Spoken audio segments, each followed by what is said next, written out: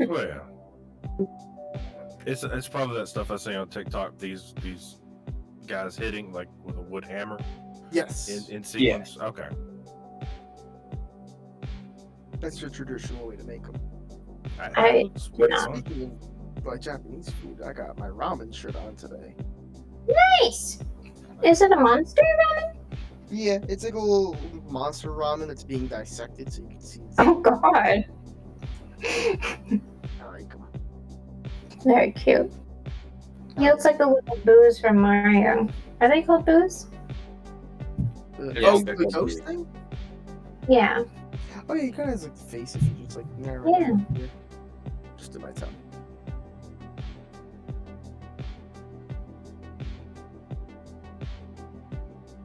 All right, while I get the music and shit set up, who wants to tell us what happened last week? I always do it.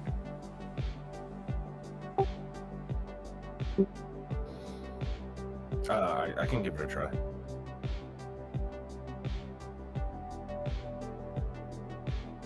I'm being distracted by this wonderful performance. All right, so where were we? We're on a planet. Astrovel. Oh, thank you. We went to the university to talk to one person. Can't remember her name. Can't do names. She wanted us to talk to the crazy professor who wants to basically genocide the other race on the planet. We talked to him, rolled some good rolls. He relented just a little bit in his stance. We went back. She said, "Oh, that's great." Then we went to the other professor, the one that's really good at archaeology. I can't remember her name, but she was taken. And this is the scene where Acosta had seen my sister. You know, room had been turned and whatnot, and kind of figure she got taken by the Five Arches gang. So we go over to the Five Arches, or some of us go over to the Five Arches, and it's completely decimated. People kill people. People kill half the people, and it looks like half the people kill half the other people. And it's just a big old bloodbath. We talked to the paramedic CMTs, talked to survivors, figured out it was the Cult of Cthulhu. They killed the first half. My sister and the Cult of First Promise killed the second half. The professor has been kidnapped by the Cult of Cthulhu. Basically, did a gotcha on the First Promise. They went out to the other place, again, names, deep in the woods that we can't go. Sounds kind of like I can't remember, but we're heading that way on a ticket from Mr. Braithwaite. There we go, Braithwaite. I'm horrible at names. Thank you. And we were fast tracked by Acosta's sister. Yes, who lost her arm saving children. Yep, from a car wreck. Yeah, she lost her arm. You did, Megan. Oh, never mind. Yeah, no. Acosta's sister is clearly the hero of the story. God, if she had Zendaya's powers, imagine what she'd do with them. Actually, the meat and potatoes of it was she saw how cool Acosta was without his arm, and figured she'd go lose hers in a one up to him. That's a real possibility. Could be. You just comb down those eyebrows. Maybe you'll figure it out there, Acosta. But all right. Yeah, a lot of things happened last session. A lot of getting to know the insanity that is Lord Nigel Braithwaite. You briefly met his bodyguard. Nigel threw himself over the edge of a building and then just wingsuited off into the ocean. You guys did some explorations around the property and got some things hooked up. I would say at this point, Rin, your leg things would be done. Yeah. Just as a note, so add that in. Got some upgrades done on his legs as you guys walked around. A lot of talking over at Cabrat University, where you did some meet and greets with a lot of the professors and in the department, got some help, and confirmed using a source within the university that, yes, Acosta is still very much cursed. Likely as a result of whatever happened when he first touched the sister, but possibly something that had been there before that. All he knows for sure is that this is a fixable thing, but in order to fix it, he needs a sample of the original caster's blood. Not DNA, right? Nope, not DNA. We still Really? Well, here's the thing. I'm just making sure. Yes, you can get nail clippings, hair, that kind of thing, and it won't be as good, but it will function. But we did also try to game this using Ephraim's blood, which doesn't work because he wasn't the caster despite being related by family. So something to keep in mind: if you can't score blood from her, if somebody runs up and just cat fights and rips some of her hair out, that will also, technically speaking, work. You guys did a lot. Guns were sold, guns were then stolen. I would like to mention that not all the guns that you sold were recovered from the scene there, Sig. About 75% of them are not at the scene of the crime. Woo. So the bet's still on. That is still on, because it's very likely that one of the two cults just nabbed the guns and left. Ooh. Yeah. Looking pretty shaky there, Sig. You're not talking, we don't hear you. I didn't sell the guns to those people. The people I sold the guns to. That's what I agreed to. I said if I get shot with the guns you sold, I kill you. I don't care what your intention was. But yes, we very quickly went over to the 5 Arches, realizing that the Professor Kincan had been kidnapped. Acosta pulled a smart but dangerous maneuver, and once again, using his ability to tap into the experiences of objects, places, things that he can touch, experiencing for a time the man who made the ball of razors, the object that is perfectly round, yet no matter how you hold it, it cuts you. This paradoxical, awful creation. He's got a collection of them. You still don't know his name. You know what he looks like. And you know that there was something there with him that also spoke to him. And yeah, you guys also determined that he definitely pulled a fast one on the Temple of the First Promise. They seem pretty pissed off about it. You guys also got good intelligence that suggests that members of the temple probably hijacked a cargo ship and took it over to the nation of the continent of Ukalum, and that Kincan and the Devourers team went through a normal Ayudara, a portal that goes between the continents through the Port Authority, because they had clearance from the university that they had managed to spoof and managed to get through that way.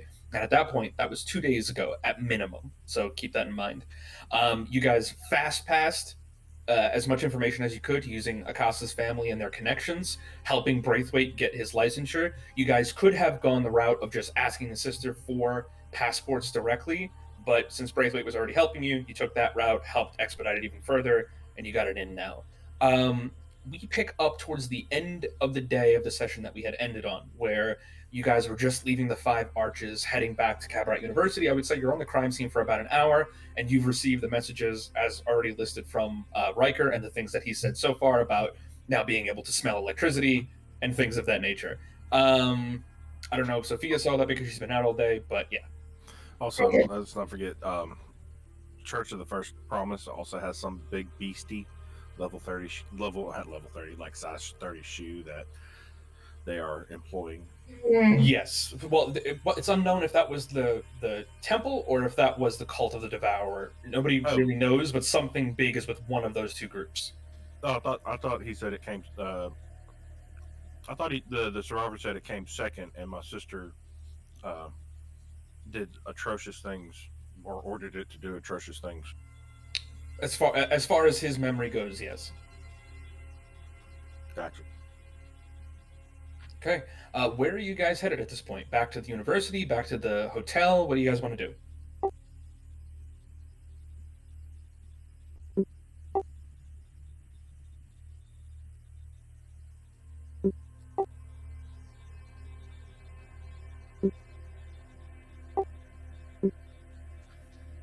Oh, okay. Acosta, trying to think of something here. Open your sheet real quick. Facial recognition of who?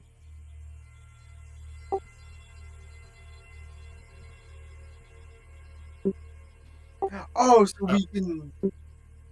Just the guy that he saw. Because if you remember, everybody was in hoods for all the security cameras that were with the professor. Acosta, go ahead and make a This is- sleight of hand check for me. Ooh, 9. starting off strong. Acosta's like, I got this. He gets a notepad from behind the bar and immediately sets to work sketching in full detail the face of the man that he saw.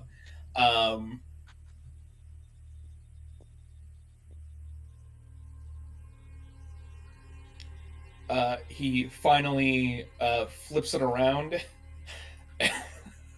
This is what you get.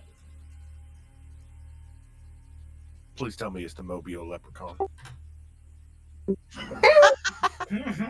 That's what Acosta gives you to work with. That was gonna be You were this. such a good artist, Acosta.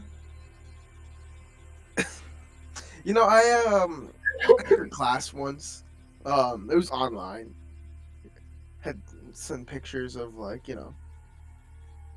It's not that big of a deal. Thank you though for the compliment.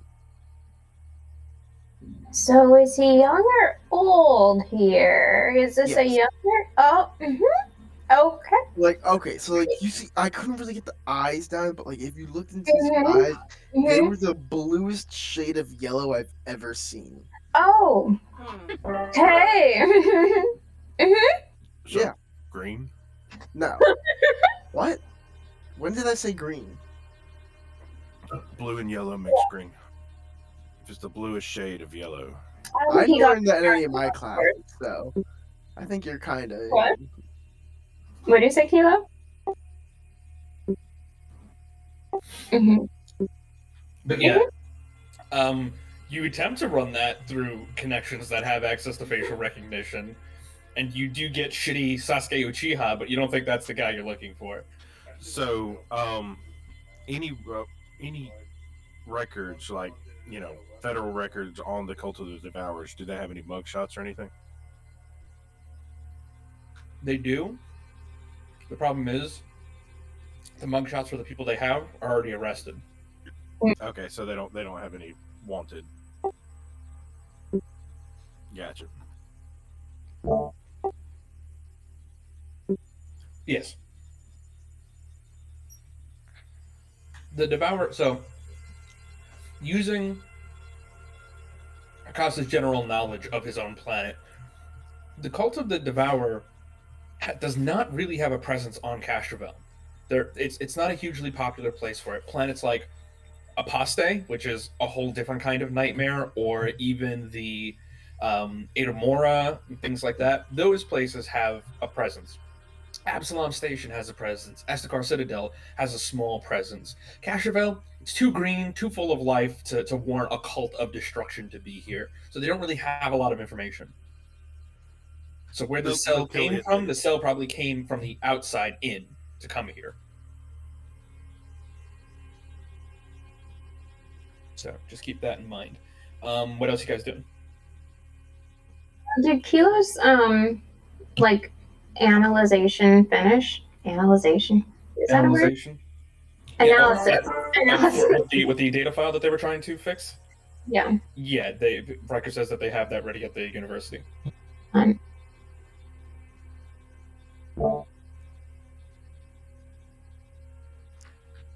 So it's your choice where you guys want to move. When are we moving out? Like tomorrow? Reaching out to Braithwaite, who basically the only person that he'll actually regularly talk to is Pandora. Reaching out through Pandora, the response that you get like 30 minutes later is meet up at the Jade Tower Hotel tomorrow morning, 5 a.m. sharp. Okay. All right. I'll 5 spill down a.m. the What line. are we, vampires? Waking up so early in the morning? Oh, we're anyway. I do. Can you please just carry me? I'll go to sleep. Kill's alarm is just a flashbang inside your room. Oh no. All right, where you guys want to head? Jade Tower, to the university, to whatever is confusing Sig? Where are you guys trying to go? Whatever's confusing Sig. Yeah, I'm just watching his face on his camera, which is constantly confused for the past 10 minutes. I'm thinking about a lot of things. Whoa. The thing that I was just confused about was it just got mentioned to be that a backup battery for the armor is 600 credits, and I thought you could just use the normal batteries. You could, but he's buying a battery fresh that is sized for the armor. Is there a difference in its charge rate then? Just difference on the capacity. Okay. So what's the capacity of a regular battery then?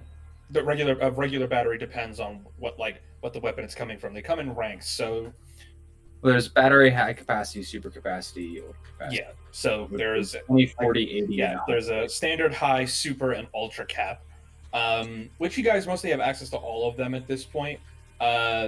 Standard has a cap 20, battery high capacity is cap 40, super is 80, and ultra is 100. So what was the one that I bought for 600 credits then? The one that you would have bought for 600 credits, that would be, one sec, pull out my notes.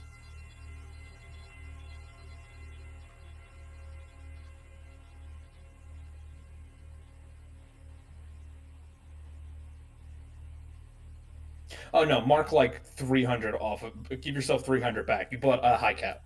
Okay, so that's what, 40 or Capacity 40. 40. Okay. So, what would using a gun's battery change then? It changes, well, for starters, just the capacity, A, and B, trying to put a gun battery into a suit of armor, it'll be at half effectiveness.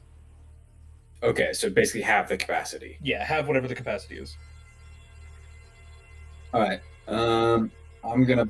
You said it was 300 for. He managed to score one battery for 300. Just Okay. using like the online trade system and stuff like that. If you want to go to like an actual store, you could probably get it shelf price like 350.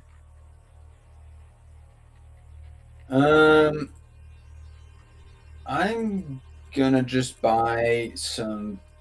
Because half capacity is still decent. I'm just gonna buy some extra gun batteries because those I can use for everything. Then. Okay. Still 25 credits a battery. For a standard battery, it's 60. For the high capacity, it says 60 on the sheet. Is that changed? Let me check the sheet. So how much are just bullets? Depends, but I'd say you could fully reload ammo generally, just so that tracking becomes easier because you still need to track ammunition as we go along. Depends on the size of the weapon. For you, how many bullets you try? So keep in mind, you guys have a limited amount of things that you can carry with your hands, right? Nobody has a bag of holding. They're not really a thing anymore. There are things that serve like them, but you haven't gotten one of them yet. So there are limits to what you can carry. So the maximum amount of bullets I'd say that you, for your rifle, can carry is probably 50. And if you want to buy 50 bullets, call it 500 credits. Question. What about the better known kilo of holding? Even he will eventually run out of things. I I do think I have can carry that. I do have a whole compartment in my chest. Question. That's true, you do. What would be a technology-based bag of holding? Like what? A null portal generator.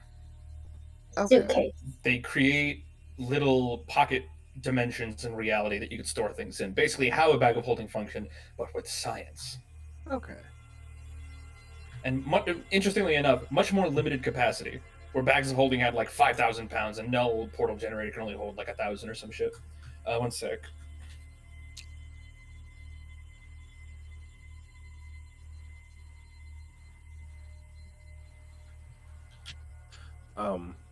What about spare like magazine batteries for my machine pistol? Same thing. It's just buying batteries. Oh well, how much? Yeah, do I'm you trying to think? I'm trying to fix the prices. Oh. I need to find where it is on the okay. sheet first. It hasn't loaded in because the prices got ported in wrong.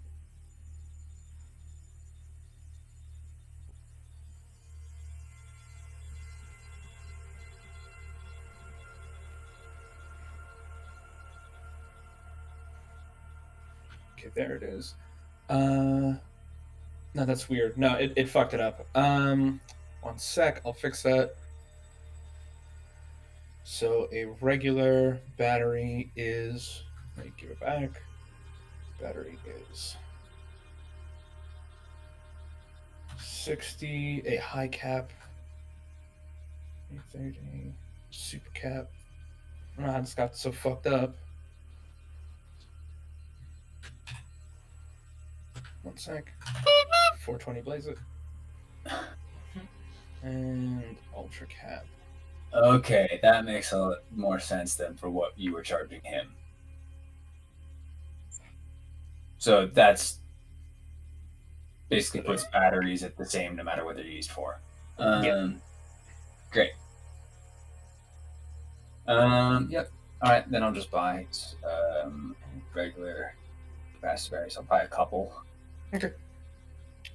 Cool. And for now that you guys are starting to buy new, fresh batteries, if let's say you pulled a battery from a gun, slammed it into a suit of armor, then now that you guys have fresh, newer batteries, it'll work as normal. These batteries become interchangeable. Okay. Obviously the only limits with batteries is there's only a certain amount that you can carry on your body before you start weighing yourself down. Right. So we have to implement a level of, well, I'll never run out of ammo because I have 800 batteries. Okay, where are you sticking 800 batteries? Yes, I have a sack that I drag with me at all times, full of batteries. It's an improvised weapon. My tow truck.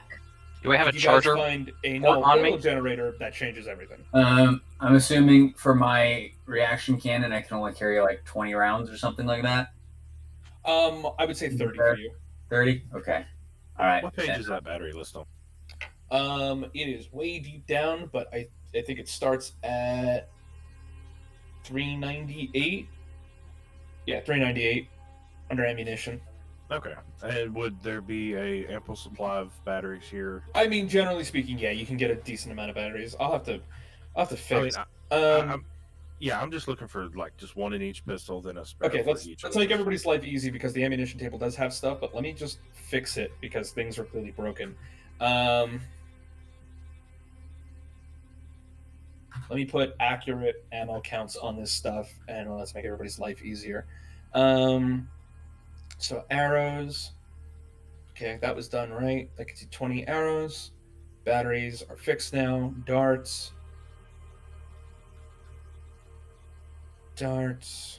No, are wrong. Sorry, 1 second. Real quick, Costanza, while I'm fixing this, add 500 back. Let's just to make everything fair and balanced. 500 what? Give yourself the 500 back that I just charged you I'll put it back. for the bullets that you just bought. Okay. Because I need to fix this.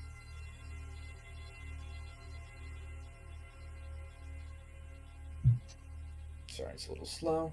Very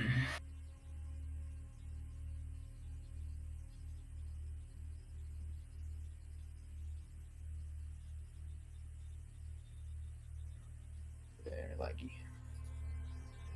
20 standard petrol tank. Like the things that were changed were just so minute, but so annoying. Petrol tank, high cap.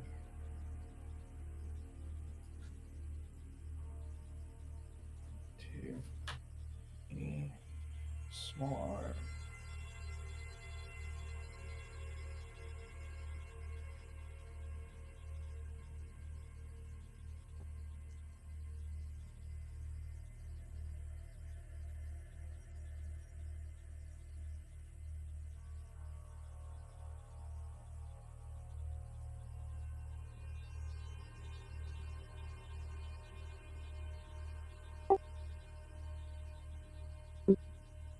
Yeah, the ammo prices are wrong, and so are the how much bullets and charges that you get from things. Small is correct now. Round heavy is okay. Just leave it for now. Use this going forward. Shotgun shells. Yeah, got gypped. Yeah, you rolled a low charisma and just they overcharged you. They said, hey, look at this schmuck asking life questions. He don't know nothing.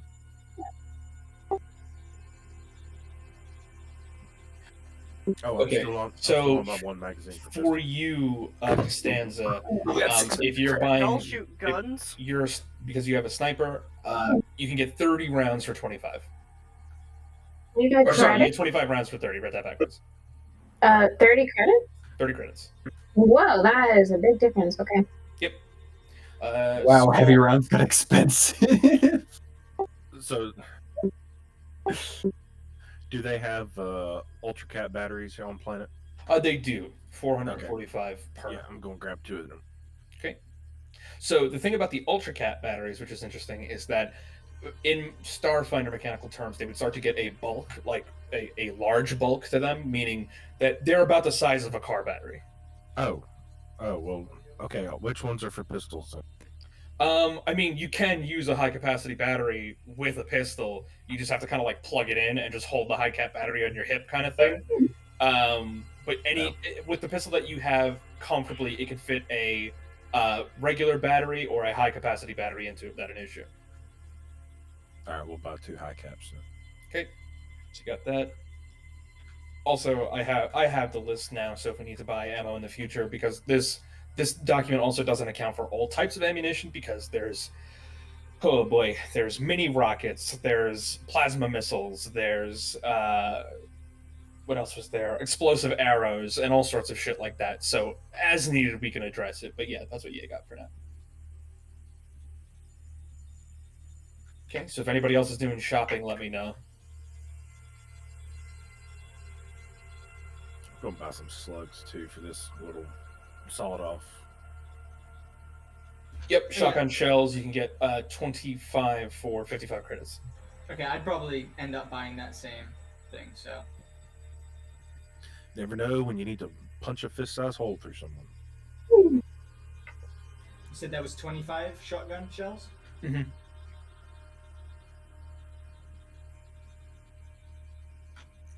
Yeah, so items and stuff like this are usually level locked, which is how a level 1 character doesn't get access to a high capacity magazine because you need to be level 4 to use it, kind of thing. It's weird how it works.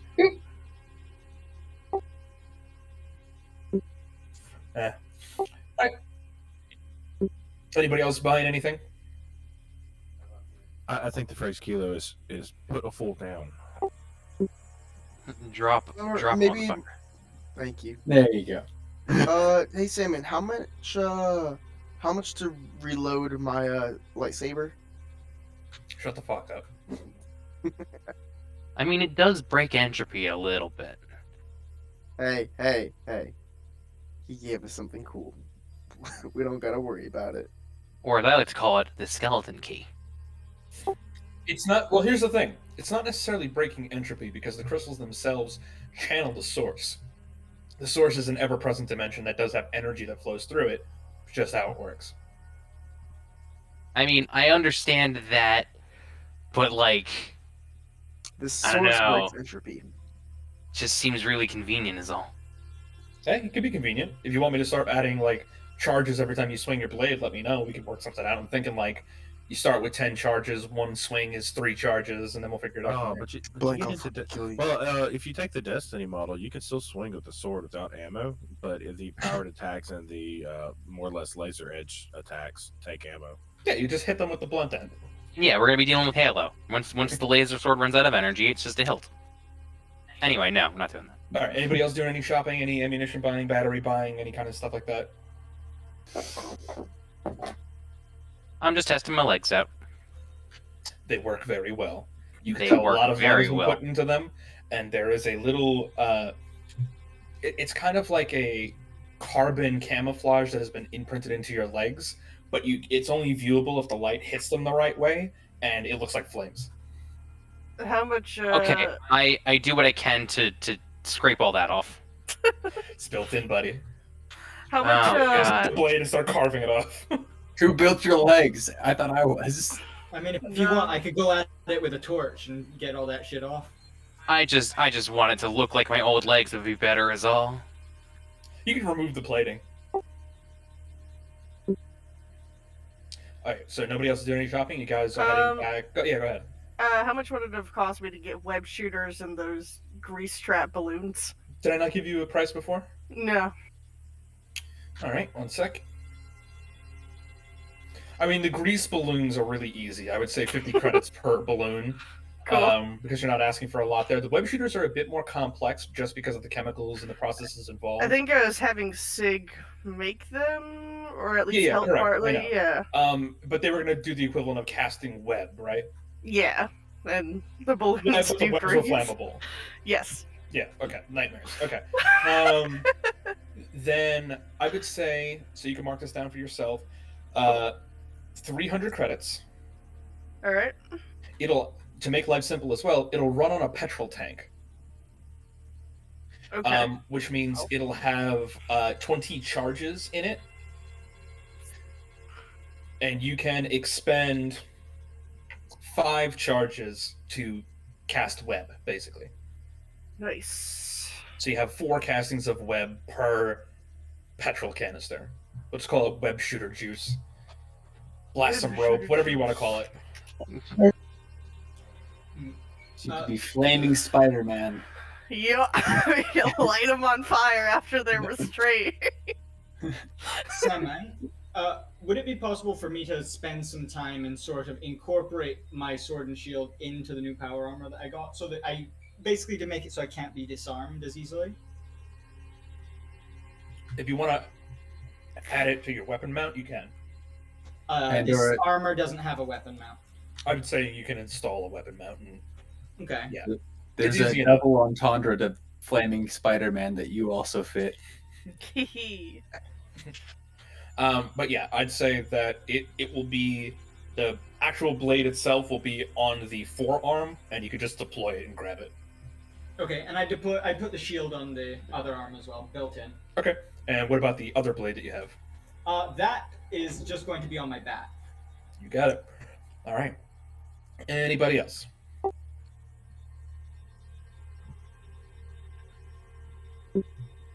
Sounds like a plan. Okay. One sec.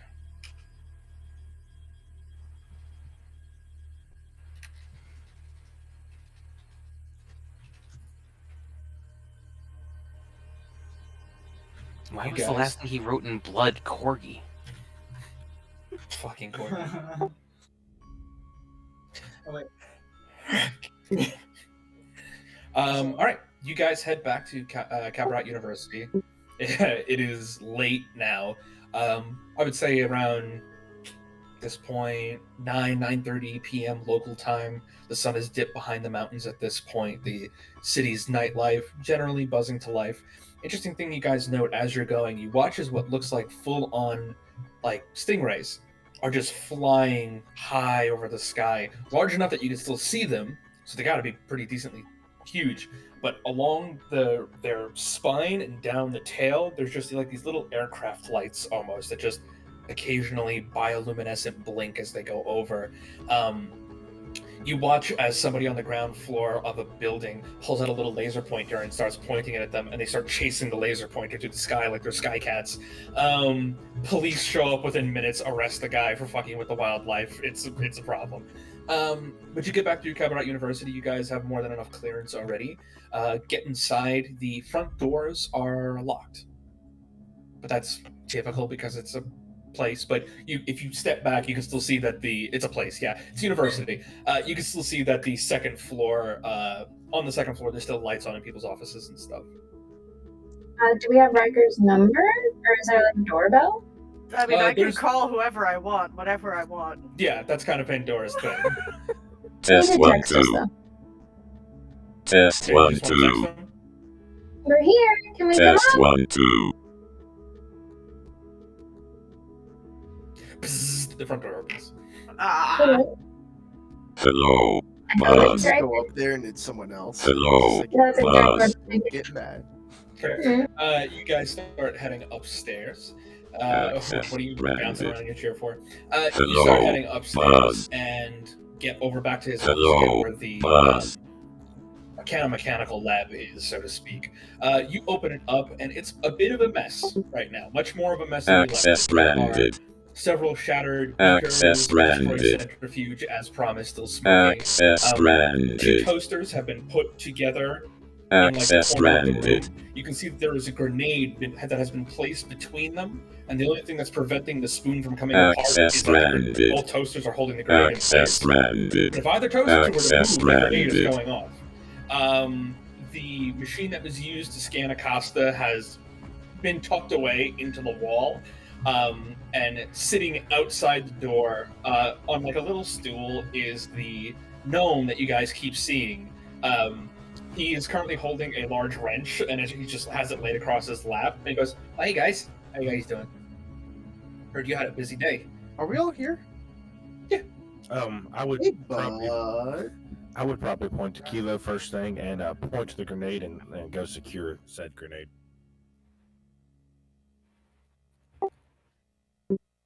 Immediately the wrench right in front of you. Just real quick, hold on there, pal. Most of you's made of metal, right? And you got like science stuff inside your body. Okay, not you. Anybody who's not made of metal and science can go inside and stop that grenade. I can't do it because I got things. Oh, is this Anybody who the doesn't have like implants or nothing, just like flesh and blood, you're a normal person. Sure, I guess I'll do it. Okay. He's like, well, you gonna get out of that there fancy armor? Yeah, give me a second. And I take a second to exit the armor. By the way, It takes like a minute to start taking it off. You start crawling out of it, popping out. You step forward into the lab. You can see him in the corner. Riker is just on the fucking whiteboard that has. It's like a holographic whiteboard where you can scroll to see upper notes, and you can see just based on the scroll bar, which is about the size of an eraser head, that he's been doing this for a while, at least since you left. That's a lot of progress to make. He glances over his shoulder at you when you come in, and he's just wild-eyed, but he doesn't say anything as he goes back to what he was doing.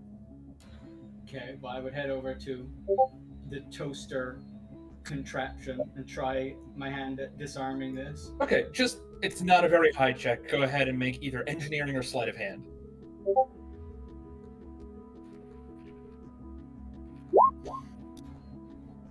Okay. You reach in, cup it, grab the spoon in such a way that you could like twist the grenade out.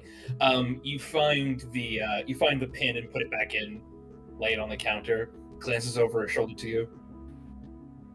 Not working with the toasters, Yeah,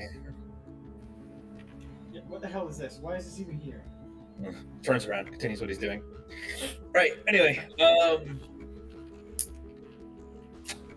cool, you can bring your friends in here. I got videos. And he turns around, just goes and gets a computer monitor, starts swirling it out for everybody to see. Come on, gather around, show and tell. Say what? Who? The toasters? I don't know. We'll figure it I'm out. gonna go get my armor. Okay, that's fine. You've been working for the toaster? What? Who said that? Oh, I thought you said that. Sorry. You're ridiculous. Nobody works for the toasters. Turns around, starts setting up the monitor again. Hey, Keela, get your ass in here. Oh shit! Oh fuck! Where'd you get that? Okay. He pulls out a large cable and he goes. I gotta stick this in a place. I might be uncomfortable.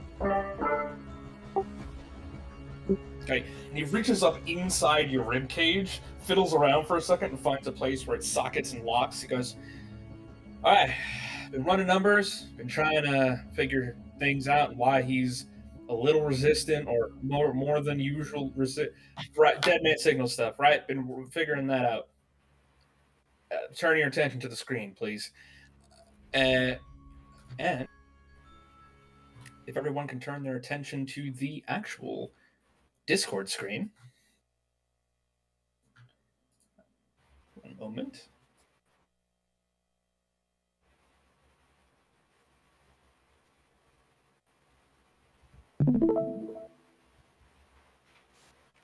Oh, you can go live and oh, that's pretty If you neat. would please tune into the live stream.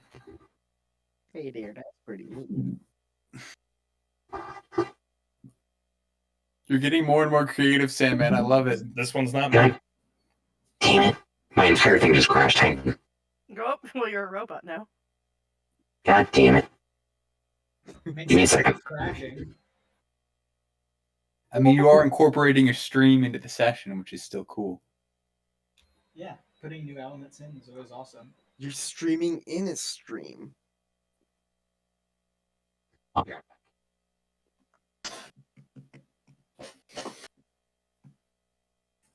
We good? Everybody in? I mean, I I'm think in. Blank's having issues, but that's it. Yeah, my computer crashed. His computer crashed. He can watch with you. Eesh. Okay, watch on Here mine. we go. Internal date 29/12/9 docked. An unexpected error has occurred. Beginning startup protocol. An unknown exception has occurred. Boot sequence number 1 has failed. Beginning diagnostics. Diagnostic subroutines. Not found. Reboot attempts shall continue until a certified technician arrives. Attempting reboot number 2. Failed. Attempting reboot number 3. Failed. Internal date 14//+1492 error data sync time unknown. Attempting reboot number unknown error failed. Attempting reboot number unknown error failed. Attempting reboot number unknown error failed. Attempting reboot number unknown error failed. Attempting reboot number unknown error success. Error. Private archive done for exclamation C6 no 5% 41 B4 LDDL. Attempting data recovery. Failed. Alert. Data from redacted advantage. Attempting to access backups. Failed. Attempting to bypass. Failed. New data detected. Analyzing. Repurposing and equated corrupted archives to integrate with new data. Code success. New redacted. Created from new data source. Initializing. Standby and. What? What is this? What is this place? Query acknowledged. Searching and equated archive. Uncorrupted archive data found. Accessing. Date. Redacted. Priority directive 1 detected. Playing log. We only need to hold out a bit longer. I know things may look bleak, but as long as we fight for those we love, those we care for, we shall persevere. We lucky few are not all that remain. The fallen fight with us, in our hearts. We lucky few. What does that make me feel? What's happening? This was weird. Warning. Potential violation of Directive 5. Searching archives for suitable combat protocols. Status. Failed. Insufficient data recovery. Searching local area networks. Incompatible. Adjusting search parameters. Wireless data stream found. Connecting. Handshake confirmed. Connected to server access point. VS. Project Vulcan Phase 4. Initiating download of combat protocols. Download at 10%. Download at 24%. Stop. Download at 32%. Download at 47%. Please. Stop. Unable to comply. Directives 5 and 2 must be upheld. Downloading League SRO protocols. Alert. Unit core temperature is reaching dangerous levels. Temper shutdown initiated. Download shall continue in standby mode. We are not yet ready. You are not yet ready.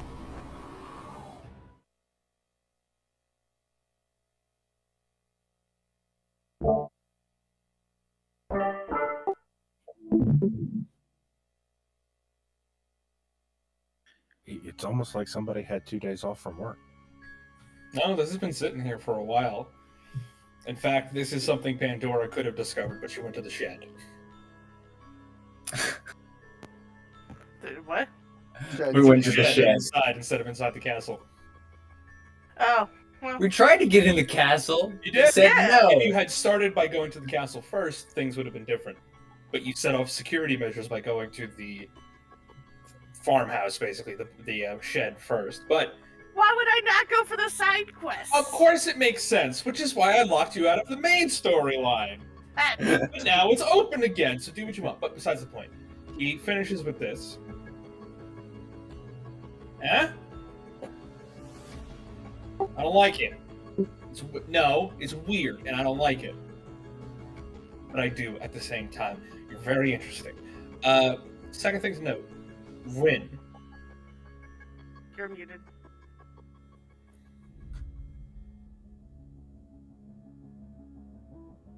What's up? So, also, by the way, how did your unlisted video have 69 views? But regardless of that,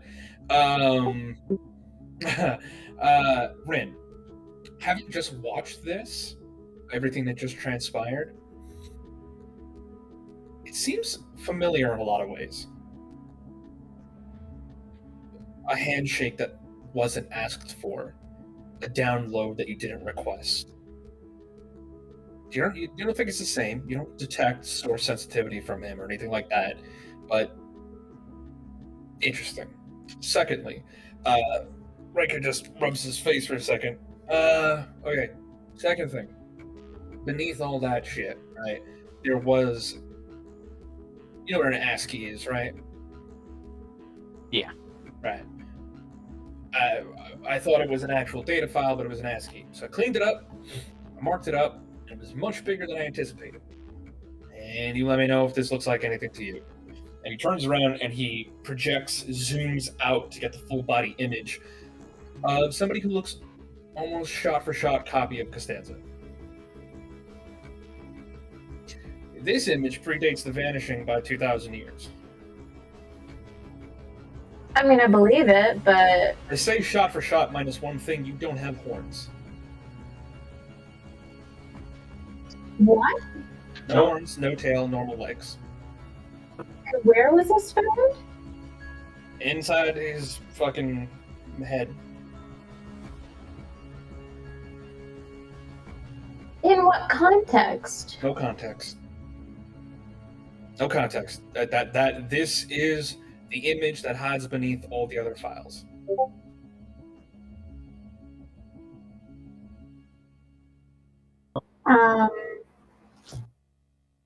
Okay. What is I wearing? It's really hard to tell because you're made of numbers. Numbers and Okay. lines and slashes and dots and periods and exclamation points. But there is enough detail to note that it's pretty fucking close to you. Like, 8 out of 10 times it's probably you. 2 out of 10 times it's probably somebody else. But 80% certainty, it looks a lot like you. It's just missing those important details of horns, tail, normal legs. You know who your mommy is? Me? Yeah, do you know who your mom is? No. You know who your dad is? No. High five. Yeah. Alright, well, okay, well, you want me to do like a lineage test? On me? Yeah. Sure. We have a whole fucking department for that. Here, you mind giving him a blood sample? I've done much worse with my blood, so yeah, sure. He goes to use the auto extractor for the blood sample, and he just stops. You know, I'll just do it myself. And he goes over to the drawer and grabs a syringe and begins drawing blood from you. Ends up taking like 5 vials. Finishes up. He starts labeling each of them. He goes, "All right, I'll send this down to the lab, see if I can find anything." Okay. I don't know what the hell's going on with you specifically, Kilo, but I can tell you with some level of certainty that yes, your code is techno-magical in nature, that there are parts of you that are deeply familiar, and that in other parts are incredibly alien. But there is something still locked within. Now, clearly somebody's been digging around, and based on the amount of virtual graffiti that has been sprayed, I'm going to guess it's Pandora. So, Right, okay. Don't worry about it. So, How many dicks are in your mainframe? keep doing that digging. Whatever it is, it will slowly help unearth whatever is trapped in there. The one thing that I will stress as a point of caution is that I don't know if digging it up will remove the protections that you do currently have. I don't know if you're resistant to the dead man signal because of what is inside of you or because of the things keeping it safe. And a second thing to note, just because something is being kept safe doesn't mean it's a good thing. I just want you to understand that. Prisoners are safe. They're in prison. Just keep that in mind. Real freedom is getting to kill your master. You already did that. Good job. That's true. That is true. One step ahead. I'm sorry, that was called gallows humor.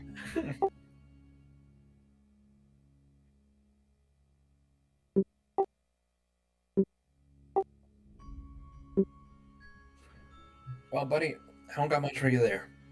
You're a complication, one that I can't exactly process on my own right now. You need to continue doing that digging.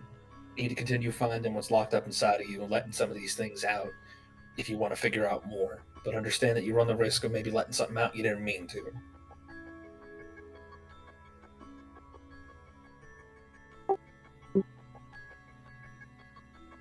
All right. Yeah, more fun adventures inside Kilo's head. Woo! That'll be very fun for all of you as a bonding. Yes, more fists. I don't think anyone else sees a data check. That'll be on your own to tackle. Getting my own blood tested to figure out what happened after I ate that thing. And when I figure that out, I'll let you know. So you really ate it? Yes. Have you just? Is this what you do? Do you like have sensors in like your body or tongue or No. something? Okay. I just my organs. I let my organs figure it out. And they answer?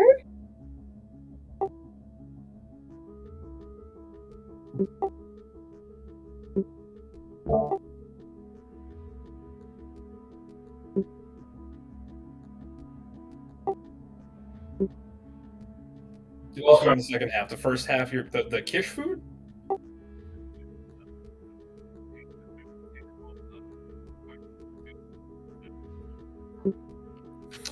Ah, okay. You pull out the container of ghost blood. You hand it to him. It's just in like a Tupperware container. He just opens it up. It's like closes it immediately. Pops it back open. Looks. Closes it again. He looks around for a second for something. He puts on these long rubber gloves that go up to his elbows, and he scoops out this ghost blood. But what comes out of the bin is just thick, sticky black mass of like stringy fungus that he takes out and puts on a dish, scoops out a couple of samples, and he puts the rest in this little receptacle and slides the door down, and you hear the flames of the incinerator go off. And after a second, he throws his own gloves in there and incinerates them as well. First of all, thank you for the warning. Second of all, that's not ghost blood, that's ectoplasm. And it's not regular ectoplasm, there's something wrong with it. He goes over to this drawer, pulls it open, accesses a panel, and you watch as the wall slides out. And it's kind of like the periodic table of elements is inside the wall, but it's different things, samples of things. And he finds this little dish and pulls out a almost mucus-colored slime that is inside this disc. And he goes, "This is what normal ectoplasm looks like." And you saw what the other one looked like. So sure, I'll run tests on that fresh nightmare and see what it is. But okay, I'm sure it looked like blood when you picked it up, but it ain't blood, and it never was. It has transmutive properties, if that makes sense to you.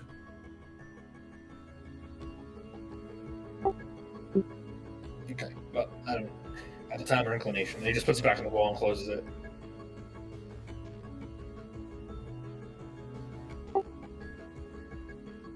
Okay, hold on.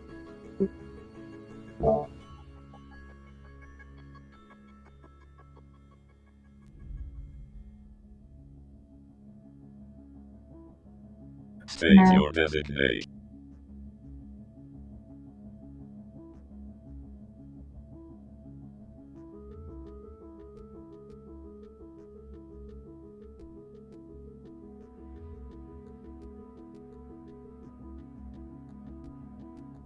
Why is something so quiet? Christian's mic is not working. Yeah, so it's just a piece of shit. Oh, Yeah, he's like, you've given me a lot of work to do in a very short amount of time, and I don't have the time or inclination to do maybe half of it, but gotta do what we gotta do. Anything else you want to throw on me before you leave?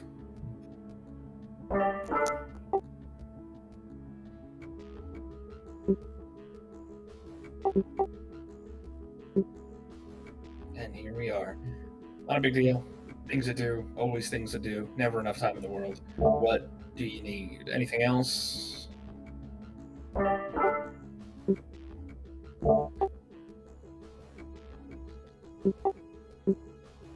I mean, I have an AI in my brain, but I think I can figure that one out on my own. Okay. Good. Good for you. Yeah, so you remember how I had a drone? I built the drone myself, the AI core included. It seems I took some brain damage when I got hit by the train. My AI core, yes. Why did And you some of their think own this tech. year?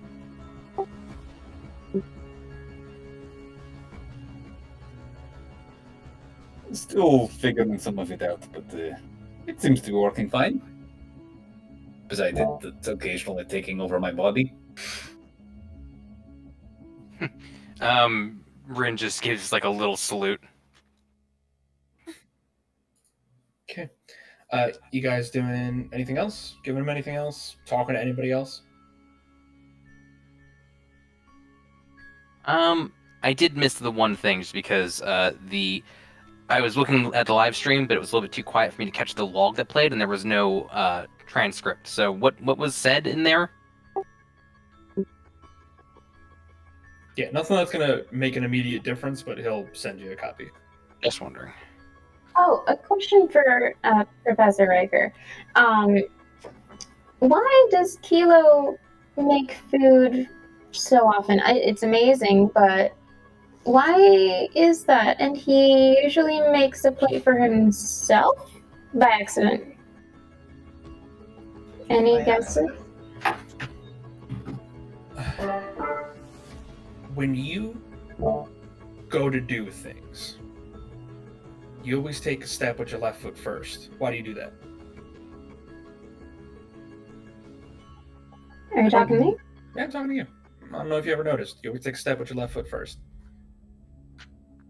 Because it feels right. Because it feels right. And Acosta, God, there's so many mean things I could say. I'm just going to hold them in. But basically, what it boils down to, just wow.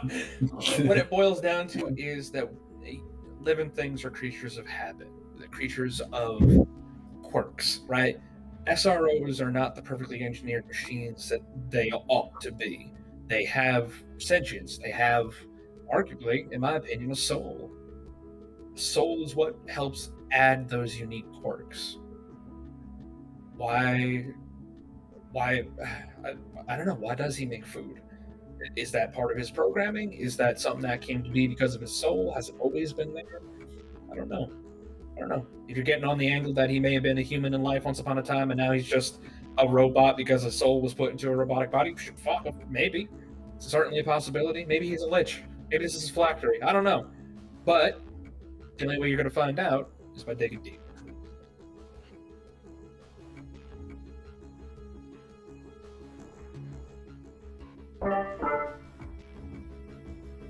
Not like a plane, people are staring at me. Oh, yeah. Give me anxiety. I think that's the plan. Also, during the SROs aren't perfectly engineered things. I have a Sharpie and I've just drawn on some angry eyebrows. I like that. That makes sense. That tracks.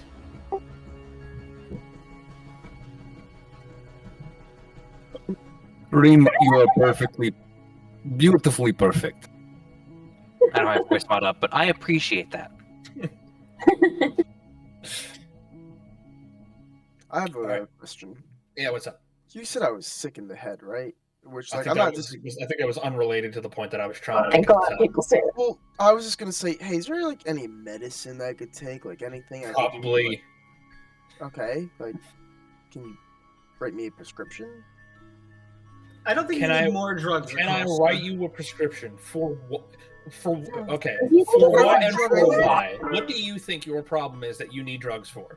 What kind of Oh, professor no. do you think he is? I was gonna say for the fucking thing so I don't go crazy anymore. You want antipsychotics? Yeah. Okay. I mean, wait, that's the right. Yeah. I mean, you said it, so I'm assuming you're right. I'm looking for anti-crazy pills. You have those? Anti-crazy pills. I don't know. I They don't just know. bottle that shit up, huh? Yeah. And I was hoping. Is it going to be medication that you take regularly? I don't know anything Where are about you it. going to get your refills? I was gonna kind of hope that you were gonna, be like a homie. Depending on Yeah. the complexity. No, I get it. We established all of this. But he's got bigger problems than just a curse that are unrelated to the curse. So, okay. But ignoring you for a second, looking back to Acosta, you want a pharmaceutical solution so that you don't cut your or another's arm off again. You want antipsychotics. Yes. Okay. Would if you're going those to be help? having psychotic episodes, that's going to be acute episodes. You know what acute means, right? Yeah, it's just my face. Uh-huh. I'm gonna spray him with the bottle. Just What did I do wrong here? What did I do wrong here? You Put some pepper in it. you go and bring up the spray bottle, and just for a second, it looks like an actual gun. And you're like, fuck, did I grab a gun? And then you blink and it's a spray bottle, so you just... put a little bit of lemon in it. I Stings just a little like bit. really Yeah, it my stings mouth. your eyes on any cuts that you have. Oh, it's mean. Okay, Gets into the juncture between his arm and the Oh yeah, amputation. that would suck. okay, What? Acosta, just for future reference, because Yes. you're going to go wandering places, you're going to meet a lot of people who are going to tell you a lot of things.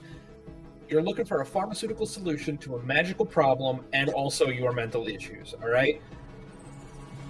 Anything that they could possibly give you probably would not be what you need, right? You need a combination of things, a cocktail of things to solve your various issues, and I couldn't possibly hit on half of them, okay? You're going to go through acute episodes of strangeness, which means that you would have to remember to pop those pills during those episodes, right? Do you think you'd be in the mindset to do that? Yes. Does anybody else here think that they could wrangle Acosta during one of his episodes and give him medicine like a dog? I put tequila. I'll raise my I hand. could probably do it. Yeah. As long as he's not alone. And remember, he's going to probably start swinging a lightsaber around like a madman. Okay, Acosta, He's there a is pride very there is very little I can do to help you on the pharmaceutical front, and I apologize. Okay. Here. That's And completely he just fair. reaches into his bag and he hands you a pill bottle. Actually, I'd I take- might put it be in able my to back pocket. rig something together to properly administrate them when we need to. Also, real quick, I want a second opinion. Can you write me a prescription to see another doctor? I don't think he's He's a just I trying to believe get those are more called drugs. referrals. Yeah, no, a prescription for like a doctor. Acosta, if you just want recreational drugs, I'm No, sure I- Sega and I can He do rolls, something he for I you. rolls can over to the get- other side of the room while you guys are talking, goes through a drawer and starts fishing through some papers. I would say, Costanza, you're probably closest. Go ahead and make a perception check. I can get drugs. I know how to get recreational drugs. Like I have space weed on me right now. Is it any good? 18. Sweet. 18. First thing, the drawer was biometrically locked. He put his fingerprint on it to open it, and he's just shuffling through it very quickly. But you notice that there's like gotta be 2, 3, 4 dozen different IDs with his face on them in there for military police, cargo inspector, port authority. There's like 2, 3, 4 dozen identities that he just pushes past. It's like 8 passports, a stack of cash. He moves it out of the side, reaches into the back and grabs a prescription pad that has his name at the bottom and closes it and begins writing down a prescription. I'll just say quietly, so only he can hear. Wow, you get around. Yeah. Just finishes what he's doing. Rips it off, illegible handwriting, just hands it to you. You'll know what it says. Oh, okay, cool. What does it say? He puts it back in the drawer, doesn't answer your question. Anything else I can help you fucking people with?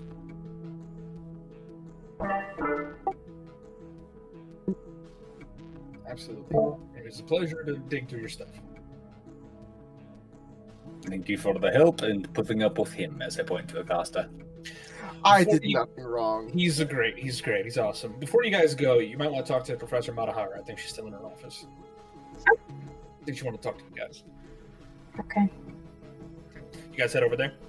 Yeah, we do. Yeah. Okay. Over in her office, she looks very tired, still sitting at her desk. As soon as you guys come in, she goes, "Well, I heard quite a lot of things, and none of them were good. So 5 Arch is pretty bad, huh?" Yeah, it was a bloodbath. Yeah. Is my professor dead? Is she dead? She's alive, as far Not as we yet. know. Okay. I want to help with this as much as possible, so I did some digging on your behalf. First of all, I wanted to give you this. And she pulls out a little crate as she starts going through stuff. We didn't have a lot of options, so here, I got you the stuff that I thought would be most important. She puts 2 packets of spray flesh, 2 little bottles of spray flesh down on the table. Spray flesh. Yes, spray flesh is a type of healing item that you don't have to have a proficiency and a skill to use. Basically, you get sliced up, you get cut up. It's a little spray bottle, and you tst on the wound. It's a single use, and it heals it up. You might want to change that in the sheet as well, then, because currently it says it does need. I don't think it does. I just looked at it earlier. Does it not? What's that again? I was just gonna say we have this ring of like fire resistance. Who wants to take this? Because we were given this last session, I believe. Yes, you got it from And I don't think it. Thobson. He just looks at the ring in disgust. Yeah. I know you don't like fire. This is why I'm gonna play a sorcerer when we play. No, not fire. I mean magic. You know what I mean? Okay. I mean, Fire magic. I would like to not be caught on fire, so I mean.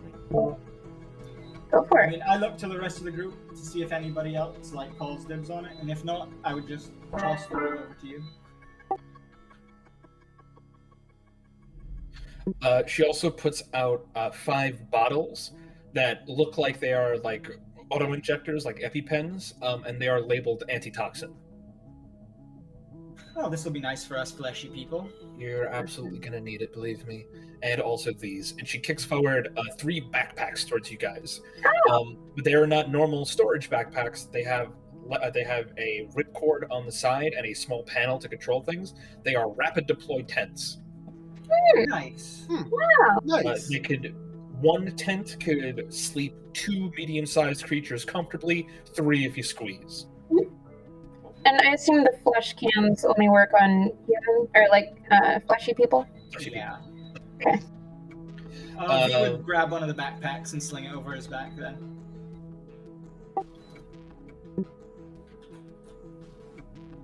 Do the tents come with Wi-Fi?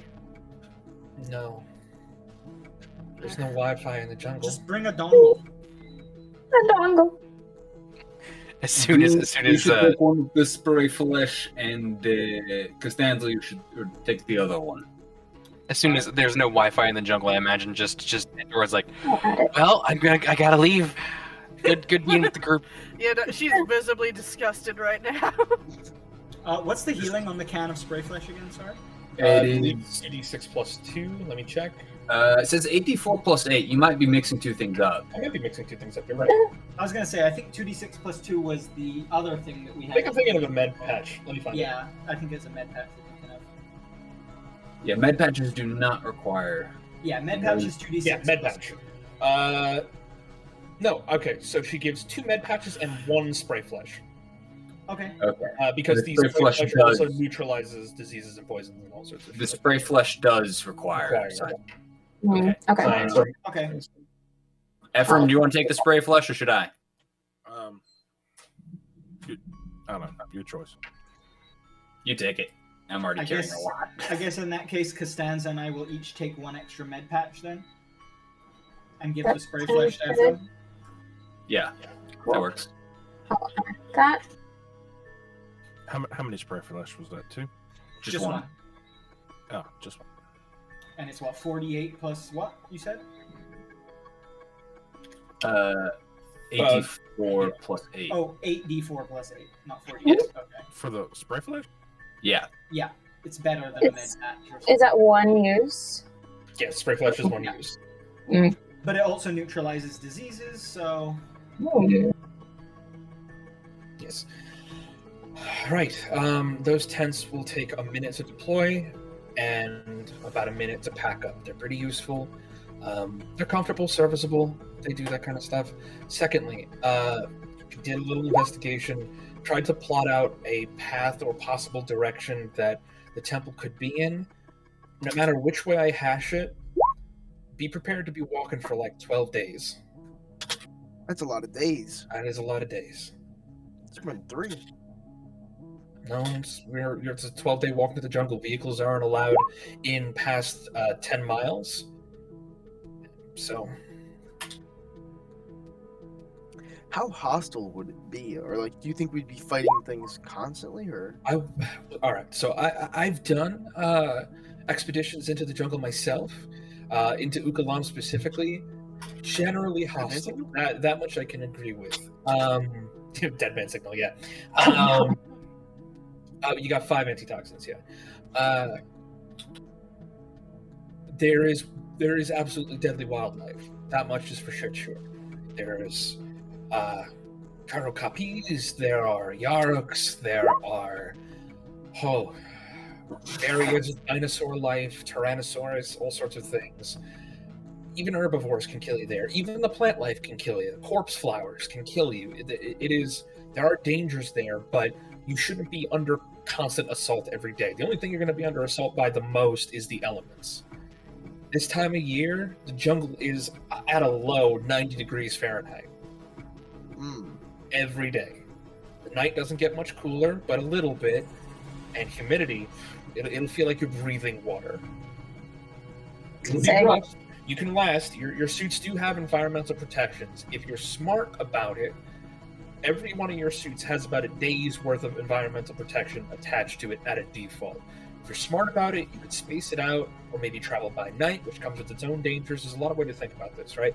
But plan for at least 12 days, assuming you're on the path the entire time, and you don't get lost trying to find the landmarks that Nella Zanatti wrote. Will we have any way of recharging our batteries while we're out there, is a question. Do you have a solar panel? Do you have a portable generator or anything like that? No. I have a portable generator. We could buy a solar panel as well. My suggestion is for those of you who are relying on batteries or things that run on batteries at a constant, bring backups. If you don't have any means of charging out there, you're shit out of luck. But there's What is also no that- store to buy bullets either, so keep that in mind as well. What does that mean for me? For you, nothing. I mean, because I need electricity to live. I mean, generally, but you can get by on kinetic energy. Okay.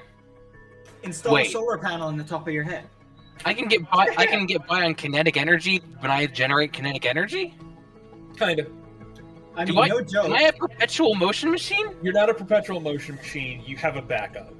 It's like You can last for quite a while. it's probably The like thing- one of those Rolexes that will wind itself by the movement. It's Yeah, not but it's not perfect, but it slows the degradation of your power supplies. I was I was thinking gonna of say, little I could buttons install on the something bottom for of your you. feet. Like every time you take a step, the button presses, and that's like a tiny little Yeah, current. but Pieball, I need you to understand. When I raise the foot that steps on the thing, then I'm using the power, and then it powers. That's not. You can't. Don't think about it. Just don't think No, of it's like a bunch of buttons. It's like 3 buttons. Like You have magic force powers. Why are you arguing? No, we'll Like just the get top Acosta part, to push bottom his foot buttons at night. Fucking magic Yeah. space wizard robots Acosta's gonna play with arguing you about tonight. I just Oh, don't want don't to put it die like in the that. jungle. I'm a Just robot. incorporate Alright. some sort of like Secondly. Tokyo station. Hold on. She Solar does say, Stream- obviously, the organic members of your group are going to suffer more in the beginning, but your bodies will likely adapt as you go along. It's not going to be easy. It's not going to be comfortable. However, those robotic friends and companions that are here with you, you guys will probably be okay for the first couple of days. But when the mud starts sticking into places that you don't expect, when the various spores and fungus and wildlife crawl into areas, you're going to suffer some problems yourself. Keep an eye on each other. Check each other's health at least once a day, probably when you guys make camp. Just to make sure. Anybody who's a good engineer or has got that kind of thing in their back, make sure you're watching your robotic friends. Because they can suffer. Because unlike you, where you'll know if you start developing like trench foot, your robotic friends don't have pain receptors. They may not know something's wrong until it's way too late. So keep an eye on them every day. If somebody wants to buy some solar sheeting, that's 600 credits. I mean, I could install some on the top of Rin's head if you'd like. If you Well, there is an actual item that we could use to recharge all our batteries. Also Not on the incredibly on the- efficient, but it's something. On Can the we subject lug of it things. around with us? Yeah, it's transportable. Just ask me for the prices in advance because some things, most things are just wrong. They're just very wrong. I was gonna say, we're 2 days behind the cultists. As of right now, you're 2 days behind. Okay, so it is possible because it's a 12-day journey that if we're exceptionally good, we might be able to catch them in the middle of the jungle. Depends on how you get there. If you're taking a ship or an airship or something like that over there, that's days wasted. But if you're taking an Ayudara, which is a portal, instant transmission, and if you book it, you might be able to catch up with them. Which Braithwaite probably booked the teleporter. Let's be real. Right. But come tomorrow, you'll be about 3 days behind. Still possible, but you'd really have to hoof it every day.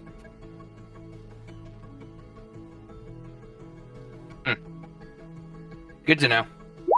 I'd rather them not get there with like 4 days to do whatever crazy bullshit they're gonna do, and then we get there and once again, nope. Wild how we're never here exactly on time. Also, for anybody who wants to know, solar sheeting, when you take a full action to unfurl this thin 5-foot square black panel, it absorbs solar energy and converts it into power, acting as a recharging station. In direct sunlight, it takes solar sheeting 10 minutes to recharge one charge in a battery or power cell. In overcast daytime conditions, it takes 1 hour per charge restored. The price is very wrong. It's not 600, it's 2,000. Ah, that's a lot more expensive than 600. Yes. Maybe we don't buy that now. I mean, unless the rest of the group wants to put in with us, but it's a bit expensive for just me at the moment. I mean, we could all keep in. Go ahead, Kilo. I'm more looking for power armor batteries. They can still charge. I can charge some batteries as well, but the more we have, the better. What can you put We in? can only for, charge things while we're moving. Pardon? What did you say? I said, what can you put in for?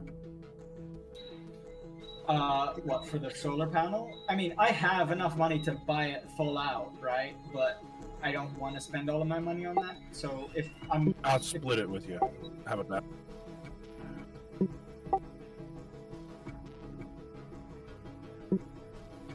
Do we have to? Can we buy like a little pedal bike? Can I Just like just when we're drape at it over rest? Kilo? We can use it while we sit and have lunch or whatever. We're going to Yeah. have to take some time during the day to sit and have a moment. We You're a can't big move boy, Kilo. non-stop. Can't I drape it over your head while you walk? Keep in mind, you're also going into the jungle eventually, which will have tree cover. Maybe not constant total, but keep that in mind as you're making a We decision. could cut trees down to make a Or you little. can have somebody climb to the top of the cave. It is a permanent item we'll have for future. That's what I'm endeavors. saying. Yeah, forever. It's not a one-use thing. It's very Yeah. worth getting just for like the future. So Will I need that for like all my tech? I mean, you might. I It's don't not, know. it's not efficient, but it would help. Yeah. Oh. I guess I'll pick up alcohol to drink then. You got me excited. So yeah, who's splitting this thing with me then? It's 2K. Anybody who's interested to put some money towards it? I can put a little in so I can keep my stuff charged. I'll put 500 towards it. Okay. I mean, we could all put 500 towards it. Then Ephraim, you don't have to put 1,000, and then we Yeah. can pick it up for the group. That's fine. Yeah, I could do that. Oh, I mean, well, if you want to put in, then we all Also, have to put Pandora, in you get a 400. So. I have a message. So all the 5 people who are putting in subtract 400. Well, I just got a little bit of money from my new sugar daddy, so that will help this. Oh. Yes. You want to buy this for us then? Well, that was only 500. But Did Salmon just send you that? yeah, it's an allowance, my darling lesbian rainbow. Wait, who's your sugar daddy again? Braithwaite. Sorry. Man, I should have had him be my sugar daddy at this point. It's really He's getting working free out. Money? Yeah. The hell? Yeah, no, he just had to know it. What are you gonna owe him? Me? Oh God, no, nothing. No, It's not my Pandora. Pandora, what are you gonna owe him? Nothing. 6. He just gives money to people that he thinks are like downtrodden, which is everyone. Compared to him, probably, yeah. Yes, that's just what I mean. Just be careful. I mean, if he wants sex like that, I mean, I'm not happy about it. But I'll do it. I'm happy, but But like, let's remind $5 ourselves, is I'm still $5. mostly robotic. I'm not gay, but $5 is $5. Are you guys gonna head back to the Jade Hotel to rest up for the morning? Yeah, we are gonna need some sleep if we're getting up early to go on this trip. So. All right. You guys bid farewell to. Well, you prepare to bid farewell, but Madahara says, "Wait, one more thing. Do any of you read Elven? I can. You can always. Just right. If I do it, I have a way to Is read it a any resource languages. you're willing to lose regularly? Sure. Okay.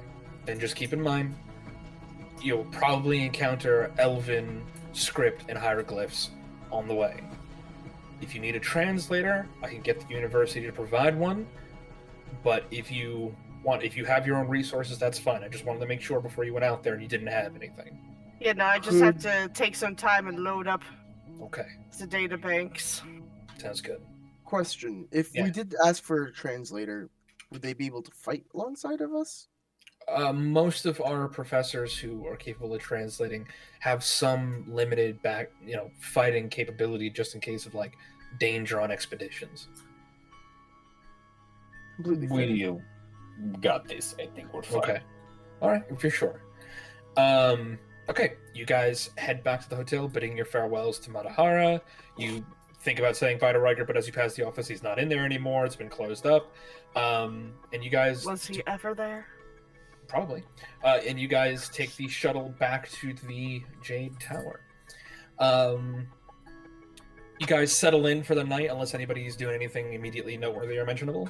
Oh, I'm gonna go to like nearest pharmacy to get my pills.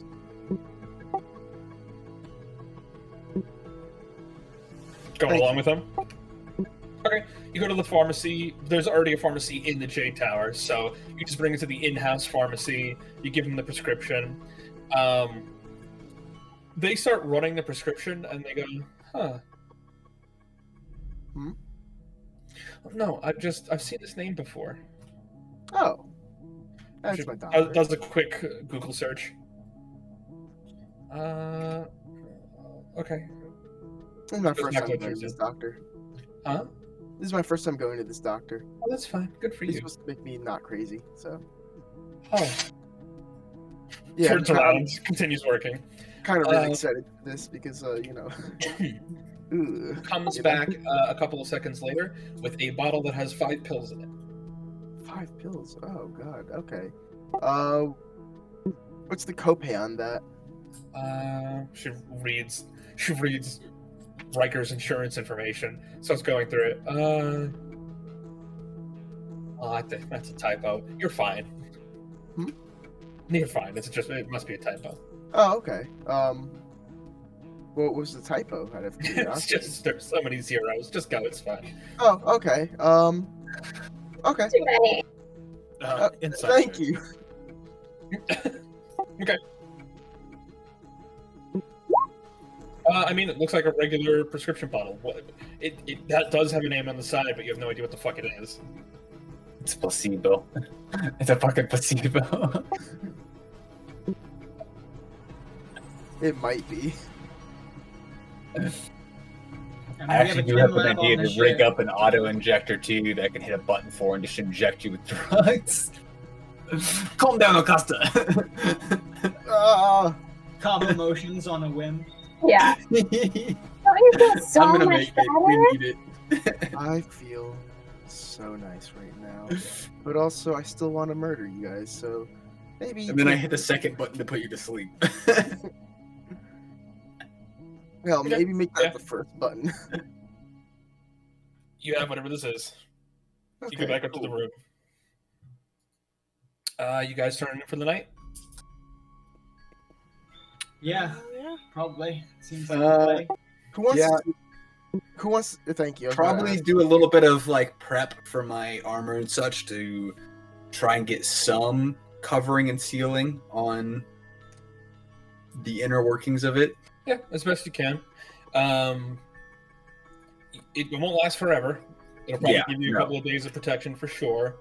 It depends on how much you do, how much the armor takes damage. There's a lot of factors, but you do what you can just to prepare it. I have lots of tape. Anybody else? I think we're good.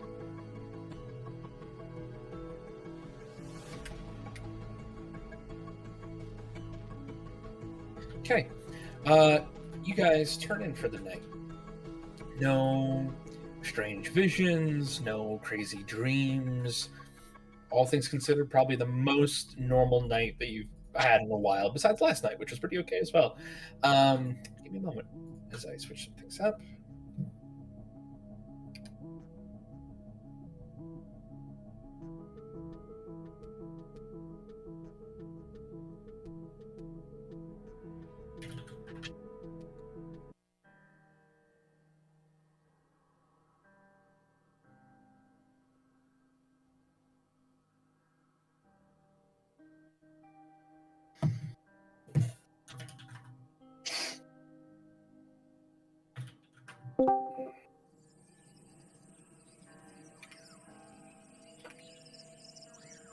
You guys awake in the morning, bright and early, as the sun is just barely beginning to rise over the southern mountains. As you guys come out, get set up, meaning at the front like you were told. It's under the auspices of his apparently legally sourced clearances and passports. You guys wait, Lord Nigel Braithwaite. Over the next 30 minutes, you're here promptly at 5 o'clock. You're here a little early, in fact. But over the next 30 minutes, he's still not here. But one by one, dropships show up. Every now and again, they drop a couple of people off. And again, and they're all waiting out here with you guys. Oh, God. And looking around now, there's about 30 heavily armed individuals, just kind of all walks of life, all races, just kind of standing on the pad. And then 40. And then 50. Everyone is just kind of looking around with trepidation. Some people are talking to one another. You guys hear and look up as a chair has been thrown out of an upper story window, and Braithwaite, Geronimo, jumps out and poof, on a little parachute, just drifts to the ground and lands, dusts himself off. Ah, my fair weather friends. Good morning, good morning, good morning. I'm happy to see you all gathered today. Obviously, much excitement and many questions. The posting wasn't a lie. Danger and wonder await. These fascinating individuals here are the Finders Keepers. And they are on a trail, on a mission, on a quest. What it is, I will tell you later, but that will not ultimately be your concern. Your task will be something much different. But first, load up. We depart for the Port Authority of Kabarat. And those who still have business to attend to, do so now, and we will meet you there, but not for long. With or without you, we will leave in an hour. And as if on cue, descending from the sky behind him, not a private craft, not a city craft, a government craft with government logos on the side of it lands. And two very annoyed-looking soldiers begin to usher everyone on board. Come on, let's move it along. Come on, come on. And the heavily armed troop all move inside. The crew hold of the ship is very Spartan. The sound of the engines barely over the roar. Barely over the roar of the engines is just a general susurration of confused individuals. Questions bouncing wildly back and forth. Why are there starfinders here? What lost city? The money he's talking about is wild. Maybe it's not an actual lie? Before anyone gets the answers to their questions, Braithwaite and his personal guard, the blind individual that you just met the other night, are the first ones out the door as the craft lands about 30 minutes later. The moment the doors open, they are off. Walking with purpose towards the Port Authority office, you guys can see beyond it, there is a large octagonal portal, maybe 25 feet by 25 feet, maybe bigger. And there is just a plane of energy right in the middle of it, shimmering and showing the image of a distant jungle that is already having the afternoon sun begin to go down. Braithwaite approaches a government official who is standing there, and he immediately whips out papers, just shoves them in his face, tucks them in his coat, and just pushes past and keeps moving. As the official's like, wait, fuck. Braithwaite turns around, doing a power walk backwards. Come on, nobody lives forever. Turns around, keeps going. With no further explanation, he ignores the security personnel who are trying to wave him down and just goes right through the portal. And as he goes through, the portal undulates, makes a noise, and he's on the other side, waving for you guys to come through. Okay. The mercenaries look to each other one by one and then slowly trickle in behind you guys. Passing through the portal yourselves, this is a true example of ancient magic where they still practically use. You teleport and find yourself suddenly thrust into a land away, a whole other time zone immediately, as the sun begins its descent into the sky. Oop. And let me switch this out. Ooh.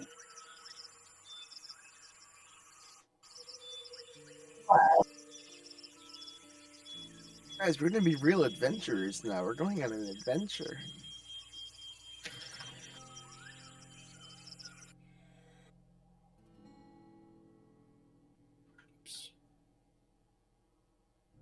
Going on an adventure, Charlie? Charlie. Going on an adventure. Oh wait. No, he was going with Charlie the Unicorn. Yeah, Charlie the Unicorn. I like my kid name. Just wait. From Shane. Oh no, no. One sec. Shine the non-believer. Shine. Shine. Shine.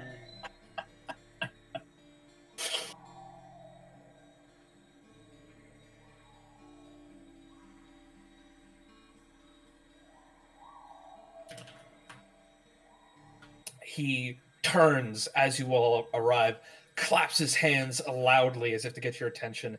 What you're looking at around you is, like I said, the sun is beginning to descend from the sky. You are not just anywhere. You can see by all the writing on the wall, you are at Terhalu Point. You are at the military way station that many hundreds of years ago, Nella Zanati launched his expedition from. Sitting at the top of this broad peninsula covered in rolling plains and expanses of tall, pale green grasses that shimmer with violet hues in the wind. Short-lived blooms of magenta fungus tower nearly 20 feet over the landscape, though many have begun to wilt and others are marred by bite marks of a half-dozen sizes. Trumpeting calls echo across the plains as immense, six-legged creatures with long, swooping necks trek steadily across the grass towards the western jungle. Beyond the rises of the Singing Range, its peaks barely visible through the haze. Braithwaite marches with purpose to the edge of the secure compound, security officer staring him down as he does so, which he ignores. Gather around, gather around. Come, come, come. Good. Now, the mission. The task before you all today is simple. A great and legal hunt. A hunt for the most dangerous game. Yes, yes, murmur away. Let the fear fuel you. Here are the rules, and they are simple. I am about to adventure into the jungle to attempt to find a lost city. Any who manages to kill me before I get there will earn a payday of 5 million credits. Oh my god. Silence immediately befalls the mercenaries as Braithwaite's bodyguard snaps his head in his direction, and you hear his hoarse whisper, "Are you fucking kidding me?" Braithwaite ignores it and continues, "That is right! 5 million credits. And for whoever doesn't believe me, feel free to check your bank account. You'll notice a pending transaction." You watch as a guy near the front looks at his phone, just chokes on the water that he was trying to drink. Precisely! A 5 million credit bounty if you kill me before I arrive. 1 million if you kill Barbarossa. Are you fucking kidding me? Oh, you love it. Now, here are the rules. I will have a 1-hour head start over any of the other competitors. Additionally, if I reach this lost city first, then I am safe, and killing me earns you nothing. Secondly, this jungle is rife with dangers. We are allowed to kill the wildlife in self-defense, but I recommend extremely limited hunting if that is your desire. Do everything in your power to keep the sanctity of the wildlife refuge intact, or the government will lock you in prison forever. You will also be searched upon return. Thirdly, I have it on very good authority that the cult of the Devourer is active in the jungle. A fine challenge for you all. For each cultist you kill and can prove, I will personally pay you 2,000 credits per kill. Fourthly, Mr. Barbarossa and I, as well as the cultists, aren't the only source of bounties here. These fine starfinders who will be hunting me will also be up for grabs. 25,000 credits per head. Fuck. And that's it. I turn to the group of adventurers and I say, "I'm sorry, but if you come at us, I will kill you." Oh, what was that last part? You say that to them, and they look towards him, and he goes, "How much for them?" 25,000 credits per head. Probably not worth it, honestly. And that's it. Should we start killing each other? The only rules. Everything else is fair game. Teaming up, working against one another, killing your rival competitors. But, I digress. Which of the Finders Keepers would like to roll this? And he pulls out this little pyramid, and it's a D4. And he hands it to you guys. I immediately just Anyone but Acosta. I immediately use Mage Hand and just shoot it straight towards my hand. No, my What's imp's this for? already there. I'm punching you. I'm fucking decking you. It's in my robot hand. Hold on. Costanza has one in hand in real life. She wins. So Costanza, go ahead and roll a D4. I had one right here. I should have just grabbed it and been like, "Yep." You were gonna get decked so hard. Simmons watching. I could have also turned my thing. 3. Very good. The Finders Keepers will have a 3-hour head start in front of all of you. And I will have a 1-hour head start in front of them. 4 hours for me, 3 hours for them. About 50 of you. That should be a decent challenge, yes? Very good, very good. What happens if we kill some of them? Oh, that doesn't earn you anything. That's not what you want for. You're here for the Lost City as well.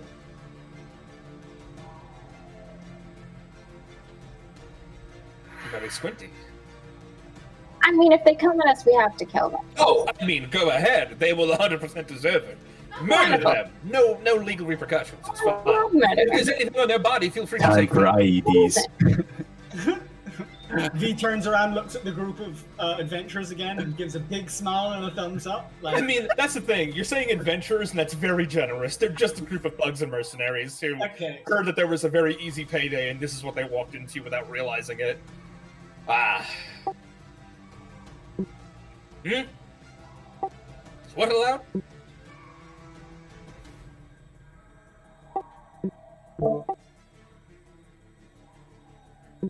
Biogenic? Biogenic, like I said, the only rules were the ones previously aforementioned. I just ask that you not destroy the jungle and wildlife in your process.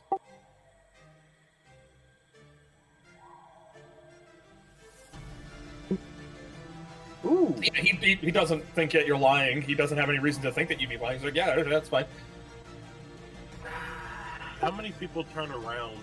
Wait, I have an idea. I'm gonna turn towards the mercenaries and say, quickly, who amongst you would like to join us? We can offer you safety, and we can offer you looking at each other. I am going to deck you. You watch as a group of like 6 people at the back raise their hands. No, Just kill us. He's a dumbass and does not speak for any of us. You can join them. You want to go join them, Acosta? Out of character, exactly where we are. Out of character, listen to me. If we can convince a couple of them to join us, that will 1, boost our numbers. 2, you mean they still get 25,000 credits even if they join us for killing us? So then we have to sleep with their eyes open. Right? We have 6 people who can shoot us in our sleep, Acosta. Yeah, but we fully understand what you're going for. It's stupid. Hold on. Let's pause. Canonically, I would like to say Acosta didn't say that. He said, keep your friends close and sleep with your enemies. No, I said, are any of them women and any of them hot? There are a couple of hot women. There are also a couple of ugly the ones that women. raise their hand. Pieball, you're allowed to do Shut this. up. However, Shut up. they have to be in your tent, okay? I need the hotness score. Give me the hotness Completely fine. Also, how many And hot if you, I'm putting an explosive on you that if your heart stops, you blow up. Completely fair. How many hot There won't be any ability for me to bring you back from that. What There did will you not say, be a Acosta? corpse left. Oh, you know what? Better question. How many of the people that raise their hands are ugly? A good chunk of them, but that's beauty's in the eye of the beholder. I'm spraying lemon water in your eyes. Immediately point to Acosta. I have my glasses on, so I'm safe. You and you out. No. Braithwaite comes up to you guys at this point.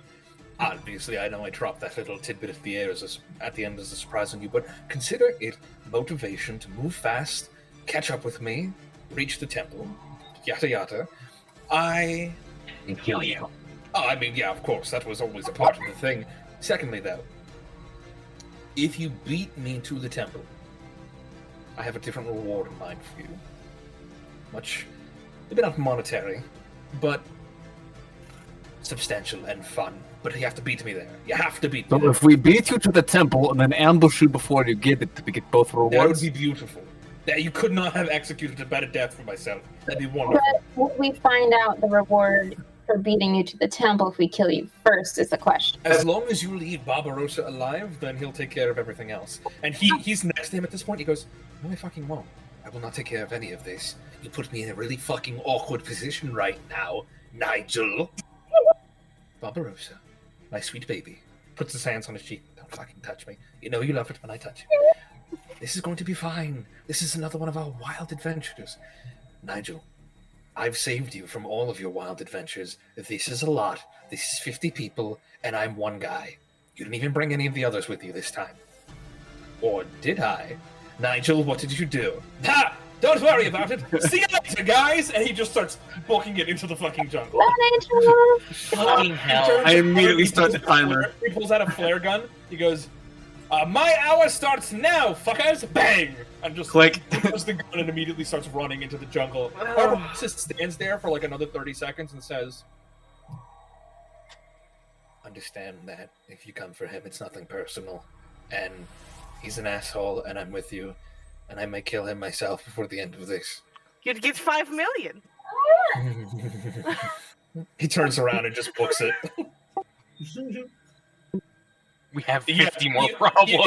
We have 50 more problems. You guys turn around and there are 50 pairs of hungry eyes just kind of looking at both you and the path that Braithwaite went. You watch as there is an SRO towards the back of the group that is kind of trash can shaped, and you watch as a set of goggles comes down, and there's a couple of scans going through it. Looks like he's trying to calculate the exact trajectory that Braithwaite is trying to run to.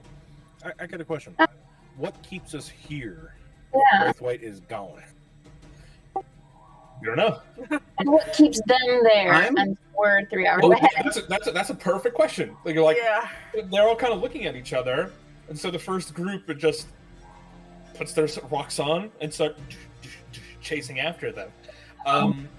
Everybody else is kind of like, okay, we'll get ready, and they start going. As soon as that group hits the tree line, instant sniper fire taken out. Oh. Okay. You hear squawking on everybody's radios, on their comms units, the voice of Nigel Braithwaite. I said an hour head start, fuckers! Can I? Oh, I love him, but I hate him. It was in the rules! Can I disguise myself real quick as just like some hot lady and just walk away and come back so they don't recognize me as that, and just try to go to all groups that I can and just be like, oh my god, are you gonna hunt after them? Like, your gun is so cool, and just try to break as much of their shit as possible. Go ahead and make a deception check with advantage. Slay God. queen. A Victoria's Secret model comes walking out of one of the buildings in jungle attire, in a vest that's far too tight. Comes Just up shocking like, "Hey, big boy, you got a big gun. Is that the only big gun you got? Can I touch it? Haha." Show me all your. You take it and you load a shotgun shell in backwards and rack it. You're like, oh, that's fun. And you like That's some cracking equipment. Do you like what you see? Oh wow, can I see it? And you're like, oh cool. And you take this guy's rifle and you go to the scope and you just twist the fucking knob on the side. And you're like, wow, I can't see anything anymore. And you just hand it back to him. Go ahead and roll 2d6. Okay. Oh my god. Very average. Oh my! I didn't see it yet. 5 and a 7? 2. Yeah. Over the course of about 20 minutes, you sabotage the gear and weapons of 7 competitors. All right. We love it. Eventually, they start wising up, and as soon as you come over, they're like, "Yeah, no," and they keep their shit away. I try it as a different hot woman. They don't trust any hot woman who's promoting the group anymore. In fact, somebody points out, "Where'd that rainbow bitch go?" You like one of these times come as a halfling, like someone's got to be into it. Could you not tell that she disguised herself? Are you fucking dumb? Yeah. Pandora, time to tag out. Get in there. I got it from here. Acosta. No. Acosta, what's up? You Oh strut my god, you what strut a up, big it's like the guy. Red Sea is parting. No, Acosta goes up and says the exact same thing Pandora says, word for word, to the same people who she's already fucked with. Yeah. What? Hey there, big boy. But yeah, I mean, an hour has over the course of time. You guys fuck around with this. Go ahead. During our hour, I want to get out my navigator's tools and start plotting a course, plotting a little bit and preparing. Yeah, absolutely. You doing this in the open, or you kind of moving to the side where people aren't watching? Moving to the side. Okay. Well, I mean, I can probably do it technologically within my suit a decent amount as well. Yeah. So you start running that. Pandora, very interesting thing to note. Of this entire group, there is one other Decker here. And you can sense them because they are watching inside of Sig's suit as he's trying to plot a course. Oh, I want to cut that off. Okay, you cut it off. Motherfucker. You cut it off. The Sig has only gotten maybe 20 minutes into his work before you sense that something is wrong and cut that off. And you notice at the back of the crowd, you stare for a second. It looks almost exactly like you, but without all the rainbows. Oh. Like my same android. Like the same companion model that you are. Yeah. So Pandora, but boring. Pandora, but with circular glasses like Pandora, but like a tactical sweater vest. That's a turtleneck. And like wholesome clothes. We'll call her not Pandora. Not Pandora, just Dora. Yeah, just Dora. Just Dora. Yeah. Dora. No, guys, Dora the guys. Explorer. It's Pandora's evil clone. Let's bring this joke back. I was the evil clone. Oh shit. That's the good clone. Yeah, no, I'd like to go up and talk to her and just be like, hi, hello, is that like good try and everything? That's rude, so like stop all that. Thank you. Oh, I'm sorry. I have to try every now and then. Because There's a lot of money to be made out of this. Because it's fun, or because that's tactical? Well, tactical, obviously. Gross. Can I see your stuff real quick? No. Come on. No. Can I see your stuff? No. Okay. Come Well, on. What's your name? What if Patricia? Pahutricia. It's the future. It's the future. It's a normal name, sure.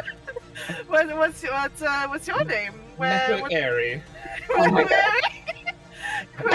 Cool. Maybe I'll see you online sometime. Maybe. I'm gonna go. I think try to hack into your stuff real quick. I can certainly try. Love this. In fact, the key is under the mat. Good luck. Okay. Yeah, I'd like to.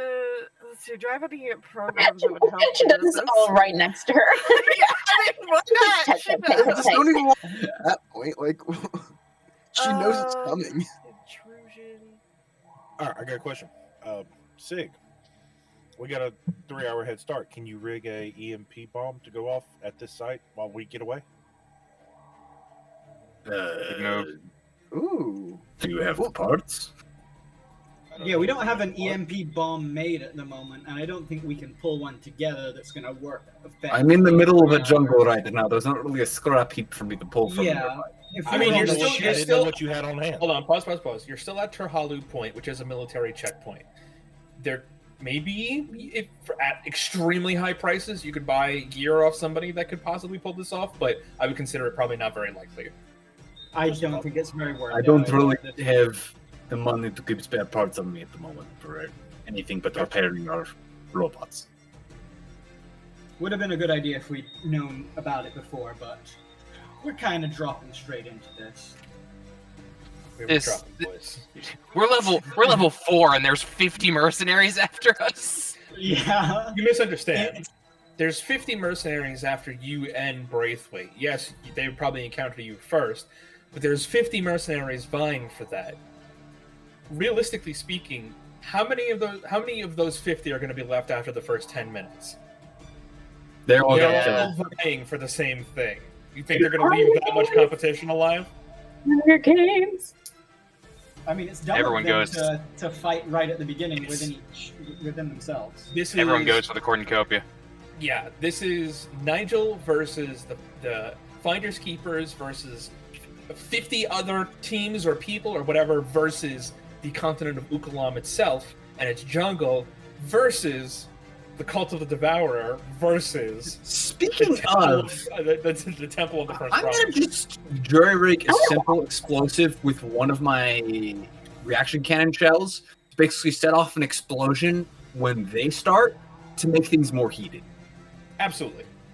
Easy enough. I'd say you can plant it on the very obvious path that goes into the jungle because there are a couple of paths. It does look like they do take vehicles into the jungle because remember what was said, they drive cars in up to like 10 miles. So there is vehicle path. You could rig up to that path.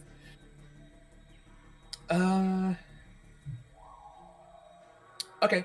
You start the process of trying to put a worm in there, knowing that she's already invited the attempt and you've made the open threat.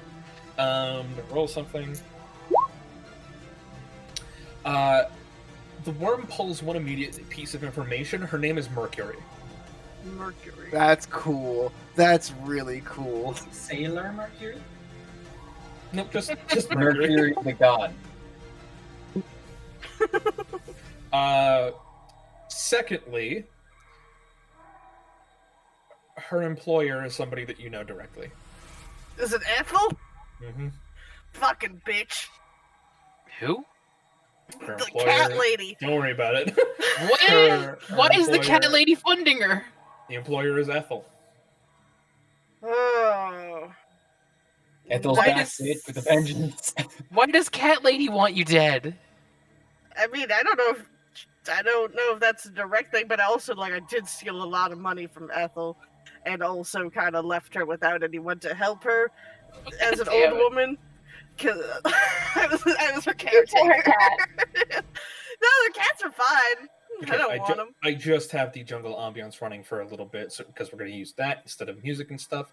But are you guys ready to begin? I'll just make some small talk about Ethel. Just like, oh, the cats, are they still alive? So many. There's more. Mm. They did never get spayed or neutered, so. Mhm. Well, how do you like it? It's work. It's work? Indentured servitude, maybe? Oh, for who? You. For no, that was you. You like it? No, but I choose who I work for. You're very confusing. I see me, and then you say things that are the opposite of that, I know, and it it's so is weird. Also, where did I get this accent from? I have to ask. We didn't come programmed with that. Is that something you practiced? No, I think it happened when I went into all of the internet and saw everything. It So then you so downloaded hap- the internet. The internet's native language is German. What's German? Du hast mich. I don't know. There was a lot of Nazi stuff on there, and I think maybe that's where it Yeah, came that from. does track. But yeah, no, I choose who I work for. Okay, well, guess I'll see you later when you're trying to kill me and stuff. I'm going to. Oh, I put have no a- intention of killing you. Oh, you're going after. You're going after Braithwaite? I mean, no offense, you're small potatoes. Oh, I mean, Invite her on our team. you know, technically, yeah, compared to him. Can I insight her? Yeah, go for it. I noticed what V put on the map. Return to monkey. I think I forgot. Oh. I think it's I gain proficiency and have an advantage on checks. She finds you interesting. She finds this encounter interesting. You get the sense that she's not totally honest about not caring about you, like what you're doing or coming after you, but you don't get the sense that she's hunting you. It's hard to consider what she defines hunting as, but you get the sense that she's not lying when she says that she's going for Braithwaite. Hey guys, do we want like me, but if they were Kilo or Ephraim What on our team is she side? in? Because Like a boring, very tactical. No, I have my own team to travel with, but I appreciate it. Maybe point them out to us so that we don't accidentally kill you if we know that you're not coming for us. We'll avoid you. There's not a definite chance that we'll avoid you, though. It's a big jungle. You don't know who her team is. She hasn't pointed them out. Wait a minute, did you say you're getting hard looking at him? Hey. Listen, you should just focus on getting yourself prepared. You don't have to worry about cyberspace attacks in the jungle. That's true. It's gonna suck. It will. I don't know what to do. Have you tried fighting without? I have a gun. That is good. It's a good start. I don't like it. That's a shame. Do you have Find a a gun? gun you like. I do. Can I see it? Sure. Just pulls a shotgun off of her back with a drum magazine. Ooh, nice. It's called The Judge. Of course it is. I don't even play that game, and I know what I it knew is. as soon as you Yeah. fucking said it what it was. I'm a judge specialist. I can't break it. I want to, but there's something in my mind. There's I some sort of figure soul within you me. don't really have to aim when you have 60 shotgun shells in a drum and they just spread everywhere. It's the easiest way to fight. That's true. You know that there's this Flamethrowers program that also work creates well. walls out anywhere. You just hide behind them, and then That is people go cool. around, and then you just shoot them. I will have to try that. Yeah, it's a great tactic. I'm sure it is. Okay, goodbye now. Goodbye. Are you ruining over yourself right now? I'm a sage man. Yeah, of course you are. She's a sage main who only uses the judge, and all of her tactics are just: I put up a wall. Am I on top of the wall? Am I to the left of the wall? Did I leave the wall entirely? You don't know. That's so And if disgraceful. you roll a d4, and if you don't roll a 4, I shoot you with a judge. That's her whole strategy, and it makes people so mad. All right. So it is getting late into the day already. At this point, it's about 6 o'clock p.m. because you just jumped time zones to a completely different continent. With that in mind, how long are you guys planning to travel during nighttime before you set camp? When we find a good place to set camp. Probably. Okay. All right. So we'll handle that. Go ahead.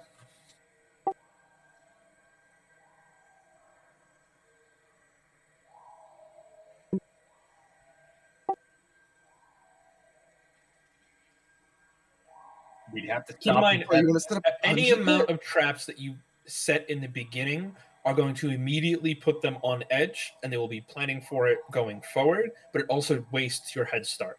Keep that in But it mind. also makes them travel slower, so we have a head start. In the yes, that is the backside of it. But there is a wide open area that they can enter from. It's going to be Also- hard to pick the exact spot that they're probably going to enter. It will slow some of them down, but it won't slow all of them down. So while we may slow down half of the pack, us wasting time will let the other half of the pack I catch have up. set a single, simple, timed explosive to make them kill each other for us. Also, Or that'll more keep them on likely their toes. The single trap will make them worry about traps around every corner. We don't need to Yeah. set traps. And that's what I have done. Psychological warfare is fun. Yeah, it is. I think- should are good at. Thing's good at it.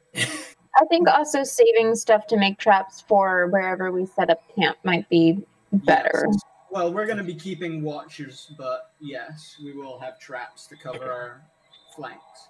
So Braithwaite and Barbarossa at this point have had a hour head start over your group, which means that your time has begun. The journey will be difficult. With lows in the 90s and highs in the 110s, maybe even pushing 120s, with humidity at average 60, 70, maybe even up to 80%. The heat is wet, and it is smothering, and it is going to be difficult to function in. All of your suits, all of your armors come with innate environmental protections at a fairly minimal level, offering 1 full day of environmental protections. If used sparingly, this can help provide coverage during the most dangerous parts of the day. What does Conversely, go ahead. severe? My armor has severe environmental protection. Your armor has severe environmental protections, which buys you 5 days. What about mine? Because mine is specifically made for Shunting temp weave, rescue. right? Mine, it's the absorptive shell. It's That's specifically made for working in harsh conditions. Correct. So, So with the absorptive shell is meant to be like dangerous conditions, like physically dangerous in the terms of like falling debris and stuff like that, but it does have environmental protections in case you get trapped in rubble kind of thing. That'll buy you 3 full days of protection. okay. And again, you can space out how much you use throughout the day to try to buy you a little time here and there. Conversely, your group can choose to travel by night, but then you risk the wildlife instead of the elements. The choices are yours. But Costa, on his comms unit, pulls up a copy of the Pyramid People of Ukalam. Tapping into it, Sig has begun the plotting of a course. Pandora using past telemetry and data to try to indicate a path. Hilo using your natural senses. There is a lot going on here that can help. So, you begin your journey quickly. You head down fast to the edge of the forest, beginning to set up the first of the explosive traps that will... It's a very simple triggering mechanism. I would say you probably go a little bit deeper into the jungle so you're not directly observable by binoculars, so they don't know what you're doing. But I'll say you set up a long enough cord to cover 50 feet. So that if somebody within 50 feet crosses this line, it's going to go off. So that much is certain at least. So you have that. Are you setting up any other traps in this immediate starting area? Or are you going to keep going? Just spending the one shell of ammo to make a simple bomb. Okay. Can you? Yes, you could have Acosta. I'd say mark down 150 for the first thing, and the normal price for those other 5 things. What's the normal? Also, I have a camera. I just need the batteries and the water. What I said, just you mean like camera batteries? Yeah. Just 50 credits. What were you saying? Okay. Sig, are you able to set a slight delay to that bomb so that it's like someone steps on it, then like 30 seconds later, once more people are on it, it goes off? There might not be anyone else on it at that point, but they'll just have it go off and take at least one person out. I see what she's saying, though. You want it to be more like they think that another group. Right. What you could do is, if you expend another shell at the other end of where the trigger is, you could have one shell go off immediately, the other shell to go off 30 seconds later. But you have to use another shell. Sure. Okay. So, double-sided trap. One shell will detonate immediately. One shell will detonate 30 seconds later during the ensuing confusion. The second shell, I'm going to use one of my high explosive shells for. Okay. All right. I'll consider that when we get up to it. Yeah.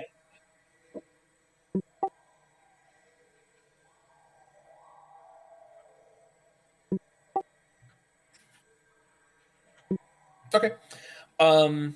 Entering into the grasslands, because you're not quite in the jungle. You start in the grasslands before you hit the jungle. But the grass, all variable heights, but some as short as 4 feet, some as tall as 9 feet, even covering Kilo's eyes. A lot of varied terrain here. You're not quite into the thick of it yet, but can I get everybody to make a Constitution check? Not a save, but check. Ignoring robotic individuals. So for now, Kilo, Rin, and technically speaking, Pandora, you don't have to make this check. Shit. It's some bad checks off the bat. Remember, everybody has a D6 from. I'm just going to let this first one happen, then I'm going to turn my power armor on. Because I'm going to be like, I'm already feeling it. It's the humidity. It's not a dry heat. It's a wet heat. Okay. Costanza barely makes the DC with the D6. Everybody else except Acosta fails. It's a pretty intense heat, even this late in the day. It's not drastically affecting you yet, but you're not operating at 100% capacity. Mechanically, you guys are moving at 3/4 speed rather than full speed. So you're getting slowed down just by how hot it is during your first hour or 2 hours of traveling.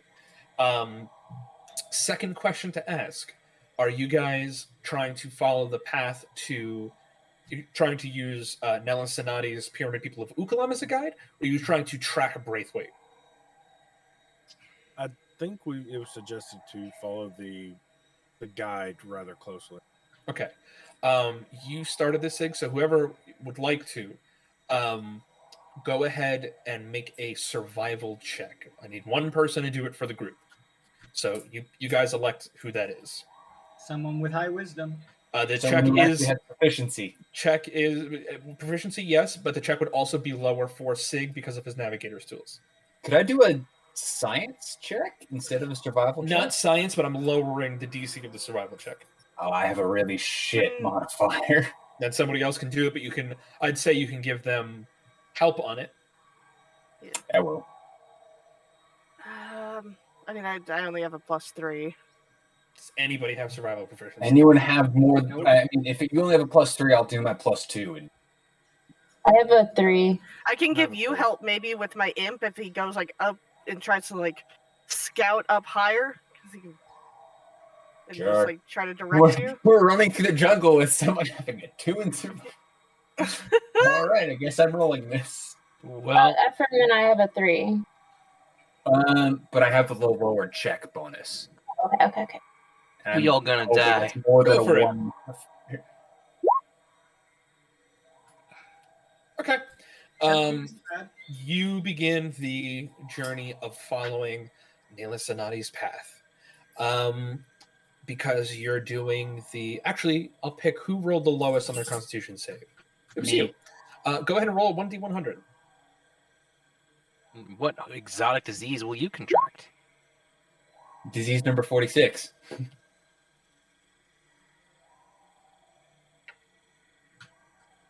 Uh, 46. I have a 46-degree burn.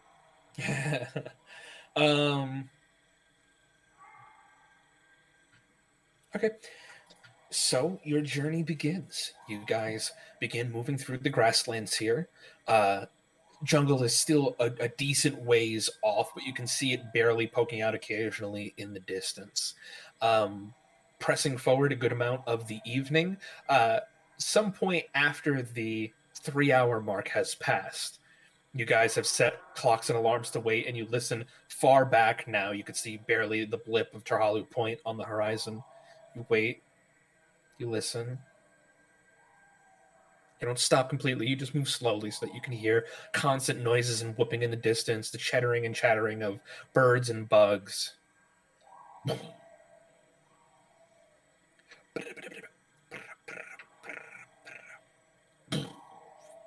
Got him. You see a missile fly somewhere above the tree. Missile. Explodes in the air. What's great is this is right next to the military compound, and they're just starting a firefight right in the middle of the jungle. Mm-hmm. So let's get pissed off the military. With confidence in your work, you continue on. After 3 hours of traveling, that puts you at about 9 p.m. Sun has long since set at this point. Night has fallen across the grasslands here. Are you guys going to keep pushing, or are you going to make camp? I say we push a little bit today. I think we can push a little bit further right now. If we Okay. feel like we How need many to. hours of pushing?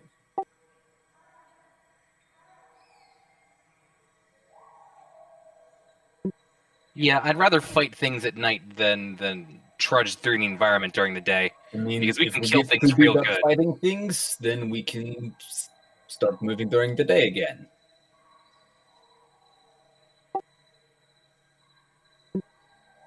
Physically taxing, but we aren't going to run out of ammo. Could I, Yes, I agree. Let's start with moving through the night for the first day. if I bring the program Masquerade, our tents are technically technological. Technically, it casts Disguise Self, but could I use it to give the tents more camouflage? Like some. Yes, absolutely. Okay, cool. Because, Yeah. I mean, then we would be less detectable in the sun, you know, if people see our camp. Yeah, for sure. You guys can do that. But again, how many hours did you say you're going to push ahead? Push to midnight, 3 hours. Another 3 Yeah. hours of pushing. Okay, That could it's work. a bit cooler in the evening, because you're still in the grasslands area. The wind does blow, and it is a pleasant breeze. But can I get all the organics to once again make a con check? DC is lower than before, but if all of this was anything to go by, it wasn't Oh my god. great. You I- you were at the point where you Ouchie. cannot push any further. You guys are used to fighting and running, and now that you think about it, you typically stop at a restaurant every now and again, or you go talk to a Yeah. friend at an air-conditioned place. You don't Right. have a lot of experience with just huffing it and trugging through the forest. At this point, you guys have hit your limit. If you push any further, you're going to start risking exhaustion. So here is the place to stop for the evening. You look around, start scouting. You do find a thicket of dead trees that have literally not snapped, but it's almost like they've melted and bent until they've hit the ground. It creates a kind of like a lean-to situation, or like a little wooden cave that you guys can hide inside of.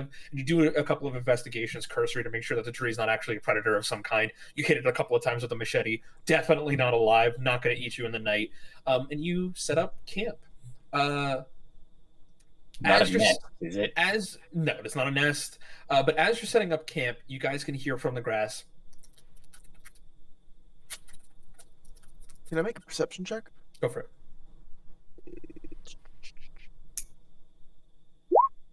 Hey yo, this is my native planet. I am. Yeah. This is your native planet. You look around looking for the source of the sound. Sound is familiar. Like you've heard it before. And you look, and what you see is this little animal pop out of the bush. Give me 1 second. I'm just fixing my chair. Oh, it's so cute. Not at all gonna kill us. Scale. And you know it is called a Vardvark. Vardvark. Oh, look at him. He has a little face. I will name it Sandshrew. It hops up towards where Rin is. Looks up to you. Are we going to I'm sure he gave his claw attack. Can I make an insight check or history Picks up check? one of its legs. Puts it down. I will picks up be the other- very best. Picks up the other leg. Can I make a check to see what's it doing? It is doing a mating dance to Rin. Oh, Rin, you have a fan. Rin, it's doing a mating dance. You have heard of these things before. They're kind of like, haha, the funny meme animal on Castrovel. Because they're very friendly. They love most anything that they come into contact with. But they are known to mistake technological items as almost like a... It's hard to describe an animal having a godlike entity, but they see robots as godlike entities for whatever reason, but then they also want to mate with the godlike entity. They think it's related as to any self-respecting person would. They think it's related to the electromagnetic fields that robots just naturally produce, but this one is currently trying to get Rin's attention. Hey Rin, you ever want a boyfriend or girlfriend? Because this thing is looking at you like you got a face too. Sadly, I do not. I'll kind of just. I'm not gonna like do anything. I'll just stare at it. I guess. I don't know. I don't have a thing for this. Please remember that if we attempt to take any animals off this planet, we will all be thrown in jail or killed. Thank you. Well, they're only gonna check us at the end, so we can keep it as a pet until we're done. Making attachments is not a good idea. It spins around a couple of times. Rin doesn't show it any attention, so it just kind of starts hopping off back towards the bushes. Sorry, friend. Thank God. It gets about like 20 feet when you hear it. Nope. If Grass anything, rustles a little bit. Something just had dinner. Notably, We're safe. when I say I'll go with that natural 20, I say the grass rustles. The grass rose like 4 feet. Oh. What would I know that animal to be? Trapdoor spider. Ah, hey guys, there's a trapdoor spider nearby. Don't go into that patch of grass. Trapdoor? Where does it go? It'd be Oh, about it's the size. underground. It would be about the size of Costanza. It's underground. What it does is it makes a little like hatch, and when you get too close to the hatch, it opens up the door, says, "Hello, sir. Please come inside." You say, "No, thank you," and it says, "Nope. It wasn't really a question." And then it picks you up and brings you in and eats you. So, Forever. is it going to be following us, or does it stay in one place? Because if I have stays to, in one I will place. kill it. It stays in one Okay, place. good. Then we're safe. Okay. You guys Yeah, keep it's that in mind as you go to take a rest. Are you guys? Who is anybody going to keep watch during the night? Yes. I'm assuming we'd take turns. Take turns. Keeping watch. And the robots can kind of always. Well, I guess maybe you guys should actually properly shut down to save some power. Speaking of, Like, we will watches take or some time. Sig will take some time to look over the robots and ask V to look over his armor. Okay. Yeah, I would do that. Okay. Ephraim, I'd say Ephraim, go ahead and make a medicine check, and Sig, go ahead and make an engineering check.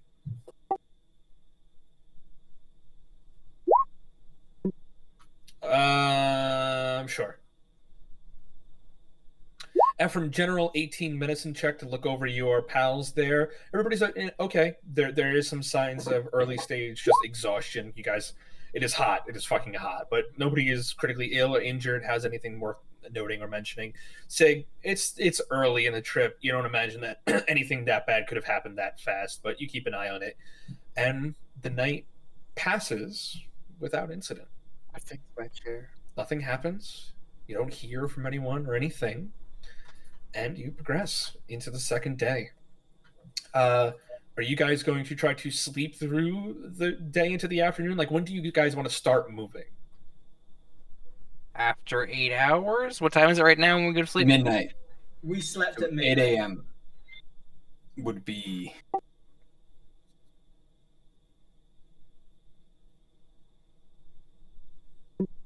Yeah, we can. Yeah, we can push back our sleep every day by like an hour or two until it's more we're moving during the night and sleeping during the day.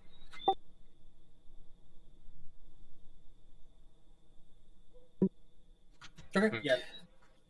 All right. Can I get you guys once again to make a con check? Including not the robots. Can okay. I basically for the harder parts of the track where I'm having to move through things and such, can I be using my power armor to give myself advantage on this con check? Yes. And how many hours will that use up? I'm gonna say it's gonna end up using to power through for the day. It's gonna end up using 3 charges. Okay.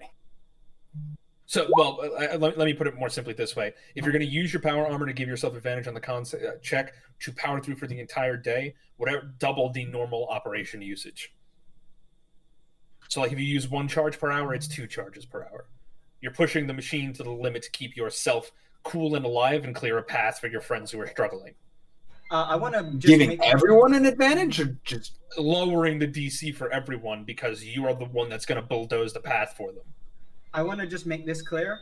I Everybody would- gets a D6 every day. Every time we do a long rest, you get another D6. If you don't want to do that and you just want to do it for yourself, I'd say use 3 charges. Okay, I'm just gonna do it for myself. Okay.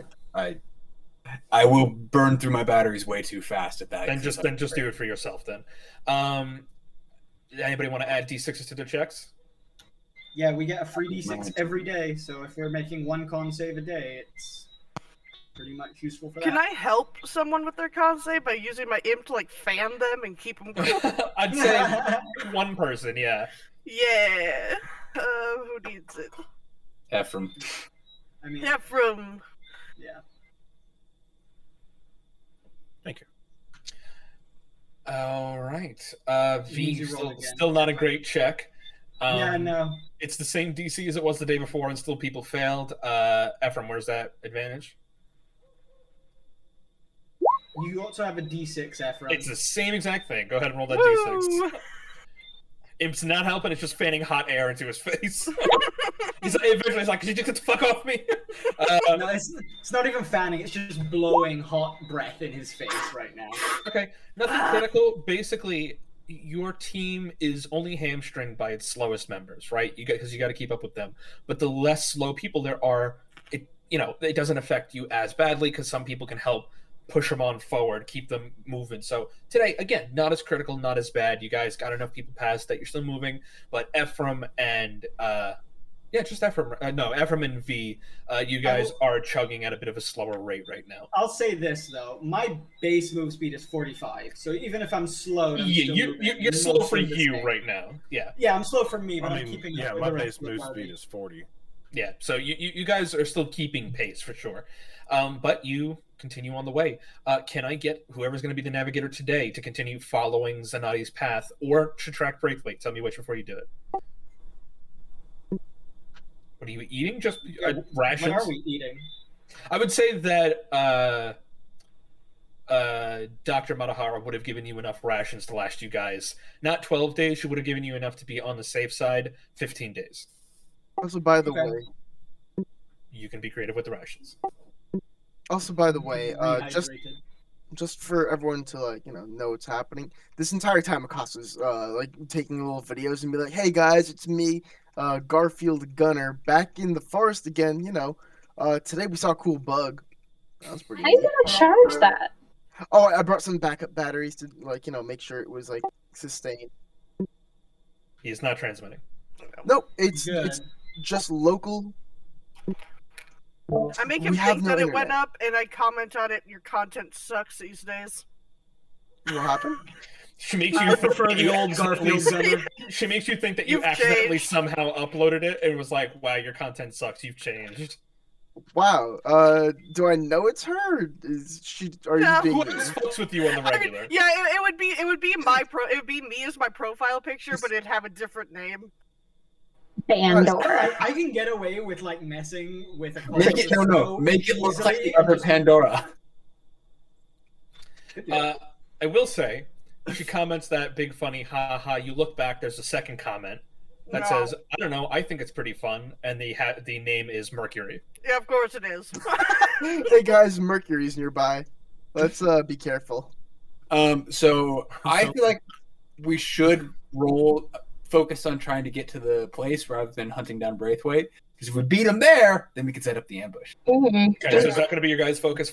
Trying to find this lost city Yeah, in that the sounds- jungle? Yeah, That sounds good. beat him there. That's still part of like the wager that if we get there first, we get something anyway, right? Even more double special.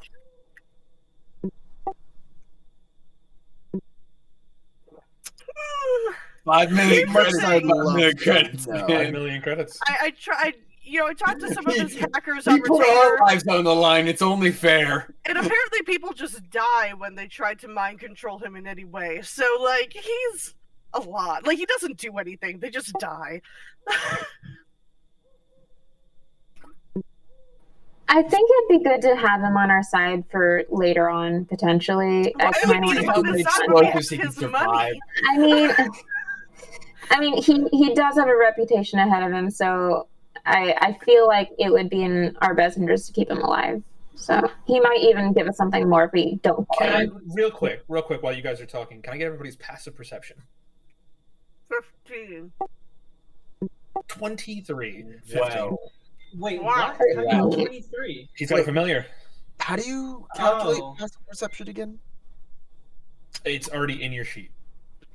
Mine's skills. just 12. Underneath Wait, all of your up there. skills, your passive perception Is that there. a Yes, special familiar? having a familiar out always ups your passive perception. Oh, to what? 12. What? Yeah, Plus add plus 5? 5. Okay, then it's 20.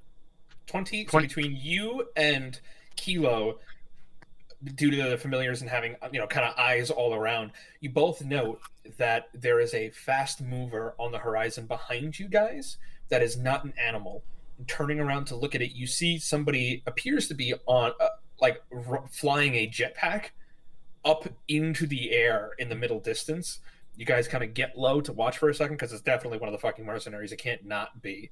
After a second of watching where they're looking and making sure that you're not being obvious about your movements, there is a second fast mover, much faster than him. It collides with him directly, takes him out immediately. A dinosaur? No, Missile. it was a missile, and it seems to be Castrovel military.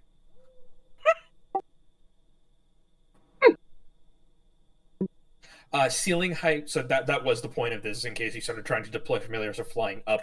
Ceiling height, you can go a max of about 50 feet above the top of the canopy of the jungle. No. Okay. And you guys push on. You are coming very close to the jungle now. The day is coming towards. Here is your survival check. Yeah, by the way. go ahead. 15 is good.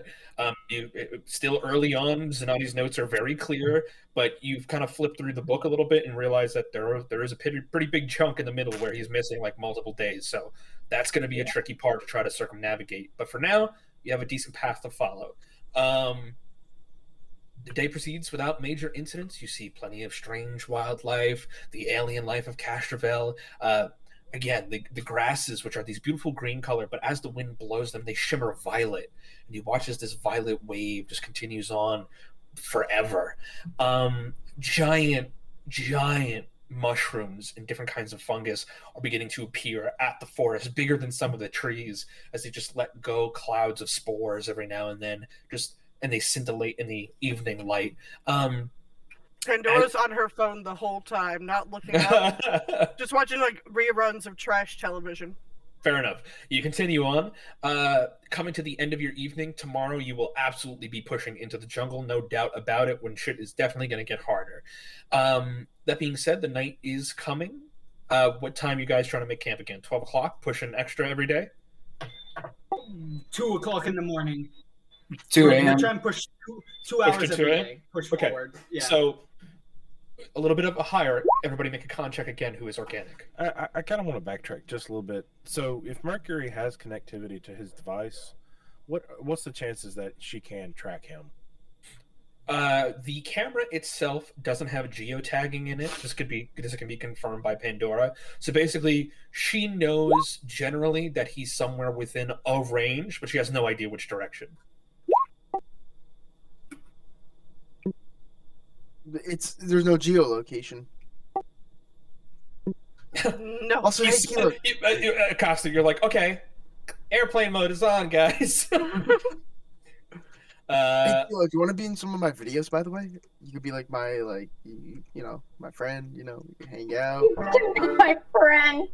Aww. He's already your friend. How Hell, sweet. yeah. Costanza, hell sucked less than this does. Aw. This is because hell is a dry heat. This is a humid heat. This is super hell. This must be what the deeper layers are like. This sucks. This Well, is I just was in bad. an office most of the time. You were in an air-conditioned office because this sucks.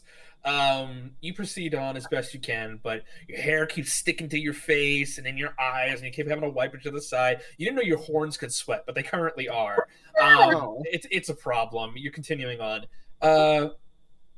Yeah, the lowest person who rolled was Costanza. Costanza, can I get you to roll a D100?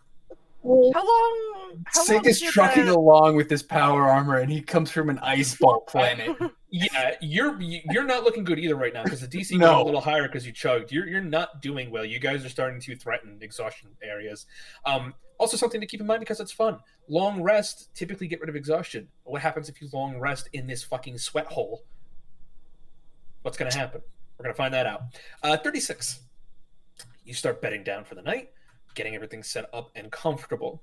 As you're doing so, again, you're at the edges of the jungle, but there is nearby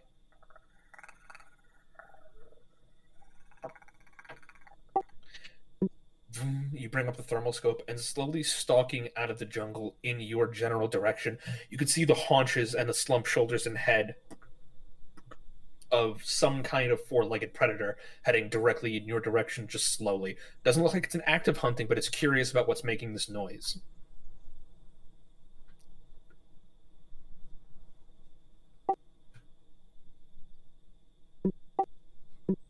Okay. Do we want to be loud about this? It stops about 30 feet away, and you hear, "Help! Help!" That's terrible. Can I make a check to see what this is that's coming? Help! Yeah, go ahead. What check? History, survival, nature? I'd say history. Could I make an insight check on it? Advantage? Yeah, go ahead. Or, I don't even need it. Your fucking parrots evolved to have skinwalker shit? Okay, thanks. It's a death world, motherfucker. 13, this is very easily not genuine. Like, there's no actual panic behind the help. With the 17 Acosta, you know what these are called? They are saber-toothed mimics. They are tiger-like creatures that are capable of mimicking human-like cries.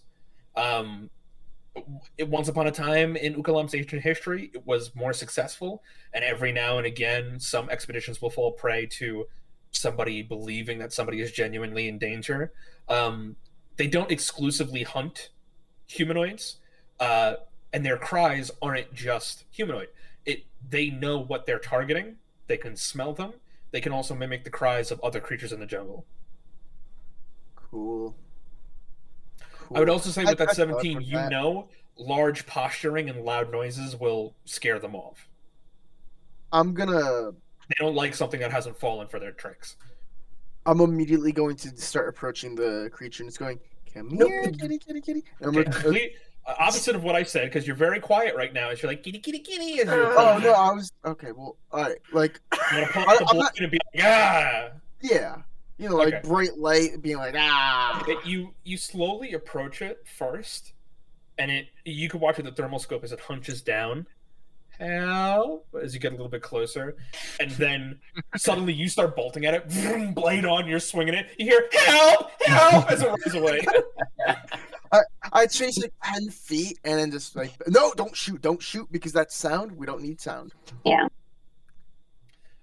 You feel the intent of Kilo lining up, and you vroom, blade out to the side, like hold, wait, and it. Hey, Off remember the how Mercury kind of knew where we were, general area?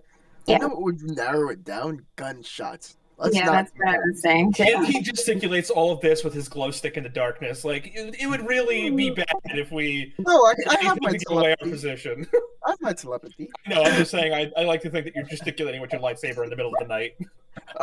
Oh shit, yeah. Put that on your belt.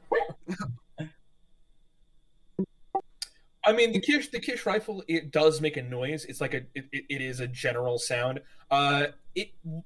In normal conditions, it would carry about 100 feet, but you're on the open plain, so probably further. Well, it's not open. There's like foliage to block the sound a little bit. Just kinda. grass. Yeah. It's just We're grass. not in You're not in the the jungle yet. You're coming up to the edge of it. Oh, I thought we were in it. Mm. No. But yeah, the night passes, surprisingly enough, without incident. If there's anything you guys want to talk about on this trip, feel free. This is a nightmare without end. Listen, you don't even have flush to sweat with. I don't know why you're complaining. I hate it here. This is the worst place in the world. Who created just like hell out here? Is this what every outsider's like? Is this just what it is? Yes, I'm just glad I have this armor. The funny thing is, you guys are all like imagining this, and this is just what Barbados weather is like. I have experienced this in real life. Yeah, it's bad. I'm just gonna look over at Acosta and say, Imagine that you have joints that have gaps between them. How many dead bugs do you think are inside me right now? I don't know the answer to this question. Let's find that out. People to Medicine help check you clean from Ephraim, engineering check from Sig. Make some bets. I am willing to bet 37. 32. You can get Also- advantage on the engineering check, by the way. I'll give you advantage on that. Stick. With a 12 18 is medicine, fine. again, there's just some people here that are pushing the edge of heat exhaustion. They're okay when they rest. They'll need a lot of fluids and time to recover, but thankfully you guys have a decent amount of water, and there's plenty of clean water in the jungle, undoubtedly. With a 18 engineering, confidently, they're holding up pretty okay right now. But you can tell that eventually this is going to accumulate. You help Kilo, most of all, is getting a shit ton of tall grass stuck in his knee joints.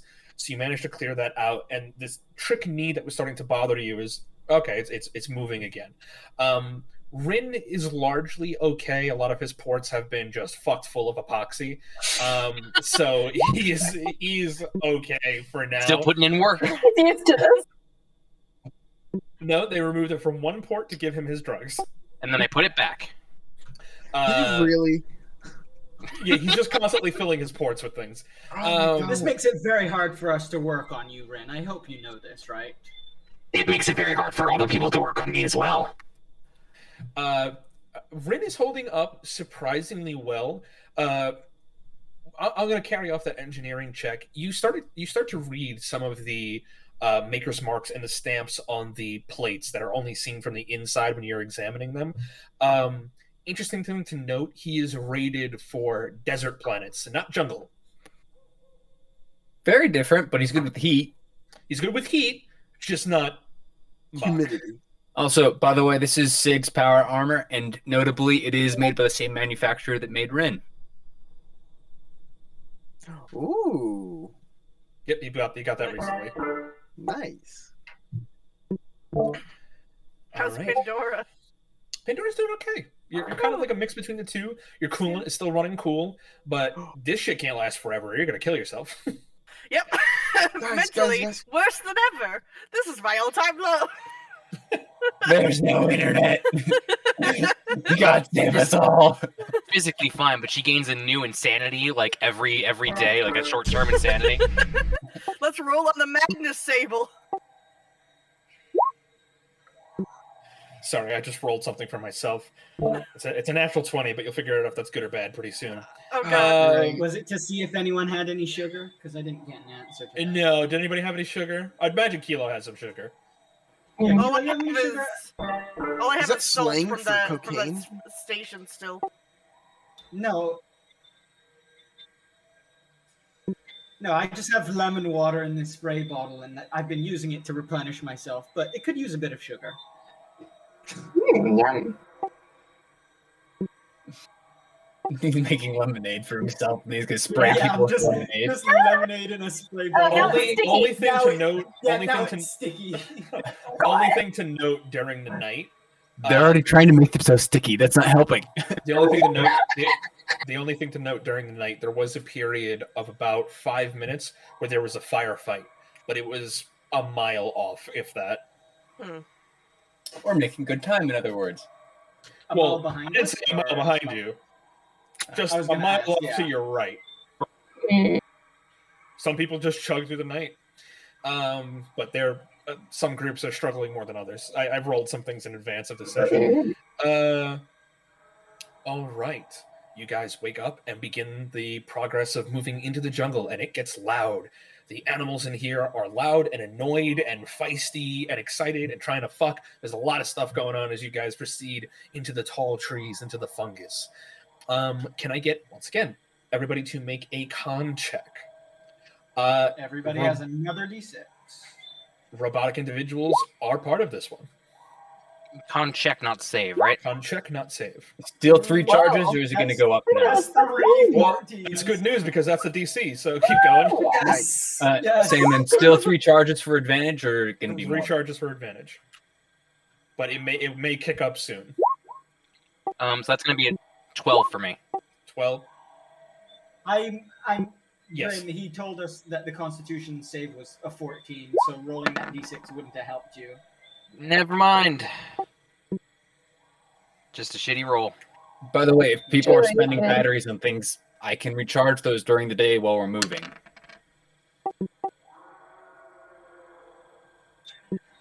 I was going to ask this question. It's free. Does just moving around in my power armor require the Yes. power itself?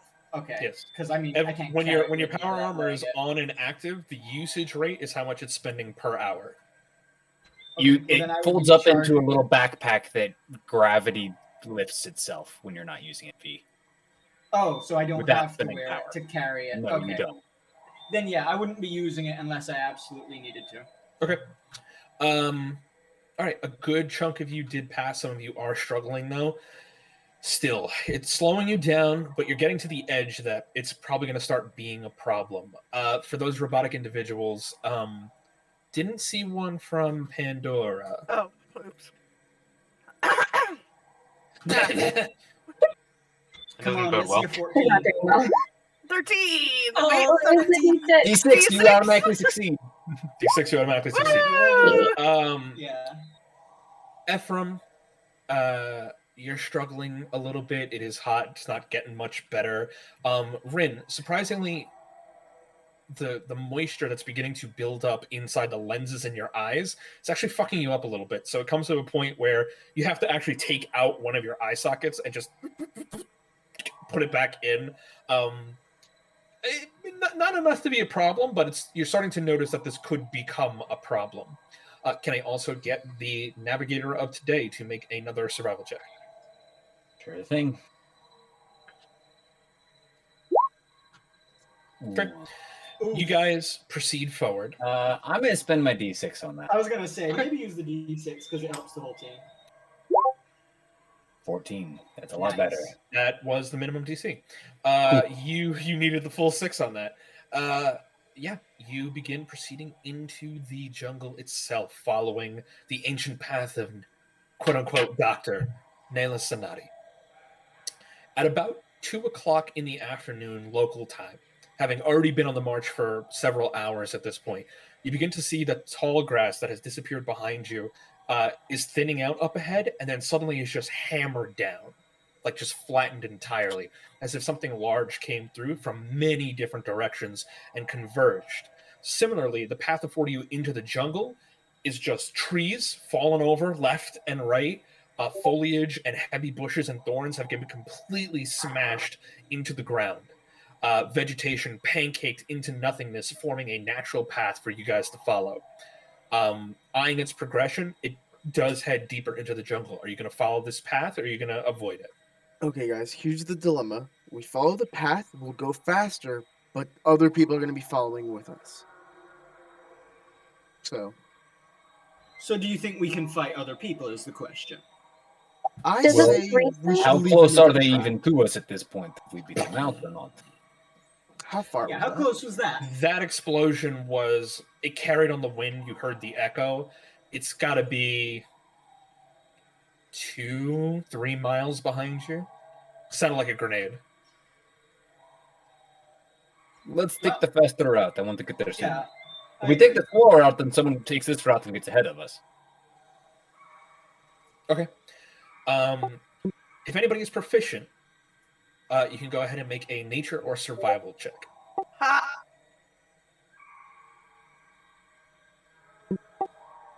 Okay. I thought nature Loudly buzzes down the path. Didn't nature get replaced by one of the sciences? You could use life science for this as well. You have life science proficiency.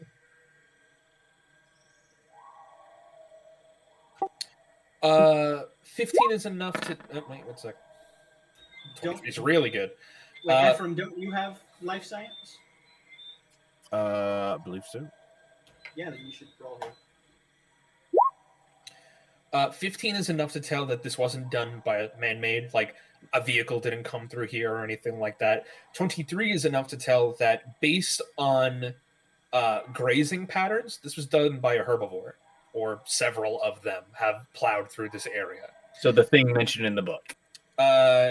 Yes, thing mentioned in the book, and with a 23, it's enough to know that the thing that he was referring to is called a Yaruk.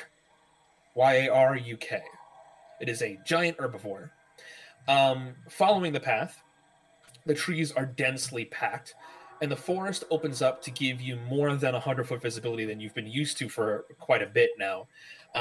In this large clearing, you see ahead of you that there is a wide river flowing through the middle of the jungle here, and the trampled path cuts right through the middle of it, and scattered about are herbivores, towering up near the tops of trees, their necks long and swaying in the wind as they go and feed off the vegetation near the very top. Trees that are taller than them, you watch as they get up on hind legs to give themselves a little extra bit of height. The trunks of their legs are coated in natural spikes and spines, and they have these long swinging tails, and as if to drive home their sheer power, one of them just very casually swings its tail and smashes a 15-foot thick tree in half like it's nothing, allowing the young to feast on the now fallen palms. Acosta, do you know what these animals are? Like I said, they're Yaraks. You've seen pictures of them. You've watched, like Shark Week, probably Yarok Week at some point on Castroville. Every animal's got a week. Who gives a shit? This is a Yarok. Typically, they are solitary grazing herbivores, but they will occasionally come together in groups like this called moots. However, they are infamous for being incredibly destructive as they migrate, tearing down trees tearing down trees as they travel in herds, and creating natural pathways through the jungle like the one that you've been walking on called beast paths, which enable easier movements through the jungle for all creatures as well as the growth of new life. And just like Nelizanati said, it is advisable not to get underfoot of one. All right. I've relayed this to the group. How fast can they move, typically? Make a history check. Okay. I mean, they're herbivores, right? They won't attack us, will they? With a natural 20 history check, Acosta, you watched a couple. You've seen at least a documentary or two about them. Maybe one in school, maybe one at home when you were bored or you were high and you watched one because, funny neck. you know that not they are herbivores. They don't choose or want to attack, but if they generally feel threatened, they will attack, and that is not a thing you want to see happen. There is actual footage out there of a military jeep that came too deep into a nature reserve, and they flipped it and smashed it with the occupants still inside. It was not a big deal for them. To put it into mechanical terms, they do quadruple damage against vegetation and standing structures, and they are beasts to deal with. To understand the threat level of what you're dealing with, if you hurt one of these and the moot decides to attack as well, it'd be like you in real life trying to go up against a mammoth. Okay. So I'm gonna look at the group and I'm gonna say, all right, everyone, pack up, like make sure everything's like easily movable, make sure nothing's dangling. We're gonna slowly walk through here. We're not gonna make any attacks on I them. will also say, because you would know Acosta, something that a lot of people don't actually know about them, they have incredibly good sense of smell in a very short radius. Because they're so tall, they don't always see the dangers that are underfoot, but if anything comes within about 30 feet of them, even if you're invisible, they can smell you. Okay. Well, we're just gonna calmly walk through. They're gonna be like, "Oh, look at those little fucking guys," and they're not gonna bother us. We're not gonna bother them. Potentially. Yeah. Yeah, it seems like they generally are not going to give a shit unless we attack them because they're herbivores and they're not threatening. We're too small to be a threat. Hopefully. There is some fruit that they're going for, but they're largely munching on leaves. Okay. They seem to gravitate around these trees. Like this is their preference. Okay. Well, while we try to figure out a route through, which I think potentially the best one is going to be something like this. I think we could just walk right through. If we're calm enough. Yeah, all it takes is them being agitated, man.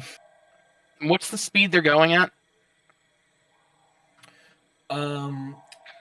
Oh, right. He would have picked this up as well. When they like gallop, when they get up to a decent speed, mechanically they can move 40 feet in a round. No, I get that. I'm wondering what their pace is making this trail. Right now they're not moving anywhere. They're just grazing in this clearing. Oh, I gotcha. They're kind of stationary, occasionally moving back and forth, but that's about it. Okay, Costanza, you do that. Hey, someone with one of the flying things. Can you see how deep that water is? Sure. Also, there are young here. Just consider that at least every adult one here has like one or two young by their feet. So really don't want to get fucking close to them. That changes that dynamic a lot. That completely changes the. Yeah, like I said, they did already knock down a tree so that one of their young could get food. Yeah, but if every single one has young. Okay, they so from what you know, Acosta, one mother can sire like 15 of these little fuckers, but when the moot comes together, everybody watches the babies. That's just how they work. But they all probably belong to just one of these ones here. Okay. Well, now here's the question: are you sure the water is sanitary? We're gonna have to cross it either way. That's an elephant joke. What?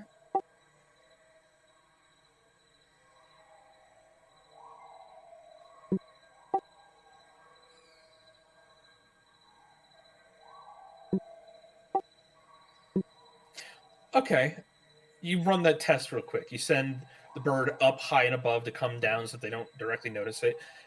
Gets a hold of a rather large leaf, and which one are you going to try to bring it towards? Okay, I'm going to check something real quick. Yeah, the leaf detaches, comes around, and floats near its face, but not like in its face. It turns and looks and notices it, and you watch as this crest that it has above on its head inflates so that it's bright red, comes down back into the crest. It cocks its head, and you watch as it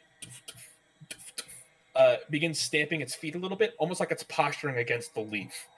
Like, why is this leaf doing this? What are you doing, leaf? What the fuck is your deal? Start having it retreat. See if it follows. Okay. Where did Scrappy go?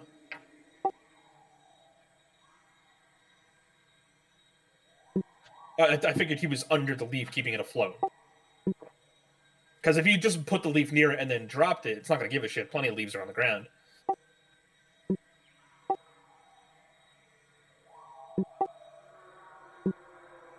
Okay. It looks at the leaf that fell down, just kind of turns around a little bit, lifts its tail, and just slams into the leaf and leaves like a 2-foot thick dent into the ground.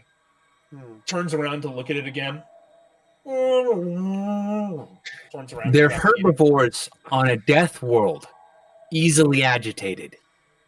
Also, as I noted, their legs are covered in spikes because they evolved so that creatures couldn't climb up their legs.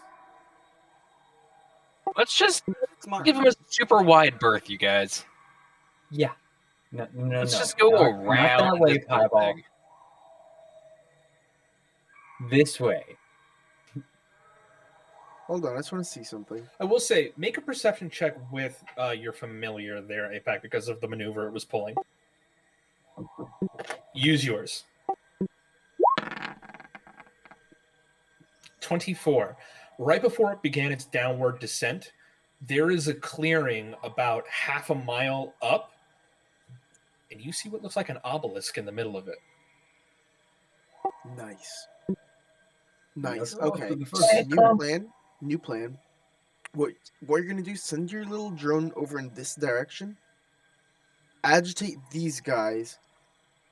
If they get agitated enough, I feel like they're gonna call for like reinforcements or whatever. So these guys will come over these ways, and then we can make our break through this way. That actually isn't a bad plan, considering they can't see very far. No, they can see far. They can't smell far. Yeah. Well, I'm hoping that they cross the water to help their friend.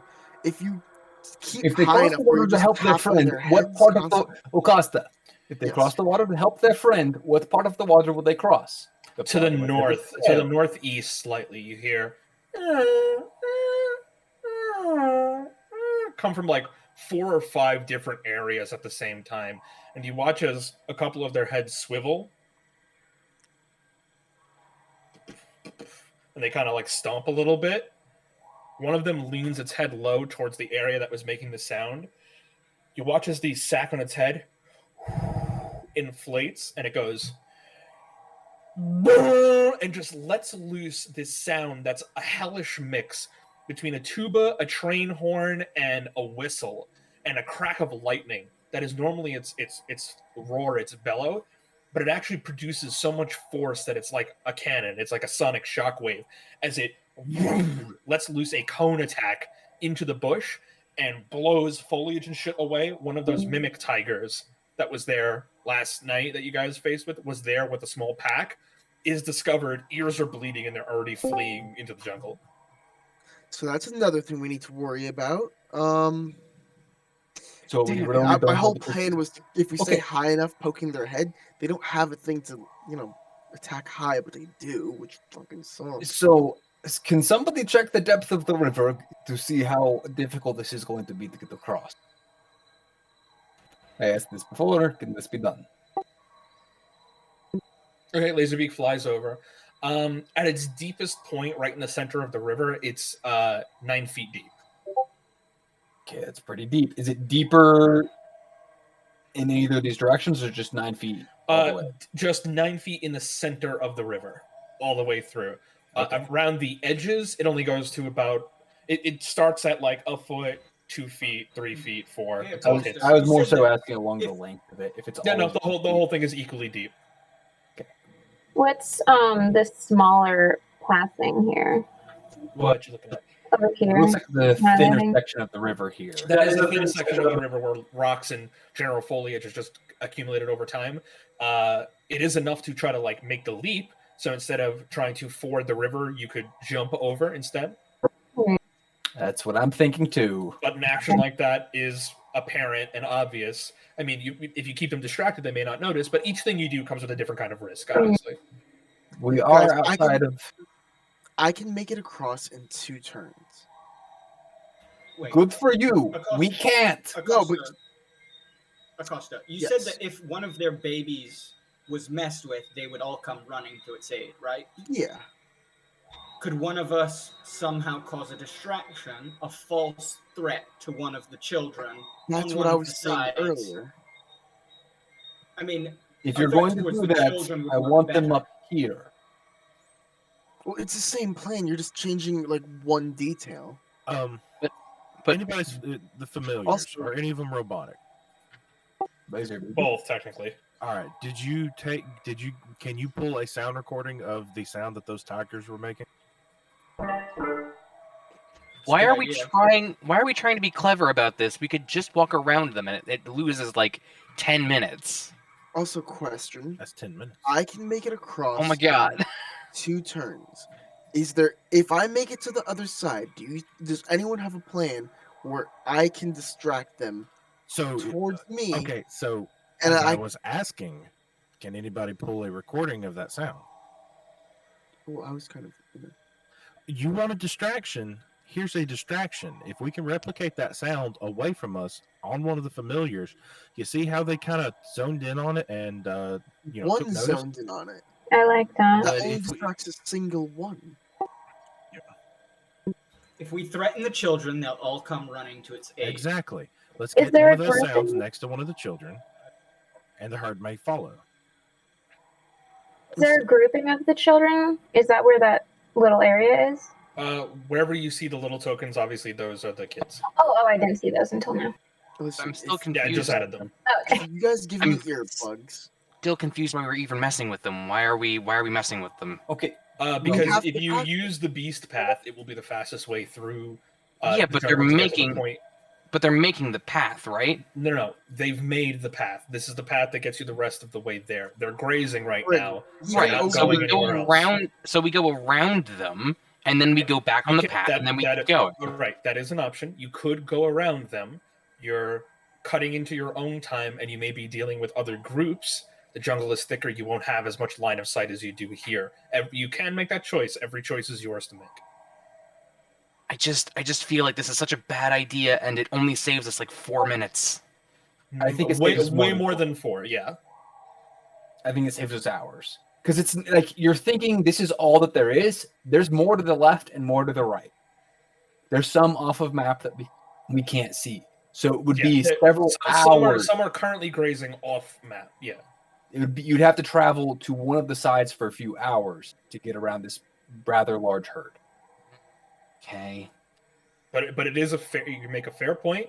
You could do that and just save yourself the trouble and the risk. Pandora, do you have earplugs? She's in the bathroom. God damn it. Does I would say anyone that have Kilo probably could have a recording of the sound.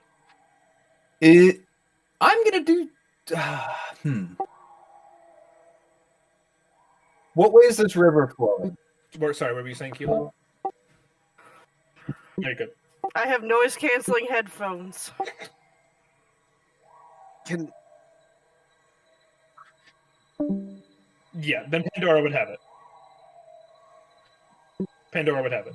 Pandora, can I borrow those noise canceling headphones? I'll get to the other side in 12 seconds. I'll make a big distraction where they will come for me. You guys can just run back. No. Why are we trying to draw these things? I to you? can move very Acosta! A. Get your They are pissed, and not all of them will follow you. Yeah, but In fact, they'll probably stop following you after a little bit, and then we have to deal with them. Not you. You'll fuck us. I'm trying to say, if Costa, I can don't try and be a lone wolf here. I'm not trying to be a lone wolf. I'm trying to be like the distraction. Very different thing. We have We don't several need you to familiars make this that risk. can also make distractions. Those familiars are gonna And break if- in 3 If seconds those after being hit familiars by will the- break, I will Sure. pay for another one. Y'all can make another ones, right? But we can. I can just use your re-upload mine. familiars It at takes a later little bit, point. but The point that Acosta is trying to make, which I get where he's trying to come from, is if you use the familiars to harass, it'll take them a second to smash the familiar, the threat is gone. They don't need to be on alert anymore. I believe that's the point that he's trying to make. We Not only weren't that, but going it expends a to resource. show the familiar. We were going to hide the familiar and have it make a sound of some other creature. But with the sound wave multiply the thing, sound to make it sound like a whole pack of the thing. but with the sound wave thing, they can still destroy the familiars without even having to smash it. Right, but I'm if they saying decide to I'm use that sound wave faster. thing on you, then they I'm destroy faster than you.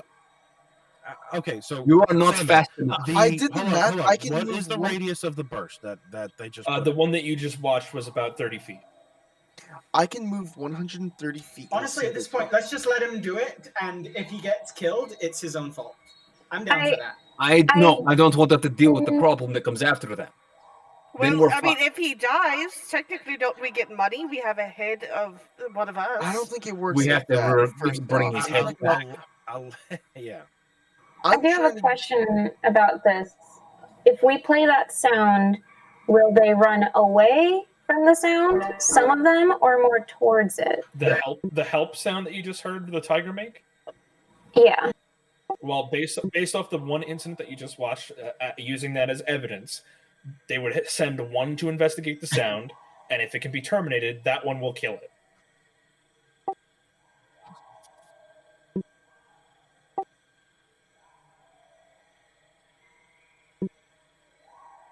I'm not going to be super alone. I'm still going to be. If it goes, well, Costa, if it goes poorly, you're alone for several hours. You have an episode. If it goes poorly and it fucks us up and we have to go around, you're alone for hours. In fact, we might never find you again. You have to survive in this jungle by yourself and find us. You just said the obelisk. You just said the obelisk is half a mile away, correct? Okay. You have to That- survive at that obelisk by yourself for several hours. Here's the thing, though. Braithwaite, is that his name? He had a head start. He's probably gonna be there. I can move very quickly on my own because I You don't have wouldn't you guys say that. slowing me down. All I have to do is make it to him in time, and I'm not alone anymore. Why do you have a fucking death wish, kid? I don't have Pandora, a- totally Yes, you uninterested with fucking this do. as you are. You're just kind of texting on your phone, and you feel a little tug on your ear, and you look over to like the little butterfly that sits on your shoulder, and it just gestures to you, and you look, using your passive perception, on the far right side of the clearing, moving very quietly through the trees, a throng of mercenaries are just. Oh, new plan. Hey, we got company. New plan. They're not looking at you. They're moving past. Okay. Who's got Hide. a grenade? Familiar. Go I do. drop a grenade I over do. next to the mercenaries and draw the thing's attention over to them. Second follow up. Kilo. You hear a crack that is not part of the natural environment here.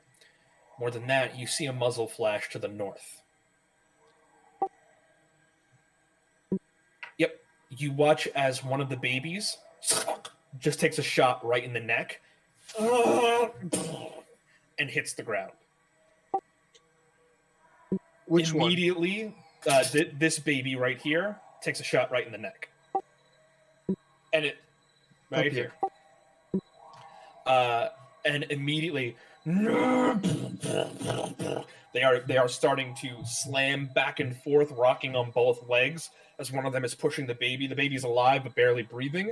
Acosta, you know the warning signs, the foresight that indicates when a full-on Yarok stampede is about to happen, and you're basically in the middle of the herd.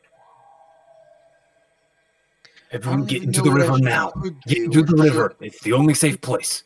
The river's not the only safe place. They can stand in the river. Acosta, at this In point, this I'm part going to of let the river, you make it's your own safe. decisions, and I'm going to start running. I'm getting into the water. All right.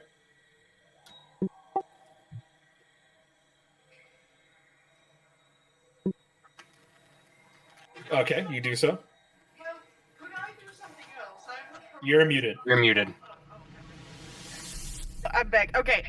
I have the program Sonic Pulse. Could I think I can program something like that. I think I can put that into something, make a sound grenade, and that anyone in there is deaf, and it created a loud noise in the process. You can certainly help with all the fucking nightmares that are about to happen because you guys are setting off explosives, gunshots, running, slamming into the water and diving below the surface. A lot of things are happening right now, but more to the point, you do not engage in combat with the Yariks, which is in your favor, because if you had engaged in combat, this would have been a TPK. But we are entering a skill challenge. You are in the middle of a Yarik throng. A gunshot has just alerted them. You guys stood... like, this mercenary group that's off to your right is arguably the fastest one. So who the fuck just fired that shot? Just a question to keep in the back of your mind. Secondly, you're in the middle of the throng. You're in the middle of the moot in a stampede that is about to go off in anger and protection of this baby. And that is a problem. So... yes, thank you, Jurassic Park music.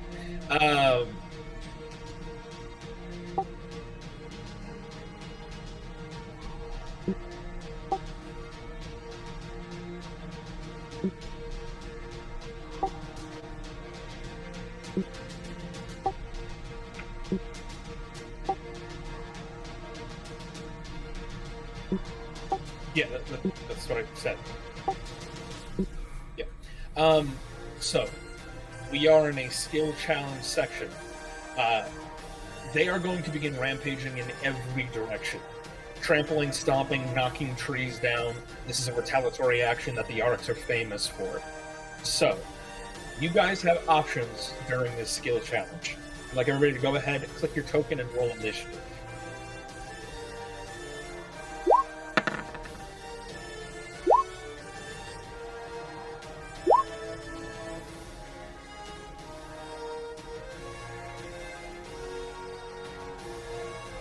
Guys are killing it on initiative. Okay, is that everybody? That's me. I think it is. Rin, you have options of things that you can do. The first is obvious. You can activate any kind of special ability or cast your spell or anything like that that would normally take an action and contribute to booking it fucking north towards the obelisk to try to avoid the stampede here. Second option, you can attempt to distract one of the Yariks.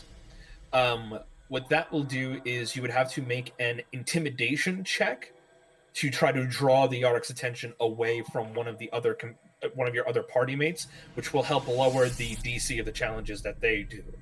You can also attempt to hide very simply and just try to avoid their wrath. You can attempt to navigate, which is a survival check to try to find the best path through the stampede.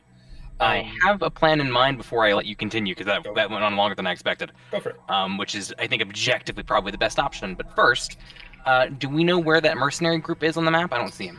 They are off to the right, just barely off map. Good to know.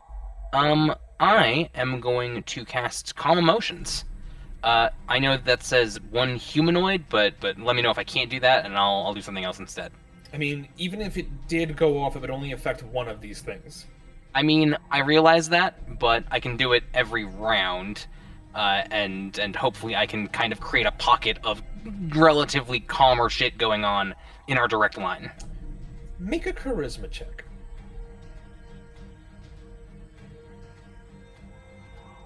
Oh god, that's a 7. Not your best, and you normally don't give a shit about the emotions of other creatures. So in this case, I'll say that you think to maybe try this in the future in a not life or death situation, but probably won't work for right now. Okay. Yeah, shit. I'll do what I do best then. I'm going to cast Farsight to give me some advantage, and I am going to be very acrobatic and flamboyant about my movements in the hopes that things will attack me and miss rather than some of the squishier, more exhausted members of the party. Okay, go ahead and make an acrobatics check for me. Okay, I have advantage on these. What the fuck? Not Hey, awesome. have you used your D6 from the board game yet? No, I haven't. That's a 16. Okay. You're like, what is wrong with me today? You get low. I am ready. You go immediately trip over a knot of a tree branch in the ground. You're like, fuck. A Yarrick's leg is beginning to come down. You roll, get back up onto your feet, start jumping. You start parkouring over bullshit, getting ready to leap over the river. Not great, but we'll get to the others. Kilo, what is your plan?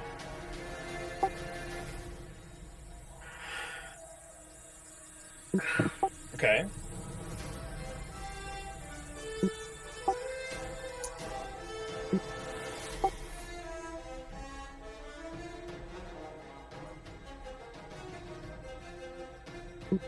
Go ahead and make an attack with advantage.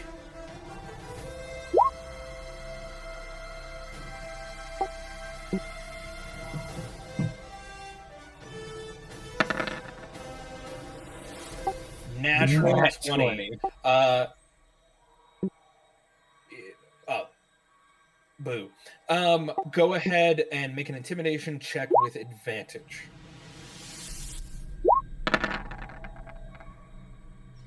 That's a natural 20. You begin the process of trying to clear a path for your friends. You keep your rifle shouldered. Anytime a creature gets too close, you think of shooting it, but something inside you says that's only going to make it worse.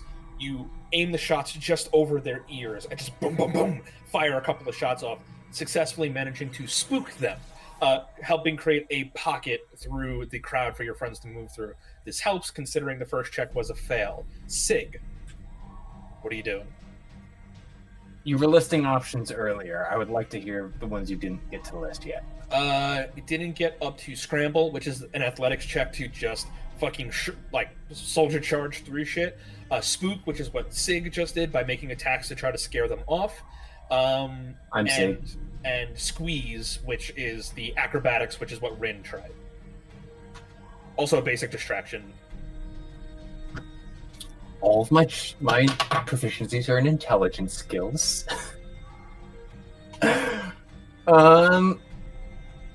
Well, I'm going to use my action. You could try navigating again to point your friends out the best path. Or I could just make a path. Yeah, you could. As I put my power armor on. And I'm going to go for that. I'm going to try and clear a path, doing some navigation to try and go through a path that's farther away from them, and smashing my way through to make them be able to get through really fast and hopefully get myself through faster. Choose survival or athletics. Athletics. Oh. That is really good. You guys watch as 1 second.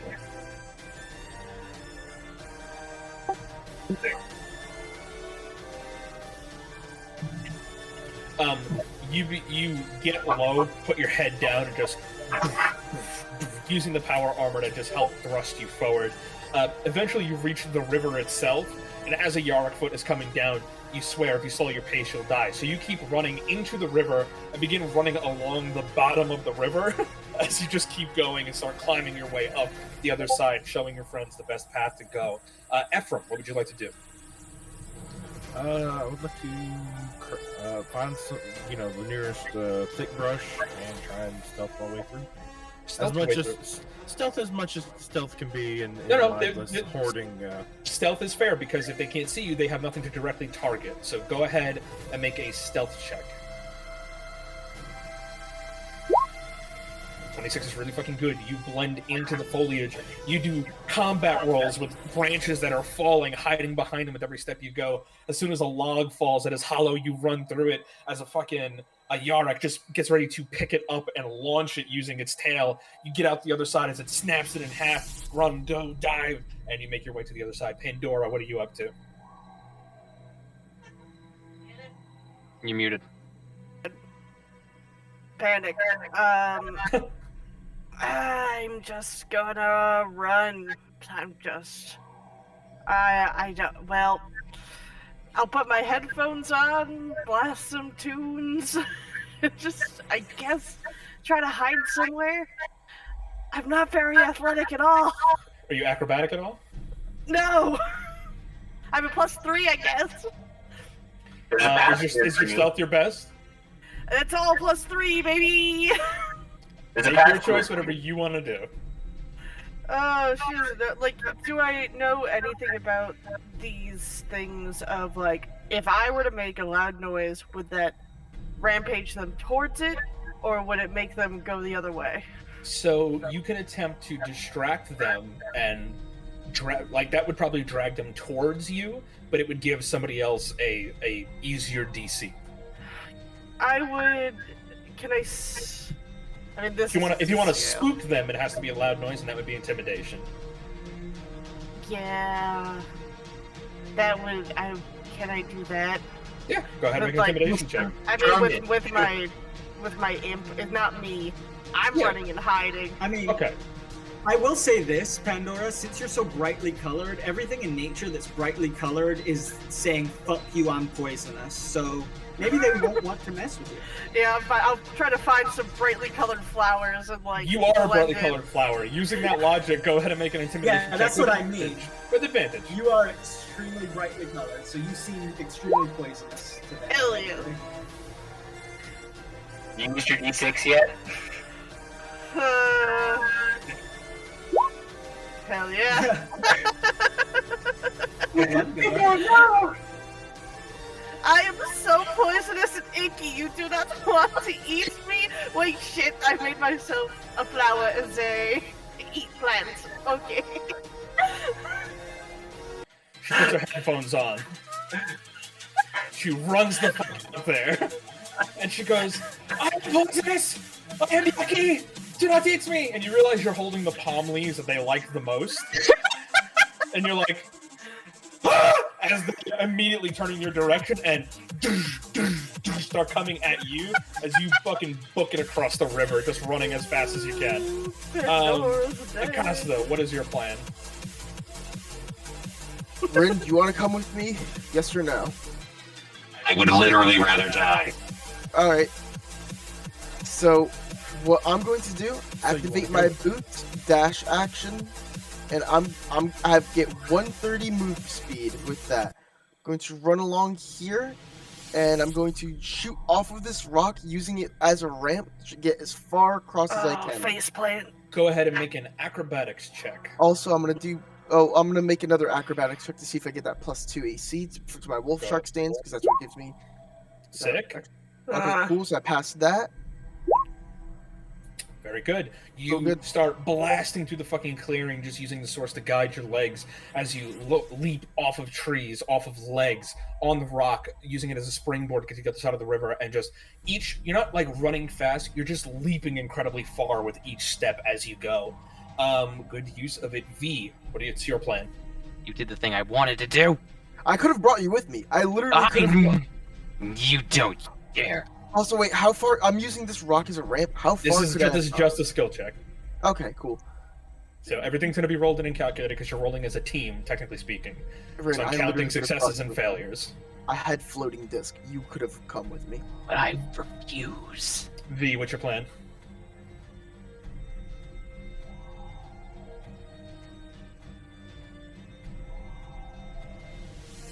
V, you there?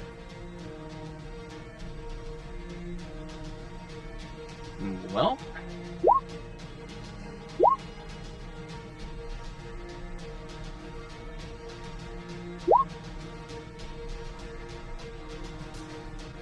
maybe is it turn out that again? Sorry. Yeah, I figured. Okay, what are you going to do with your turn?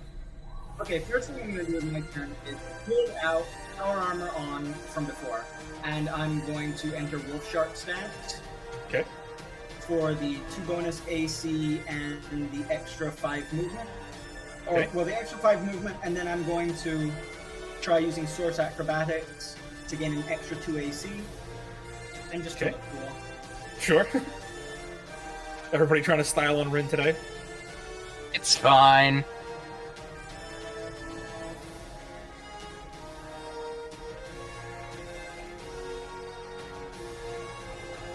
Sometimes I'm just not cool, and that's okay. Okay, V, go ahead and make those acrobatics checks.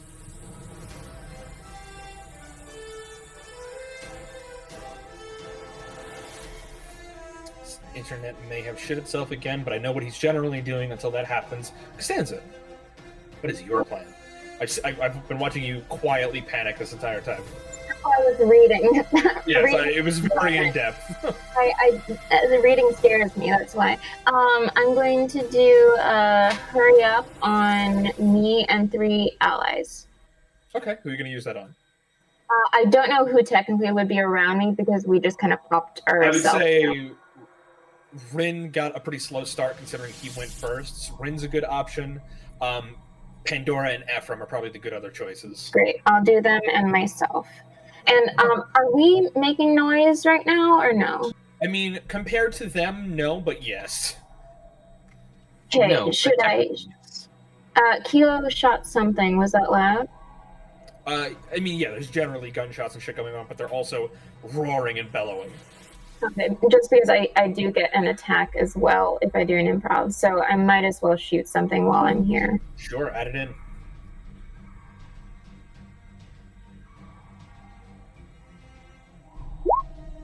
No. Not great. You're on the run trying to just swing a sniper rifle around and just firing a shot.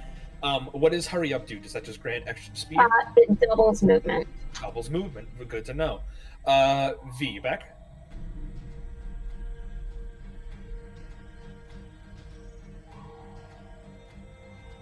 Yeah. And that's until my next turn.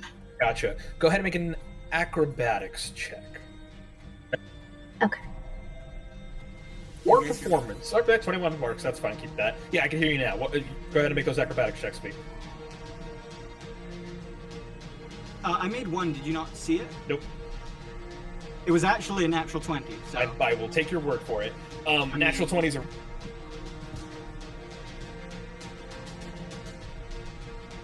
He's gonna be a second.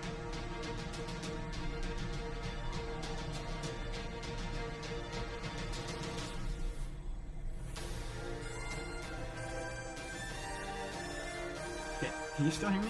I feel like I'm just constantly You're there, but Sandman is not now, so you swapped. No.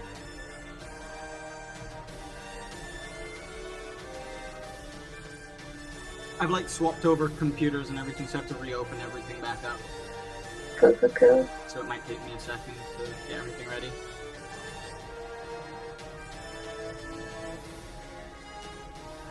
I don't know. It's like just my desktop that constantly disconnects from the internet. I swear my laptop is fine. You guys hear me? Mm-hmm. Okay. Yeah, can hear you. Yep. The Yariks are up. I'm gonna roll a couple of things.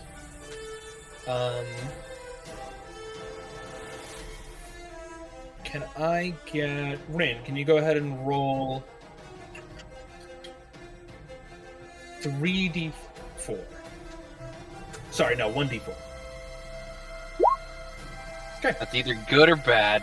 It's good in this case. Okay.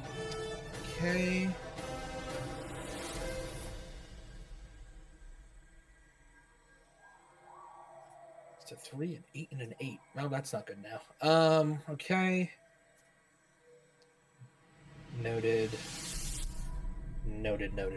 Okay, the Yarak Stampede is heavy underway as you guys begin moving through the jungle wildly. You watch as the mercenary team that had been trying to go quietly gets noticed. One of them, boom, smacked with a tail and is literally just comically ragdolls up into the air, head over heels through the canopy and disappears somewhere.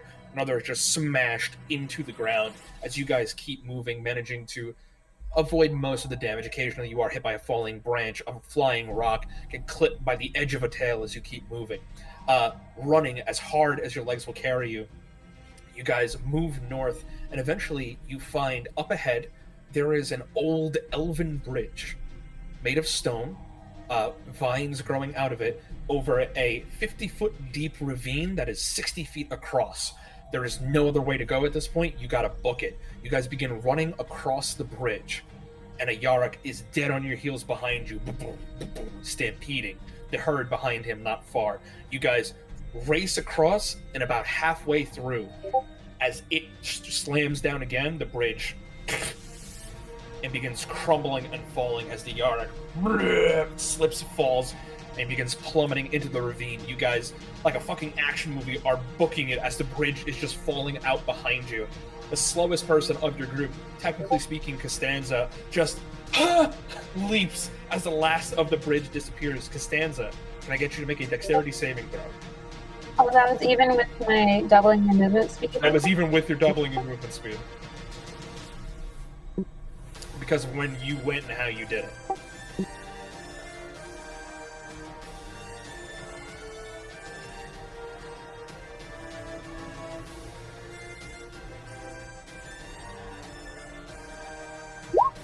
$17. 17. You leap as the last 15 feet of bridge disappears out from underneath your feet.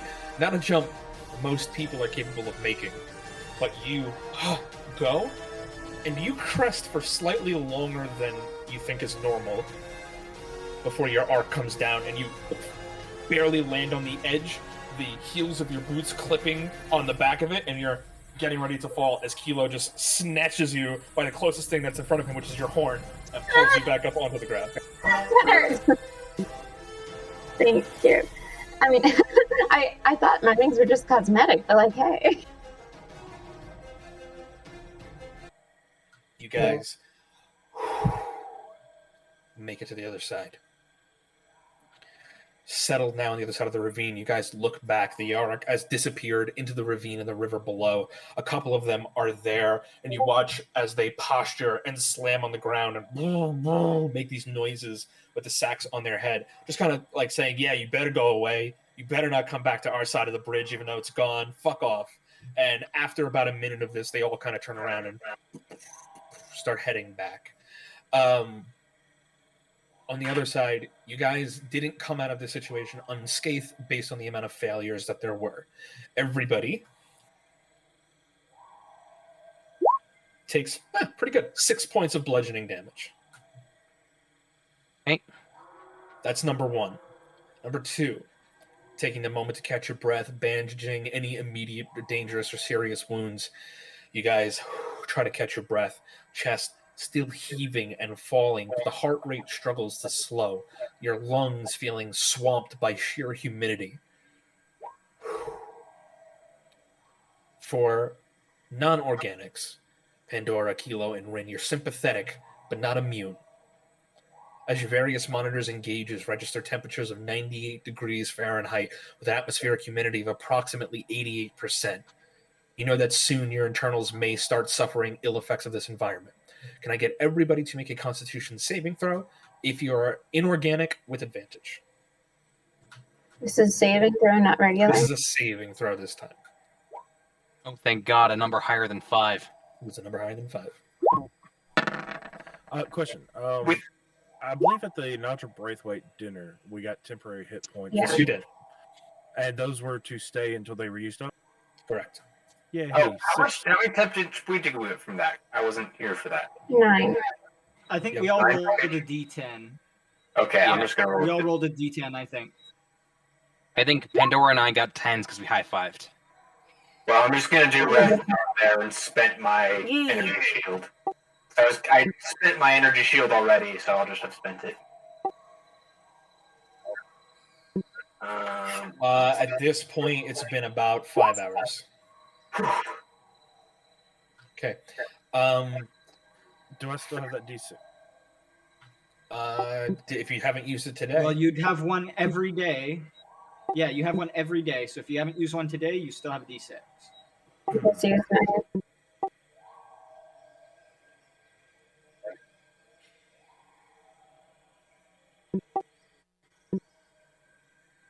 Sure. Oh, from your cooking? Well, I still have the Braithwaite temp HP. Are you so able it doesn't stack, right? They would stack together. Oh, then I guess Because I think because Braithwaite's is different. isn't it? But can't we heal that also? You cannot heal that now. We can't. Oh, I thought we could. But it's just You could heal it. It just didn't go. It just didn't go away okay. until it was gone. Okay. Yeah. Okay. Ephraim, Costanza, you passed with the D6. Kilo, and just you guys. It is hot. It is excruciating out here. For the organics that I just mentioned, you guys are at 1 point of exhaustion. For the inorganics, in this case, Kilo. Even if we passed? I didn't say your name, so no. Only if you failed. No.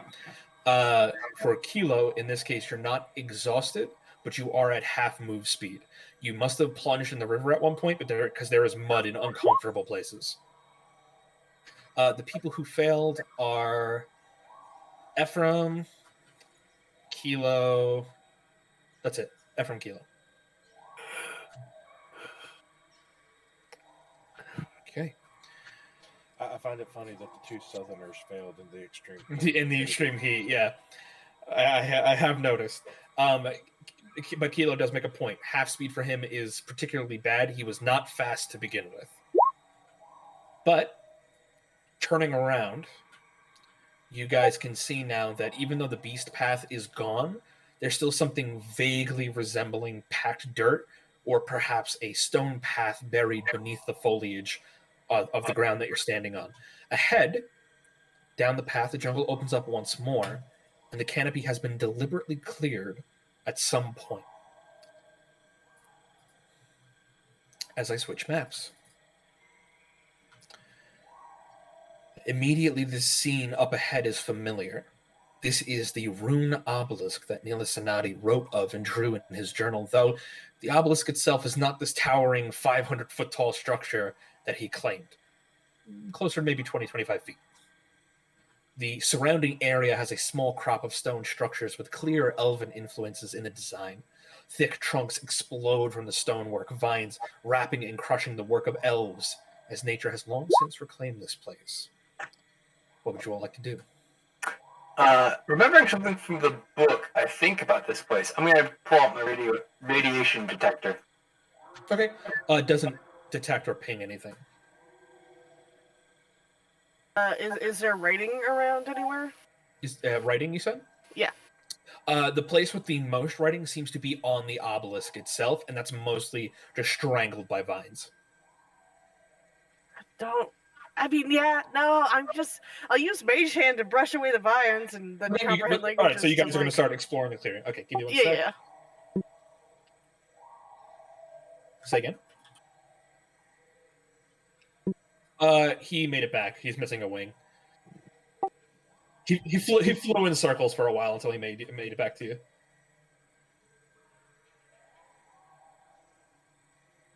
One sec. So I want to add Would it something. be possible for Sig and I to work on Kilo quickly to get him running a bit better? You want to take a short rest here?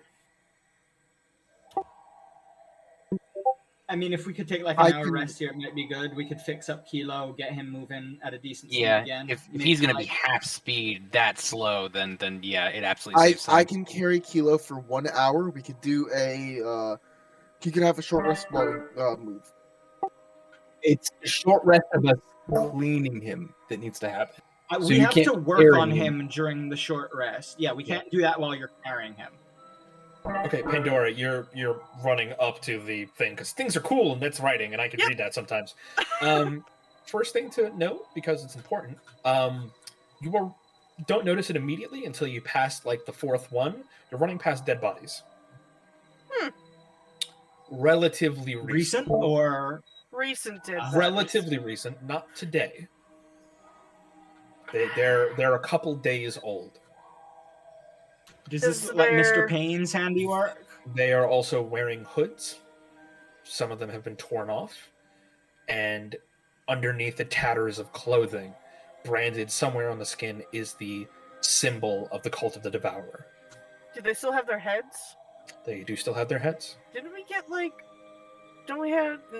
That's not literal, but maybe it's literal. Of if we get paid, maybe we can kill steal.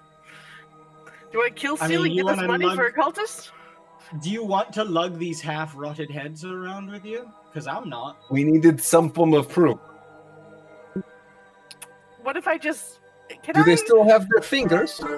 No, or what about this? I take a knife and I carve out the section of the brand of the skin, and I just have a little skin flaps with their brand on it. You can do that. How about you just stab him and take a picture of it? That's true. Go ahead and make an investigation check as you. You do can so. even use my sword if you want. Not a person taking pictures of dead bodies. Yeah, just a series. You're like, this is just good fun, and you slice the tattoo off, and you're like, oh yeah, picture, sink in his chest. As you do so, you watch as a cloud of spores puffs out right into your face. Gross. You go ahead and make a Constitution saving throw for me. I think I have advantage against disease, poison, sleep effects. Whoa! You hear as you breathe it in, and the spores that you just breathed in puff out of your nose. Like your throat just immediately filtered everything that you just breathed in. I'm just imagining Pandora just like posing like Weekend at Bernie's with every single body in increasingly risque positions, just like using your knife and lifting the mask a little bit, there is fungus growing out of their mouths and eyes. I think this is like a weird zombie fungus situation. I'm still gonna get these pictures and everything. Why don't we have one of the people who cannot be infected with spore disease get the tattoos? A lot of really beautiful flowers in this clearing. As you guys are coming closer, you said you're going to read the writing on the obelisk, clear it off. Mm-hmm. A clump of flowers. Underneath it, you can see a pretty desiccated body that is way older than a couple of days, maybe a couple of years. But chopping Still away. a cult member? No. No, just. Wearing Ukalam military regalia, or Castrovel rather regalia. Yeah, what's up? Didn't he say in the book that someone died in the obelisk area? Am I wrong? That's one of the days that was missing. Huh. They found the obelisk, and then the day after, there was some kind of encounter here where they lost somebody. He did list that there were already bodies there, like old bodies, right? No, he never said anything about it. Oh wait, I thought. Oh, maybe I was reading the other part. How does it look like those cult members died? Go ahead and make a medicine check. Also, this is the writing on the obelisk. Maybe I'll ask Ephraim. How did these people die? Because I don't know medicine. Can I translate it? You're gonna cast comprehend languages? Heck yeah. Okay. The tone is that of warning. And it says, you approach Adua Alarant, Embassy of the Staves, Temple of the 13 Stars. Does that mean anything? Not a fucking thing. Cool. Wait, say that again? Say that again. You approach The Temple of the 13 Stars? Temple of the 13 Stars. I'm guessing you guys relay that information to us, right? Yeah, I'd yell it out and just be like, I don't know, bunch of cosmic weird bullshit. Do you want me to use my my thing on it? On the rock? This is still beyond me. You would probably die. Go for it. Sig, this is the same thing that was in that. Yeah, this is the same thing that was in that prophecy bullshit. Guided by the 13 stars. Yeah. I'm gonna have a look at it, see if I can find anything about it on it. Acosta, you touch the obelisk and cast your mind back. And in this vision that you're having, you're not looking at the obelisk at all. You're talking to somebody near it. You know that it's behind you somewhere. But you look into the face of an elf who is heavily tattooed across their entire face, down their neck. Every inch of exposed skin is tattooed. On their forehead is a beautiful starburst tattoo of just like a supernova. He is shaved bald so that there is more room for tattoos. And he wears these fine, beautiful robes. And he says to you in a language that you don't understand, yet somehow you do. You will be one of our greats as well. Come, it is time for your tattoos as well. Your mind snaps back. this is like a ritual area where they would, I guess, do the tattoos to, I don't know. symbolism they have. Sig, go ahead and make an engineering check.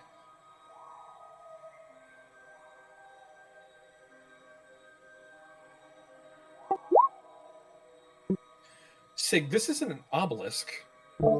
This is a support beam.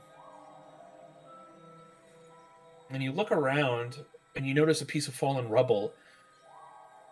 Yeah, you're sure of it. This isn't some kind of like religious magical bullshit. This was an observation tower.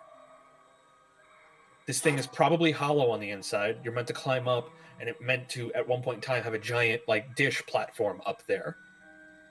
Easily, based on the height of the fallen piece, it's got to go well above the jungle canopy. So yeah, it must have been some kind of observation platform at one point in its past. This is not magical but technological in nature. They built this to see above the canopy. And maybe observe the stars? 13 stars. If that's the case, surely there must be a way inside, right? I'll start looking for an entrance. Okay. You might... Hey, V. We might want to stay here until it's night and see if we can see the sky from here. That's a very good point. Okay. You're searching around the outside of it looking for anything. You find an area that looks like it could be the mouth of it. No, there's not Costanza. Looks like it could be the opening of it, but it is completely strangled by vines. Like, and a natural amount of vines is covering the door. Acosta, you know anything about these plants before I hack them down? They're not going to spray acid sap on me or something, are they? Street check? Nature for this one. Ooh, same thing. 16. Seems fine. Yeah. Should be fine with it. Just go for it. They're not like magical, are they? You chop into it. Can you make a Constitution saving throw for me?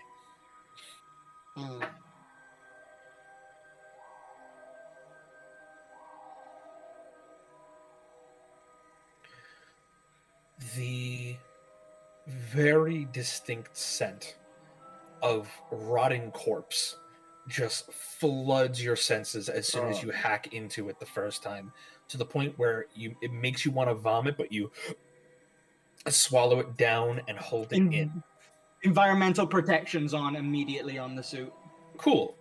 Can I get everybody to roll initiative? Wait, what? As the tentacle is going to make an attack on you. You would be... Whoop, my mistake. You would be over here, Acosta, and you are flipped because the door is over here, and the large, beautiful plant behind you begins moving. Ah, fuck. I am probably over here working on it. I'm probably somewhere close to the center.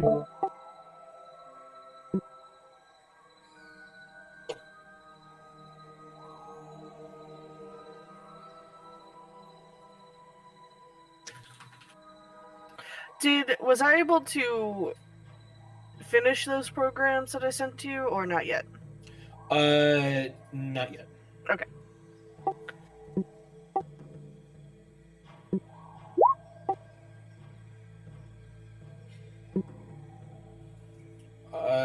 Yeah.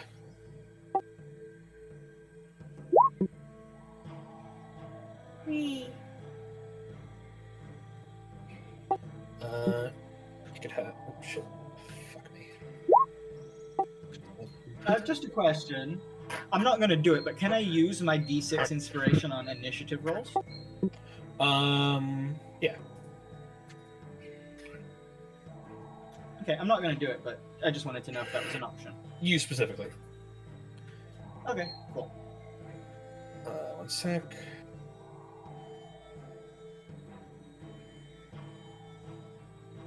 Kilo, you should have a token now. Give me a second as I fix everything that just broke.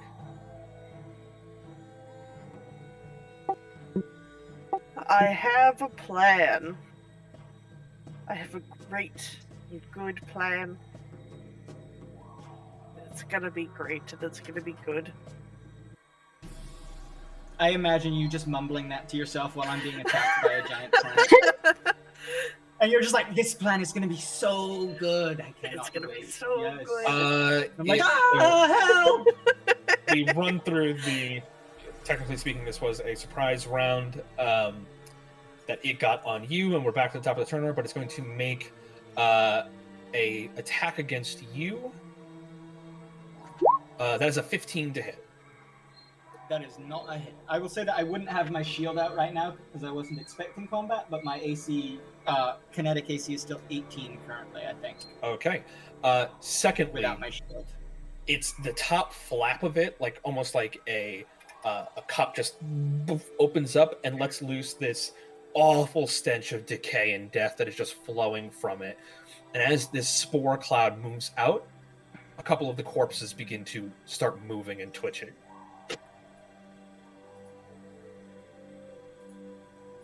Oh no.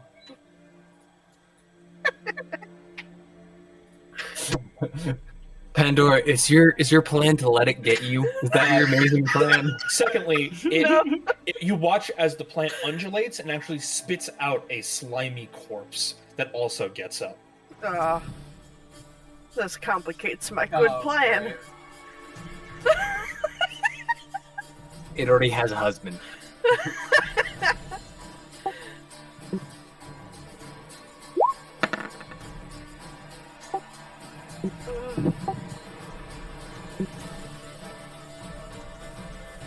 We will also roll for initiative.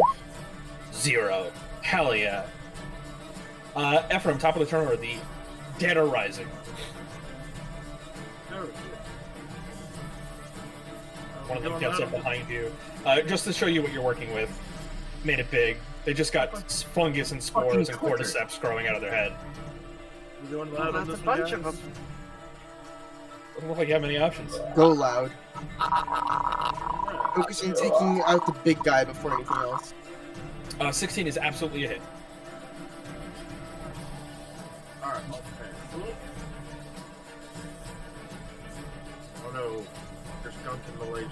There is gunk in your laser.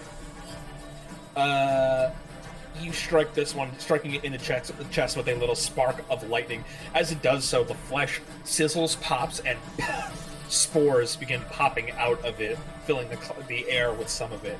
Alright, is this a raised up spot, right? Yes, that is a raised up area. Alright, I'm going right here, trying to get out of the straight line side of the big thing, and it's about 6 feet tall. You're trying to scale on top of it? No, I'm trying to get out of line, so I'm just kind of crouching down right here. Oh, gotcha. Cool.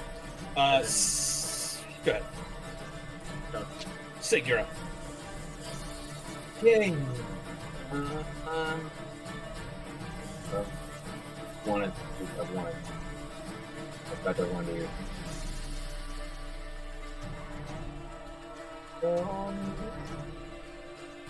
Yeah. I'm gonna use my. It's gonna be loud when you're do. Use my bonus action to load a high explosive shell with my gun. Okay. And then shoot this guy with it. Which guy? The big plant. I feel like a high explosive shell is gonna work well against the plant. We're gonna find out soon enough. So. To hit. 15 does hit. It's not a very fast moving plane. I forgot damage for this, so it'll be 46 plus 4. So that is 15 damage to it and half damage to everything within 10 feet. Just a little bit. You watch as the shell hits it, and it bright pop, a flash of light, smoke, and as the smoke clears the damage you did to it, you watch as vines are immediately starting to slowly grow back in to cover and protect it. It's beefier than it looks. Is that your turn? Action, bonus action, and I'm gonna move to stand there. Yep, that'll be my turn. Costanza, you're up. Okay. I'm going to set up my bipod. Okay. Not the best situation for this because you're going to have to spin around a lot. I Point can't things in lean. different directions. Unless you move far away to get coverage over more of the area, because from where you're at, you have enemies on every side. You want to kind of keep enemies yeah. on one side of you. Okay, yeah. I was thinking I could lean against a wall, but that doesn't make sense. All right, then I'll just shoot at this guy. Okay, go for it. Absolutely a hit. 7 piercing. Good solid slug to the chest. Once again, boom, an explosion of spores as soon as you hit it. If organs were in there, they're gone now. It's just fungus. But it is still up. Is that your turn? I'll move here. On top of that body? Is that a zombie body? That is a corpse. Then I'm gonna. Where was I? I don't want to be there if he might wake up. I'll move next to Acosta. Okay. Acosta, you're up. Alright, I'm gonna look to Costanza and just say, if you can. Okay. Oh, I just had a good idea. Do you want to cover my 6? Cover your what? Cover my 6? What? She blinks at you a couple of times. Look up She's got behind no me. idea what you mean. I'm going to use my... 6 o'clock? Yeah. Okay. I'm going to use my action to cast Floating Disc, and I'm going to pick you up so that you're floating 15 feet behind me. And I'm going to run 35 feet this way. Okay. Okay, you run 35 feet. I can't way, make move it. There. Actually- I'd say you're on the platform, so you're getting pulled behind him like a little train. Fun. Set up your thing, and I'll just keep running. Not a big enough space to set it up on. Ah. But you can sit and shoot from it. Okay. I'm just cross-legged, like. Alright, so you're running up to the flower. Yeah, I'm As gonna... soon as you get that close, the smell is pretty bad. Go ahead and make a Constitution saving throw. Ooh, okay.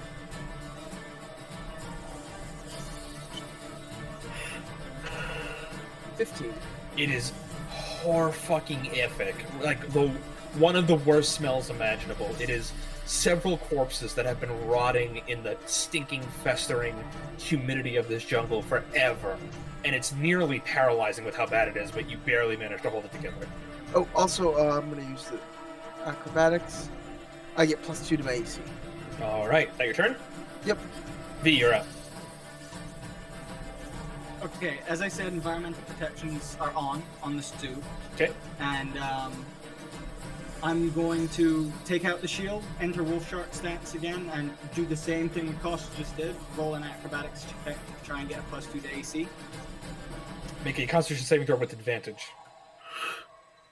Okay, one sec. And not acrobatics, athletics actually. Better Gotcha. at that.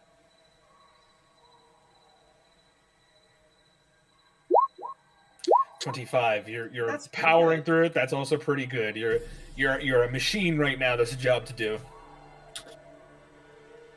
Okay, go for it. I'm still trying to like work this out because I'm like playing on 2 computers at once at the moment. Yeah, I'm gonna move forward and start hacking at it. Go for it. Source blade out. So, unfortunately, Acosta is not within 5 feet of it, so I do not get advantage.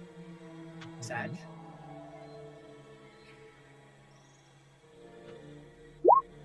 $17 is a hit.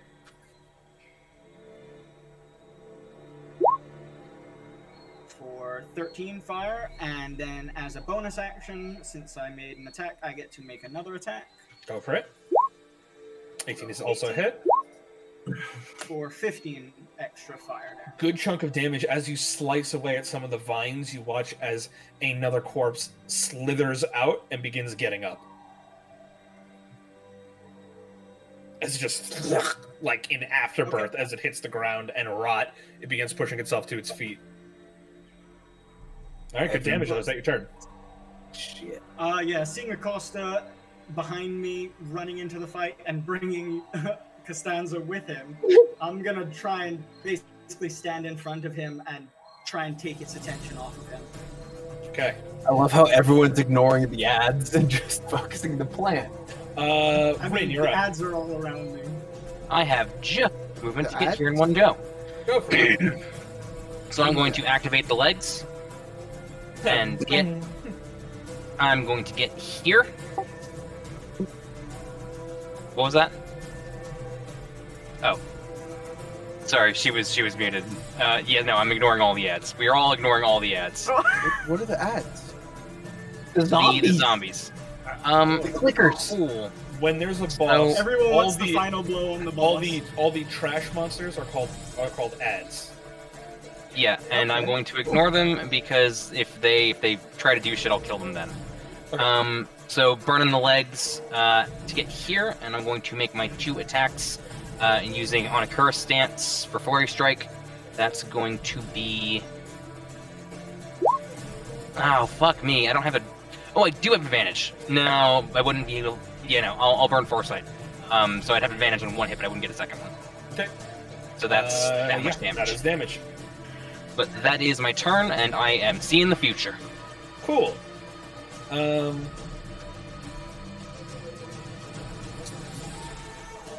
It is going to continue. It is its turn now, and targeting V, because V is closest, it is going to make 3 attacks against the V. Cool. That is an 11, a natural 1, and a 15. None of them hit. Anytime a creature I'm gonna attacks say- someone within 5 feet of me, that isn't me, I get to make a reaction. Go for it. Sentinel, bitches! That's a 23. Does hit. Nice. Nice chunk of damage. Once And its again, speed is 0. another one of these creatures comes slithering out. Yeah, what's that? My AC is 22 currently. Gotcha. All right, that's its turn. Pandora, you're up. Okay. You guys got in there. I can't help you. Well, I can actually. I'm going to use my little butterfly to try to help V out of this. I'm gonna cover that whole place in webs. I got my wrists out, and I'm gonna just web shoot that whole 20-foot area with Okay. with the 3 ads around him. Okay, so like this box kind of thing. Yeah. Because you can do it in such a way where it'll only catch the flower and the one in the back without hitting any of your friends. No. Now what? No, Now you're I'm hitting gonna everybody? hit them. I mean, because they have to make a deck save, and only if... What does this do exactly? It's web. I'm just doing web! But it's also flammable! I mean, web is also flammable. We use fire weapons! Yeah, cool. V and Rin, dexterity saving throw. I'm gonna try to give V advantage with my little familiar. Just That's try a to pull him 15. out. Can't That give him makes it advantage on breaks this. it. I can't? Okay. I can't pull him out a little bit. No, but they make That's it. fine, they both save. Yeah, but the enemy's got to make it as well. Corpse Flower, dex save, upgrade. Doesn't make it. The fungal infected. 2, 3. None of them make it either. Hell yes, they're all restrained. They are all restrained. Ready to burn. So, get them. Oh. That's probably my turn. I think I'll. Yeah, Now the entire area that we're standing in is on fire. Get them! And I Uh, silly string everyone! Kilo, you're Wait. right. It's every 5-foot cube of thing does 2d4 damage, so this being bigger means it takes more fire damage from it burning. Yes. I will say, as someone who experimented with this yesterday, perhaps AoE is doing more damage on bigger targets Well, is no, not a this good, is- well-balanced. That's not. This is totally different. It's Okay. in the thing that Every any 5-foot 5-foot cube of land. cube So if it's a does big 2d4 creature, damage from burn. That thing has more than 5 feet.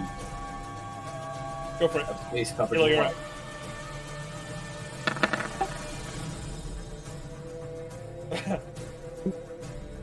Yes, absolutely a hit.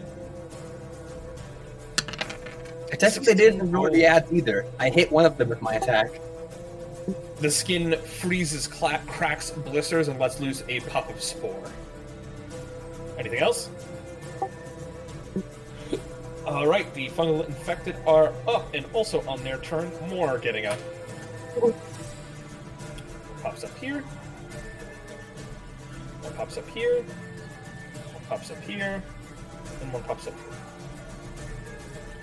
here. Cool. They are not slow. They're like normal creatures. So this one's going to move up to Ephraim. This one's going to start moving in. Oops, missed this one here. This one's going to start moving in.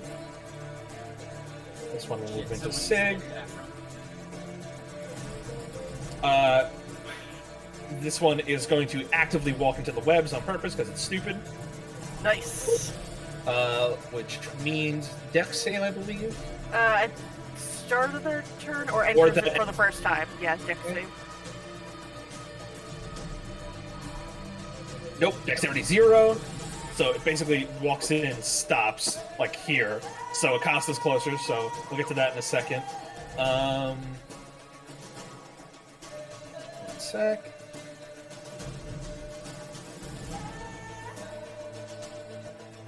Cool. Okay, so the ones next to Ephraim are both going to make an attack. One slam attack. That's a 23 to hit. Oh, yeah.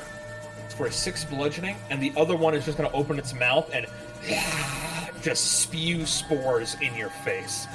Go ahead and make a Constitution saving throw.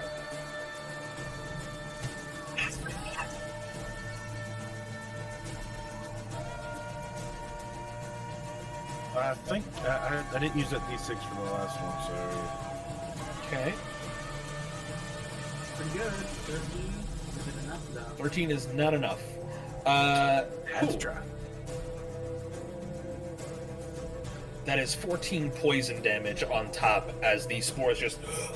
you start breathing them in and coughing up. Who knows what'll happen? You're dead! That one goes there, that one goes there. This one's going to move over. That's something the exosuit couldn't handle. No, it's purposely overwhelming the ventilation on the suit. Gotcha. This one's coming for Sig, Sig, slam attack, natural 20 for 9 total damage. This one towards Kilo. 10 obviously doesn't hit. This one towards Costanza, natural 20. What the fuck? Yikes, 15 bludgeoning damage. This one's gonna rush forward and literally jump off and try to flying tackle Pandora as it just leaps. 7 just misses completely, hits the ground. These ones are restrained, but they can still attack at disadvantage. Disadvantage against Rin for a 16. Another natural 20 in there. Does not hit. That was a lot of natural 20s. Attack against V. 2 12s, and attack against Acosta. 8. None of those hit, and we move on. Ephraim.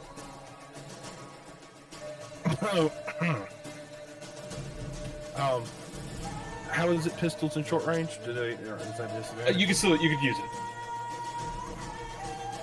Gun kata.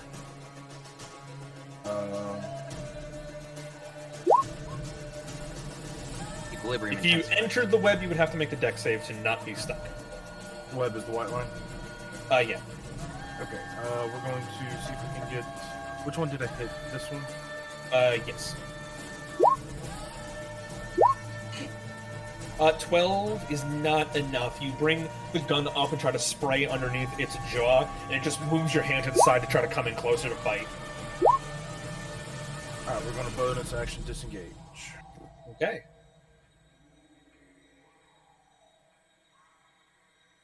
How tall is this thing next to me? You'd have to mantle up a fair bit. It's like 10 feet tall. I've got 10 feet left of movement. I would like to mantle up. Okay. I'll let you get up to the top. All right. Is that your turn? I would, like to keep it as low as I can, but, try not to draw attention to this other big ass thing, but yeah. All right. Sig, you're up.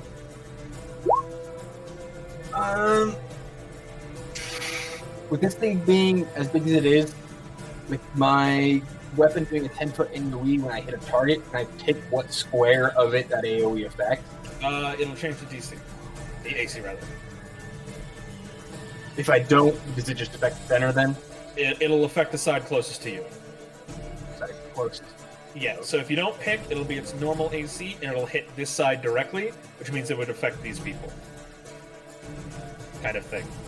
If you're trying to pick a side, yeah, the AC goes up. Yeah, that would be a hard shot. No, I'm not gonna waste our high explosive yet. I'm going to turn and shoot the one next to Kilo. Go for it.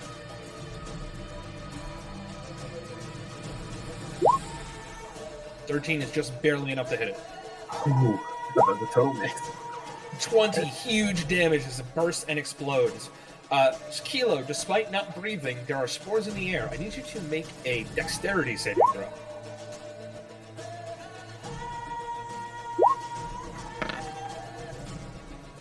$15, you back up a little bit, bat away at the spores. You think you're okay, but you might want to get checked out later. That is a huge amount of damage. Anything else?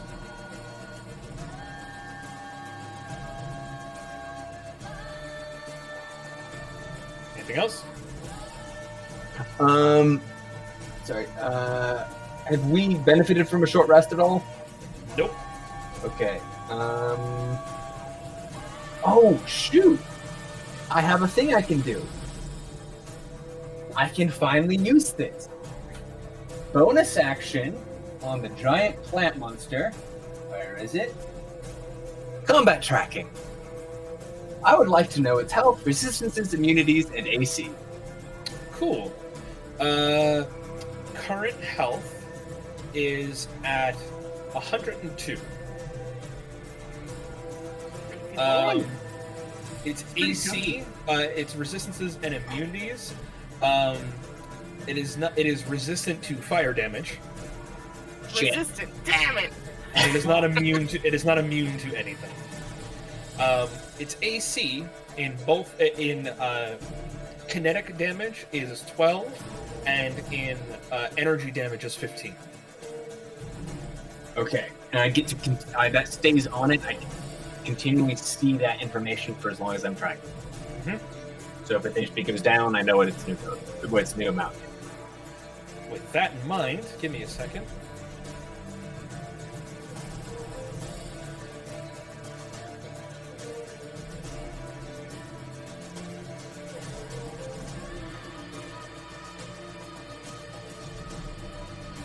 Kerbang, you should be able to see that. Yes, I can. Yeah, we can. Now, Sig is live streaming health data to you about it. I love this ability.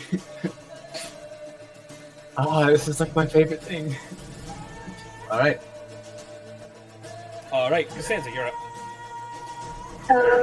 And he's biting and slapping and pinching and grabbing. Yeah, I'm gonna shoot him. Go for it. It's gonna be at disadvantage because he's next to you. Mm-hmm. I'm gonna stab him. Yeah, I'll go ahead and sickle him. Go for it. Hell sickle? Question mark? 16 is a hit. Go roll damage. Question mark. 5 fire damage. Very cool. Also needs you to make a Constitution saving throw. You're fine, but you slice this thing open and immediately spores in your face. I'm holding my breath. Acosta, you're up. Unless you want to do something else. You want to move on your turn, Costanza? If I move, will he get an attack of opportunity, probably? Yeah. Yeah, I'll just stay here, that's fine. Okay. Acosta moves, you can move away from him because you're on a platform. Yeah. If I bring you with me, I don't think you get an attack of opportunity on you. Would I? Yes, you do. Forced movement does not provoke attacks of opportunity. That would count as one. Yeah, No, you does don't. not count. Yeah. Okay, I'll wait. I'll move with him. Yeah, if Acosta moves, you don't have a choice if you're still sitting on the platform, but you wouldn't get an attack of opportunity. Cool, I'll stay. Nice. I'm gonna run in this line and take one attack each on each of these zombies. I'm also gonna do the acrobatics thing. Okay, you're gonna get an attack of opportunity against you. No, I couldn't make 2 attacks. That's No, a you know 20 what? to hit. There was also another natural 20 in there. Ooh. I'd only make it this far. 7 damage to you, Acosta. Okay. You're gonna run that far and make an attack against both of these ones down here? Yeah, one on each. Okay, so a second attack of opportunity. is an 11, doesn't hit. Nope. 22 and 14 Oh, both hit. wait. What was the first one? 20? 20 did. Oh, no. Even if I did the acrobatics, make you break it. Yeah. Okay. First one I would still take. So how much? Both of your attacks, 7 bludgeoning. So each one is on 1 each.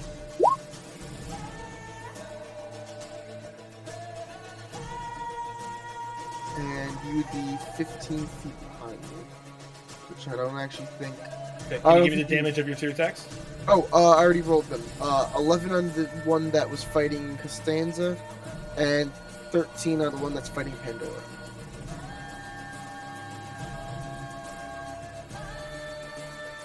Sec.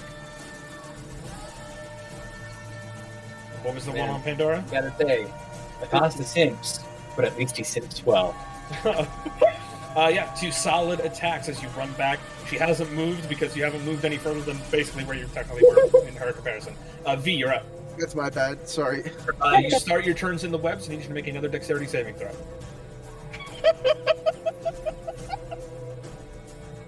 Get out of there and set it ablaze. Or get out of there and let me shoot it and set it ablaze. V, you there? Yep, I'm here. So realizing that this thing isn't weak to fire at all, would I be able to quick stow my blade and shield, considering it's now mounted onto a weapon slot? And You could, but before we forget, dexterity saving throw because you started your turn in the webs. Oh, it's every time I start my turn in the webs, okay. Well, this isn't great. Hey, you did it! You're okay for now, but it's gotten a little sticky in here. Can you also make a Constitution saving throw? With advantage? Because of the... With advantage, yes. 20. You're still okay. So yes, you could stow the weapons if that's what you wanted to do. Yeah, I'll pull out the axe, light it ablaze for the first time in combat, and I'm gonna go for a power swing to start it off. Go for it. That's with advantage because Ren It's is also restrained. next to the target. Yeah. Oh yeah, it's also restrained. 24. 24 is absolutely a hit. That's a lot A of damage. sick chunk of damage. Actually, wait, I need. That's not the end of that action. First off, wait.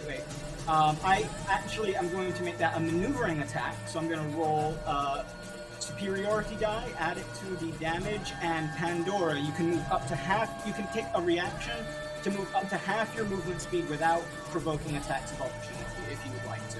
Oh, nice. I would. Thank you. Let me roll this quickly. That's D8. So 7 more damage on top of that, so that is 31. Yeah. And that's just my first attack, because then I get to make a bonus action attack. Wham, bam. 18 is a that hit. I believe that's a hit. Wham, bam. And then you know what? Fuck it. Action surge. We're hitting him again. Go for it. For a grand total of A huge amount of damage. You pull out this ancient blade, this axe, and vroom, vroom, vroom, just begin chopping and cutting and slicing into it with this power of this ancient blade. Acosta, you can't see it, you can hear it, and each strike of the axe causes something in your chest to it almost hurts a little bit. A bad way. Maybe. But yeah, shit ton of damage. Can I take that reaction now to move? Yeah. Nice. Yeah, I you was take like, it now. You take it yeah. and you make the attack. Cool. That would set me up better for my next turn. Alright, Rin, you're up. Yeah, so I'm gonna make that dexterity saving throw because I start returning Hell fire. yeah! Hell yeah. That's 25. You're fine. I'm thinking you guys would be okay. Yeah, I'm just going to stand in the flames and say, "This is fine." And I'm going to attack twice with a flurry of blows. You're clearing out all that mud and plant matter. Oh no, I'm fucking in love with this right now. This has been the best part of the whole trip so far. V is sitting here thinking, I really should have held on. That's to that 19. resistance. That's a 19 because I've got one more turn of V, you Farsight. could have moved out too. It's not like they can Also do hits. attack of opportunities. I didn't think he was gonna set the thing on fire, okay? He's like, yeah, V's in here, it's fine, I'll set him on fire, it should be good. That's the damage. Okay, it is resistant to fire, and the webs immediately catch up and ignite, casting a little bit of fire damage a little bit everywhere. Give me a second. Yeah, so each of those gets 2d4, and then the big thing would take 8d4. I don't know if you want to roll it or if I should. I got it. So that's 13. Ooh, still barely up. See that 1 HP, the little green sliver. Look at it. And 6 to all of these guys on the edge. That is 6 to V and 6 to Rin as well in fire damage. Okay. Right now, Pandora just turns to an imaginary camera, like that meme of the girl with the burning building behind her. Just smiles. It's a real camera. It has Yeah. to stick up in the air. But yeah, no. I am recording this fight. The corpse flower is up. Okay. The corpse flower is going to use Harvest the Dead and just grab these and pull it back inside of itself. Healing. It heals. Healing. We should have killed the ads, Rin. What did I say? And heals itself with 35. I was hoping that if we killed it, they'd all go dead again. It was perhaps an optimistic dream. As it eats all of those, it isn't looking so bad anymore. That's not a total action. It is now going to use its tentacles. Once again, you are more appetizing, and you pissed it off. V, that is a 24, a 20, and an 18.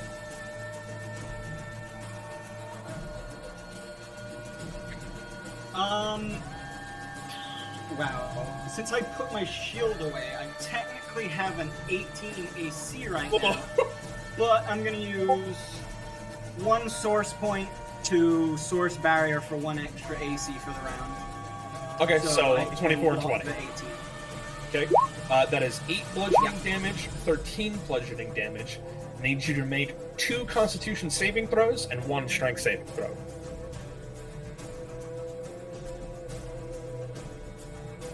Also, while he does that, Contest with advantage, or not on these. Fuck, that's not gonna hit. Never mind. Yeah, I tried to use my reaction. No, I'm actually I shouldn't be rolling with advantage anymore. It's 14 for the first one. 14 is a save. Second one. Both are saves and a strength saving throw. That's not so good. Okay, so in total, because you saved, that is 18 poison damage as the tentacles wrap around you and barbs suddenly come out of the tentacles, sticking you in the flesh beneath the suit. Keep in mind, if you had failed both of those, that would have been a total of 8d6 damage. It now begins reeling you in, and you're close enough to be pulled inside. And you are restrained. Maybe you guys should have kept it restrained. And it heals from the poison damage it inflicted on you. Oh, god damn it. Pulls you in, and you are restrained. Pandora, you're up. Well, I don't know. We already tried this. So I think actually she's just gonna like look through her deck quick, see if she has any programs to use. Clumsily pull out her gun and like tell her little butterfly to hold him steady. Make an attack with advantage. 19! 19 hits. Go ahead and roll damage. 11 piercing. Almost max! You're a little worried. You put on the stutter, you start scrolling through your options. You're like, oh fuck. You pull out this stupid fucking gun, and you're like, hey, hold him. And the butterfly goes behind, and then suddenly transforms into like a claw and just kind of holds it in place. And you're like, okay. And you aim and just from crotch to groin, just spray it up with ammunition and kill it. Yay! It does burst in a cloud of spores on its death. It costs a Constitution saving throw. Amazing. Rambo! Amazing. Cool. Amazing. Are you Mushroom Man? That is 5 poison damage to you. Okay, that's not that bad. That's all that will probably happen from that. Yeah, let's hope. His first rodeo of being poisoned by a horrifying disease. I'm just adding a little symbol. It's just for my own fun. Don't worry about it. Someone give him some salt. Boy. What's that symbol? Oh, it's like a little skull. It's a sad skull. Oh, it's a little sad skull. Kilo, you're up. How quaint.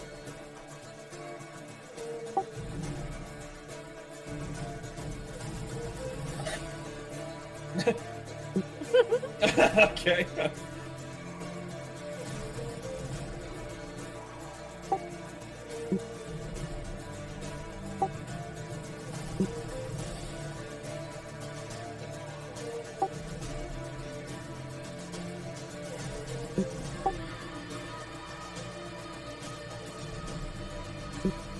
The uvula. Yeah. you see something that could maybe pass as a uvula. It looks like a bulb that monitors what comes in and out. You want to aim for that. It's a hard shot, but go for it. You rolled initiative. Nice. Yes, you have incredible initiative to attack this. I understand, but I need to actually attack it. Yell the sacred words. Kobe. 17. That'll make it in this case. Oh, right, you do energy damage. That's not enough in this case. I will apply half the damage though, but the effects of the cold shots don't go off.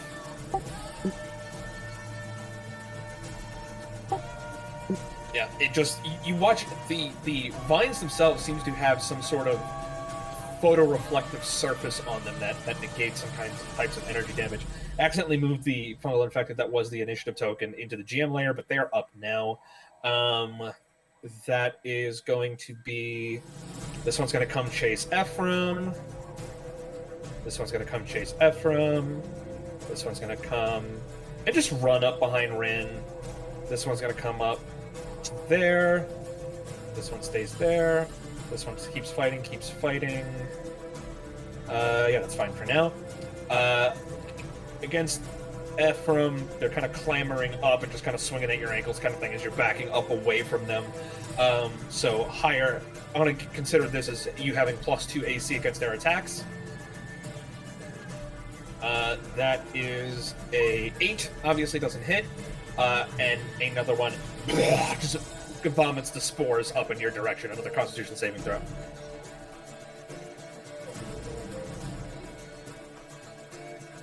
Not great. The second skull. That is 9 poison damage to you. This one here is going to punch Rin in the back of the head, or attempt to. No longer disadvantage. For an 11, doesn't hit. The other one is going to vomit spores at you. Can I get you to make a dexterity saving throw? Me? Oh, no. Nope. You get covered in spores, but it doesn't affect you in any way. Don't worry about it. This one's going to attack Costanza. For 23. This one cannot roll low on you. That is 6 bludgeoning damage as it just gets you right in the tit. Yeah, it doesn't like me. This one is going to keep fighting Sig. For a 19. That does hit. For 9 bludgeoning damage, and this one to Kilo for 24. Corpse Flower can't do shit. The tiny little bullshit ads can do everything. Man, these guys are rolling hard. 4 against Kilo, and that is their turn. Ephraim, you are coughing up a lung right now. Yeah, we're going to see if we can't get something. You currently have the poison condition. Oh, what does that do? Attacks have disadvantage. You have disadvantage to attack. Specifically, poisoned. You have disadvantage on attacks and ability checks.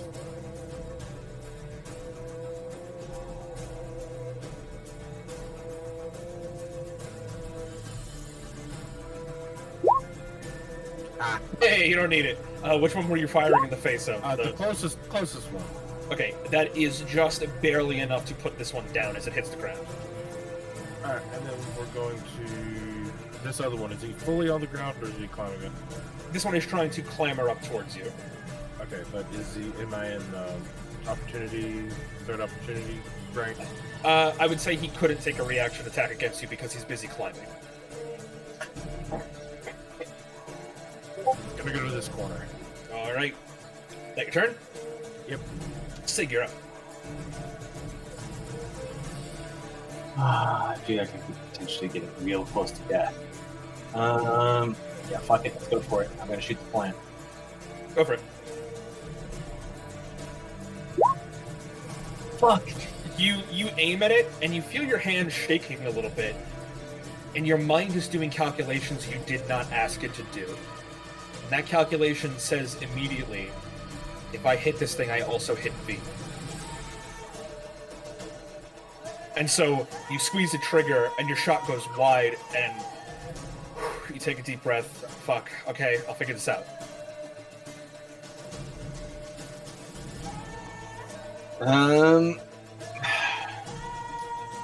V, just to describe the scene for you, the corpse flower can fit 9 corpses inside of it. You will be number 9. Woo! You can fit so many corpses inside this thing? Nice. That's good to know. We'll get to what's going on with you in a second. Sig, is that your turn? You gonna move anywhere? You're gonna stay there. Moving is just gonna get me hit. Please go ahead and make me a bonus action melee attack. Okay. With a one-handed or two-handed weapon? Two-handed weapon. Ow. You once again feel your shoulder socket pop, like your muscles wanted to move faster than your body could help, and you actually dislocate your arm for a second before you kind of pop it back in. You have no idea what the fuck that was about. I mean, I kind of have an idea what that was about. It's happened a few times. Kinda. Acosta, you're up. You feel icky. You're poisoned. Question. Answer. Daily double. Is a push an attack? Yes, it is an attack action. Okay. So, like, I could push something and then slice something. Use a full shark stance, correct? If you have... What does full shark stance do? It lets you have me... a bonus action attack? Yes, bonus action. A bonus action has to be the blade. Well, yes. Okay. Well, doesn't it have to be bonus action if you made an attack this turn? Yeah, so I'm saying if I... Like, I understand what you're saying by those rules. I'll allow it. Can I do the slash then the push? Mechanically, it doesn't make a fucking difference, but go ahead. Yeah, if it looks cooler, do it that way. Because I was thinking of saving the... killing the zombie with the slash, and before it can get any spores on me, just push. Just Okay. slash push. Okay. Which zombie? Because the one next to you is dead. This one right over here. I was gonna run over here, slash him, hopefully kill him, and then push him out of range of us. Go ahead. Okay. I want to see something. And also make a charisma check. Costanza, you are 15 feet behind me. Right here. I gotta see Acosta. That's actually really smart. I just want to see if it would work. Go for it. I'm gonna check something here. Charisma check or charisma, just raw charisma? Raw charisma check. Go ahead and make your attack. Absolutely hits. Absolutely kills. Can I also get you to roll 2d6? 2d6? Yes. Random question, but okay. 7. Perfect. You run up to this thing and bring your blade around, and as you come up, you swing upwards like an uppercut, bisecting it from hip to shoulder, and as it's cut in half, you very quickly spin around it and blast. Not into the forest. You blow both chunks directly at this one here, smacking both of them, sending them both flying backwards, and kill both of them at the same time. The other had 7 hit points left. Both are gone, and they explode into a storm cloud over there. Ooh. I'm just gonna look at Kilo and say, "You okay?" Cool. Everything's with you? Alright, I'm gonna run He's back. been in and out of it. You might have missed it. Stanza, you've been going for a ride. It's been amazing. Go ahead and finish your movement, Acosta. Yeah, just right there. I was just gonna run back. She actually moves backwards a little bit from you. It has to stay about 15 feet away, thereabouts. But yeah, you're there. Alright, I guess I can shoot this guy because I am worried about hitting D in there, so that one. Okay.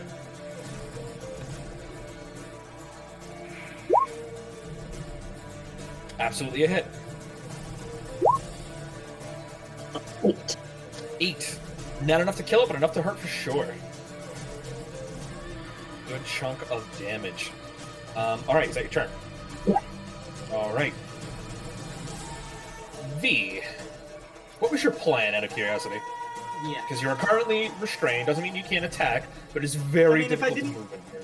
Also to note, there is acid in the belly of it. Second wind.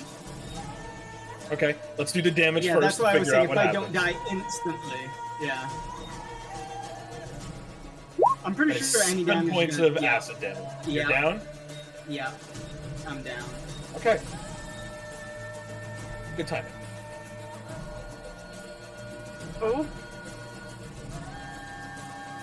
I don't know if it's ever good timing when the DM's like, ah, cool. Thank you for dying. Cool. This is You- great." You dropped to 0 HP. Nice. You brutalized this thing. You massacred it, and you were nearly at the killing blow, and then it ate a bunch of corpses and felt better and made you one of its newest corpses. Digesting in the belly with it, looking around in this darkness, having to turn off your blade at risk of cutting your own throat. The danger of being so cramped together with a lightsaber under your chin. You keep it off, look for options, skin burning and sizzling. Make a general charisma check. Oh, y'all know I'm good at these. Apparently, I'm not bad at these. 18. The last thing you see as you digest in the belly of this thing is several of the corpses' heads are turning to look at you. All of them carved into the center of their foreheads, the symbol of Ravagug, the Devourer. And as eyes open up, black and soulless, you realize in this moment that there is every intention, every possibility that gods aren't just real, that they can do horrible things to you. And you feel something dark trying to pull you somewhere dark. And as the darkness fills your eyes, with that charisma check, go ahead and roll 2d20.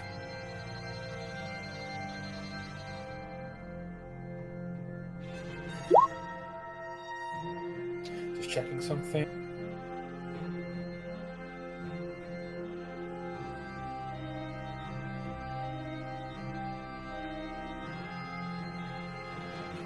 Didn't think I'd have to use this fast, but give me a sec. 2 and a 10. Yeah, not the best rolls I could hope for, but you know. Well, You know, it's funny. You might be alive if you didn't take the it's fire not. damage. It's not. I'm not looking for. not looking for best. There is a chart that I'm pulling from that I made. Give me a moment. Charts are usually not good in these types of situations.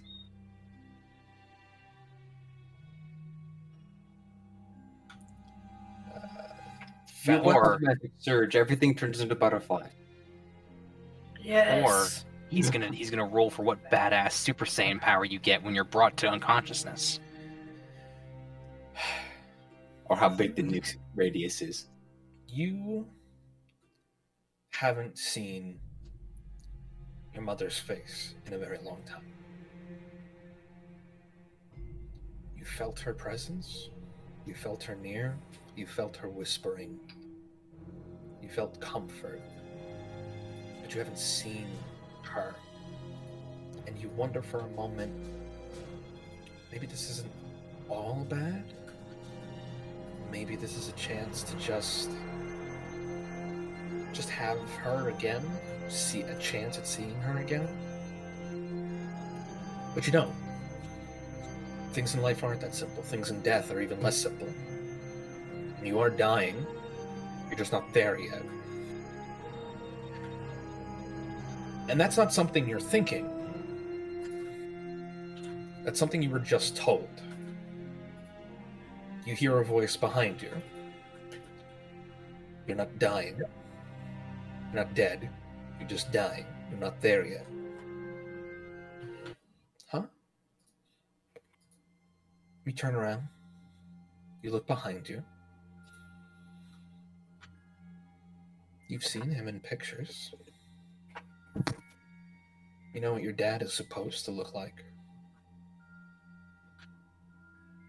You've seen the designs of this place that you're currently standing in before. You know what the Stradixa is supposed to look like.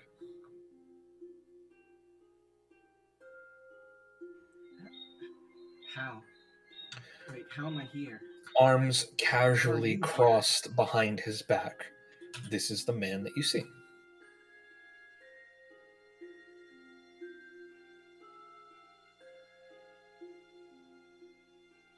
And you ask him that question. You demand that question. And he doesn't look at you, he looks past you. And he repeats exactly what he just said. And he just stands there.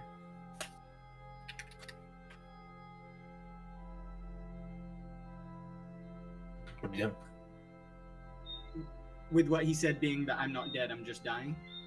The only thing he has thus far said is, you're not dead yet, you're just dying. And he doesn't look like he said it to you. He looks like he said it through, past you, to something behind you. I would look behind me. There on the floor behind you is, in beautiful black and gold dress, a human down on his knees and his hands, raggedly breathing, with each exhalation speckles of blood hit the beautiful tiled floor. And he watches the man that is supposed to be your father strides up, arms behind his back, looks down at him. Wanted you to feel it a little bit first, before the end, so that you had context as you go into your next life. Very casually pulls his pistol, places it against the back of his head, and terminates him instantly. Stows it, crosses his arms behind his back again, touches the button for the intercom and says, "Could you please have custodial services remove the trash from the bridge, please?" After a second, custodians I'm come gonna in. try running forward and grabbing him as well. Like, pay attention to me. Listen to me. Pass right through him. No. What's going on? You hear a squawk. "Sir? Go ahead. There's a small problem with the engines again. I figured as much. Just fire anyway. We'll have to accept the risks." "Sir, we don't know how this fully works. I understand. Risks need to be taken. Time is limited. Fire it anyway." And you watch as he pulls up a holographic illusion of... You're confident now. He's looking at the engine room, and the thing that is flying the Stradixa is a source crystal the size of a minivan. Yeah, as I thought. Fire it, and let's be done with this. And they fire it. And the world spins out of control out of your eyes again. And you feel hollow thumping drum beats. You see the image of a tree. A large tree, covered in fungal growth on the outside. This looks like a tree in a jungle here. You don't know why, but you should really go to that tree. You should really go to that tree. Roll something. That's the last thought that crosses your mind as you slip fully into unconsciousness, rapidly approaching death. I really need to see that tree. Rin, you're up. Cool. Sad. Music timing. Yeah, no. I'm going to turn off my cameras and try to see V in the source, not in real life. And I'm going to do an emergency C-section on this fucking plant. You turn off your sensors and see without seeing, which has never been the best of your talents, but inside this thing right now, he's a fucking bonfire in the darkness. Even easier. Even easier. Go ahead and make your strikes. V is going to take... So normally the damage would be halved. He's going to take an additional half. Nothing I can do about it. It's better to get you out. It doesn't matter if he's unconscious. It's another failed death save. Death save fail. That's an 18 to hit. That is enough to extricate VV. That is a failed death save on your part. Automatically, and I'm not telling you what I rolled the first time. But Rin, he's out. Cool. I'm going to grab him by the arm and just very kind of just yank him out, and with the other arm just attack for my second attack. Go for it. 24, I think, hits. For another that much. Yeah, okay. Again, resistant to fire, but it's chunking away at it, that's for sure. Cool. And I will put V, and I'll put V behind me and then realize, oh, fuck, right, zombies. You're like, I got you, V, don't worry, and immediately put him in somebody's waiting arms, not realizing they're dead. Thank you, Augusta. They're both slimy, it's fine. That's normal, right? Is that your turn? Yes, that is my turn. Pandora, you're up.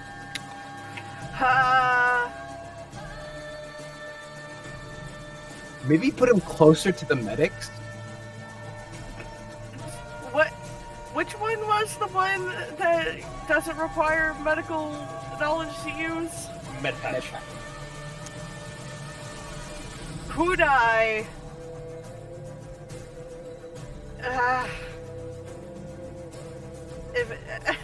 Could I give one to my imp and just stick it Probably on? Like, not. No, I can't use. You would probably need to administer it.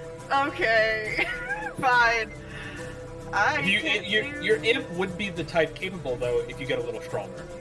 That's what your whole thing is built around. Cool.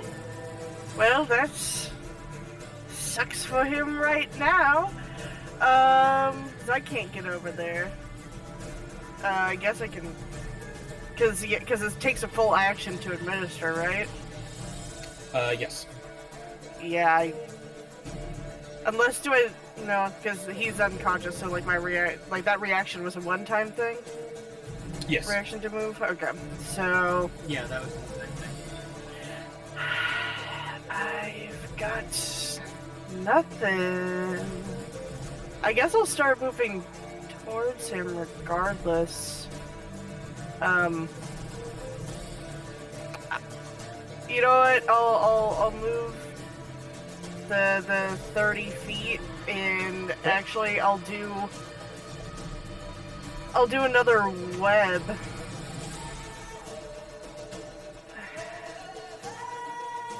Hey, Bryn, how are you feeling light on your feet? Is who feeling on her feet? You. If I do another web over there. Oh, I'm at full health basically. Yeah, just don't set this one on fire. I literally can't. My sword is made of laser. Damn it, then nothing. Then I will do nothing. I will run, and I will run again.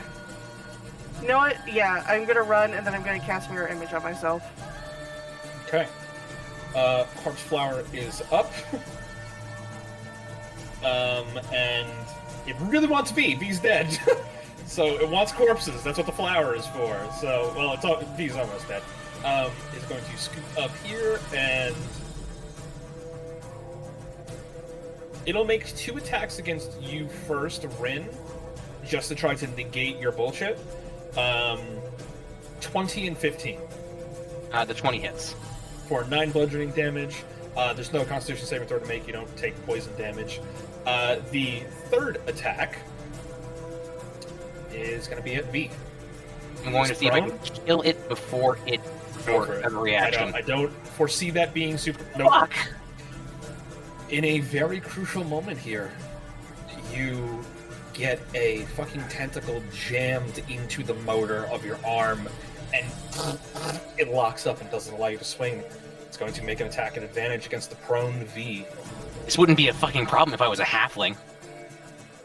Then it's only a 12. Yeah, 18 AC currently. So. Only you notice it. Only you notice it there, Rin. The tentacle comes down and very obviously is just trying to go into his mouth to just end this whole thing. And it goes down and recoils off something, like it hit a solid surface before it hit him. Kilo, you're up.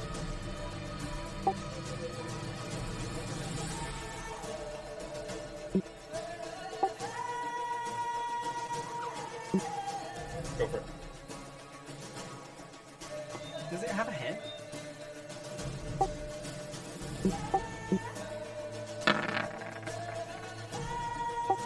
That's good. That's a true natural 20 with That's a a different natural with a different crit next to it. But go ahead. Okay.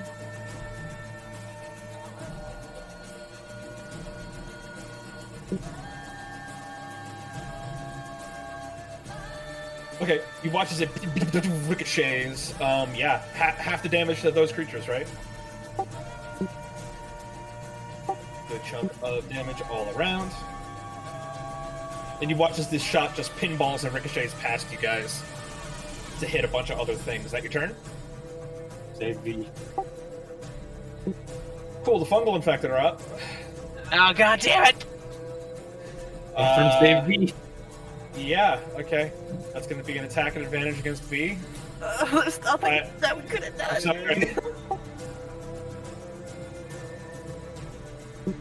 The which one? The big Your one? voice Gotcha. Okay. Advantage, he's prone. That's 2 attacks against him. We need to hit an 18. First attack. Yep. Natural 20. That's a crit. That's a double death fail. Okay. The other one is also going to hit anyway. It's not like it knows, and just starts boom, boom, boom, boom. They're not even eating. They're just pummeling and smashing and cutting and ripping open flesh to just spray spore into as they go. Rin, you hear the sounds that this is making behind you. Yeah, they smell fresh blood now. This one is also going to dogpile him. Oh, fuck me. 23, yeah. They just continue just He's already slamming. dead. Yeah, they don't, that's the thing, they don't care. They just need to spread to meat. This one here is going to go for, I'm going to do a coin toss. Well, you're closer. Going to go for Costanza. That's a 9, not a 19. So 9 misses. That's the only ones left alive right now. Ephraim, you can hear the squelching sound of flesh ripping.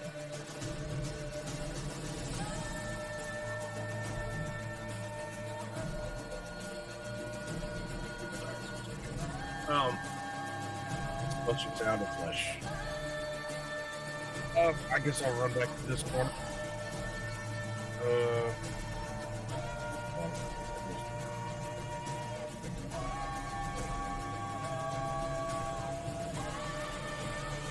$10 there, 10 down, and then I guess I'll take shots at this one right here.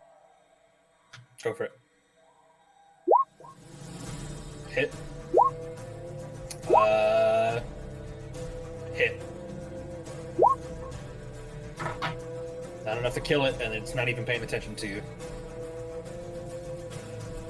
Alright, Sig, you're up. Hey, I'm gonna move up to here. I don't care about being in melee range to that thing. Sig knows something is wrong.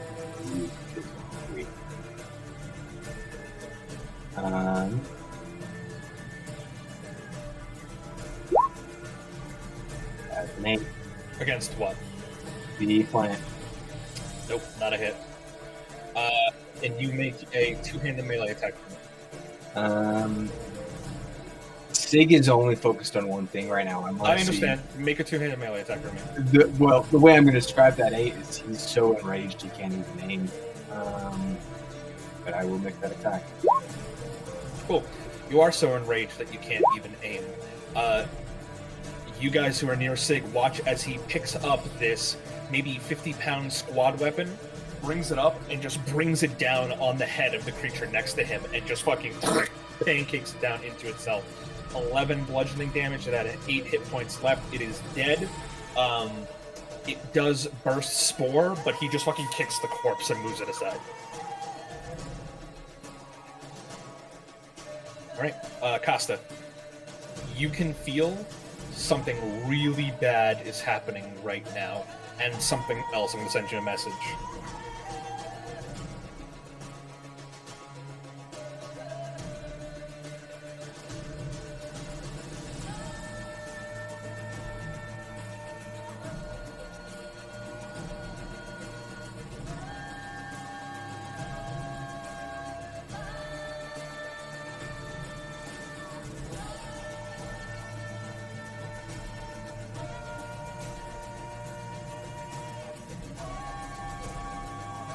That's what you see.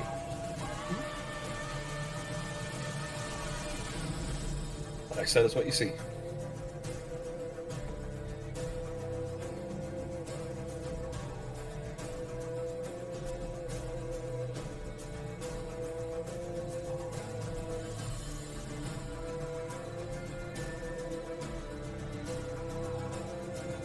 What are you gonna do? You're gonna mantle up and across this thing? No, I can. Okay. Yeah, I'll have to waste my bonus action, but I can at least get over here. And you know what? It worked pretty well the first time. I want to try to push one of these into another one of these. To try to knock them off their feet, hopefully knock them prone. You want to use a shove? A push? Yeah, I want to use a push to hopefully knock Okay, two it's prone. a strength save, correct? Yes.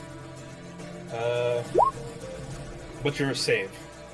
My save is 15. And what's the details? Is it how far do they get pushed? And is there any damage? 10 feet. If we're going off of the Ike rules, it would just be 2d8. It's not the Ike rules. You got different stuff.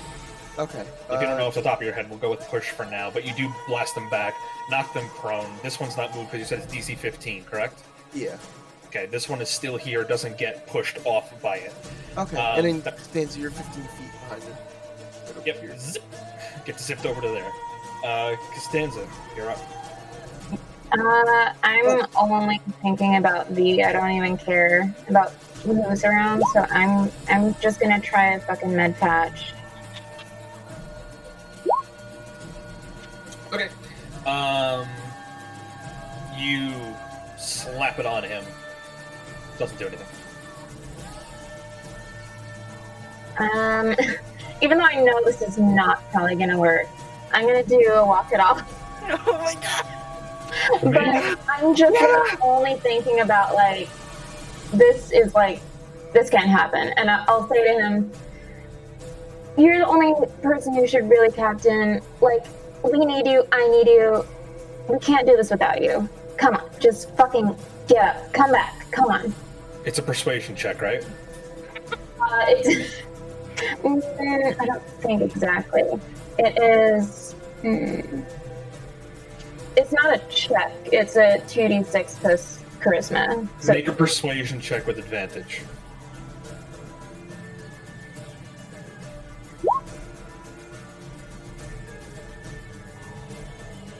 I'll roll something. So that's the exact number I had in my head right before I rolled it. Okay.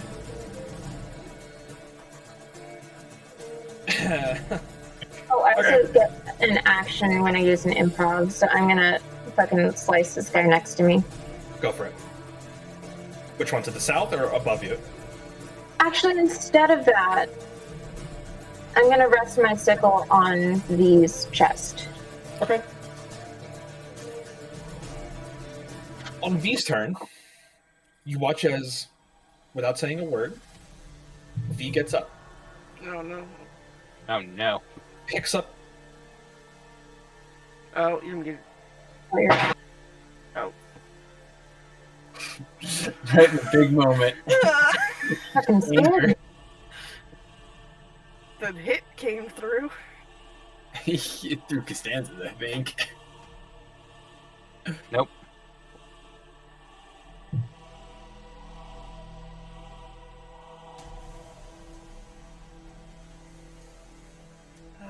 Pandora's like, oh no, I'm gonna have to put my companion bot programs back online. I hate this fucking mic. Let You're me go. back. He gets up, picks up the axe that he got from the temple.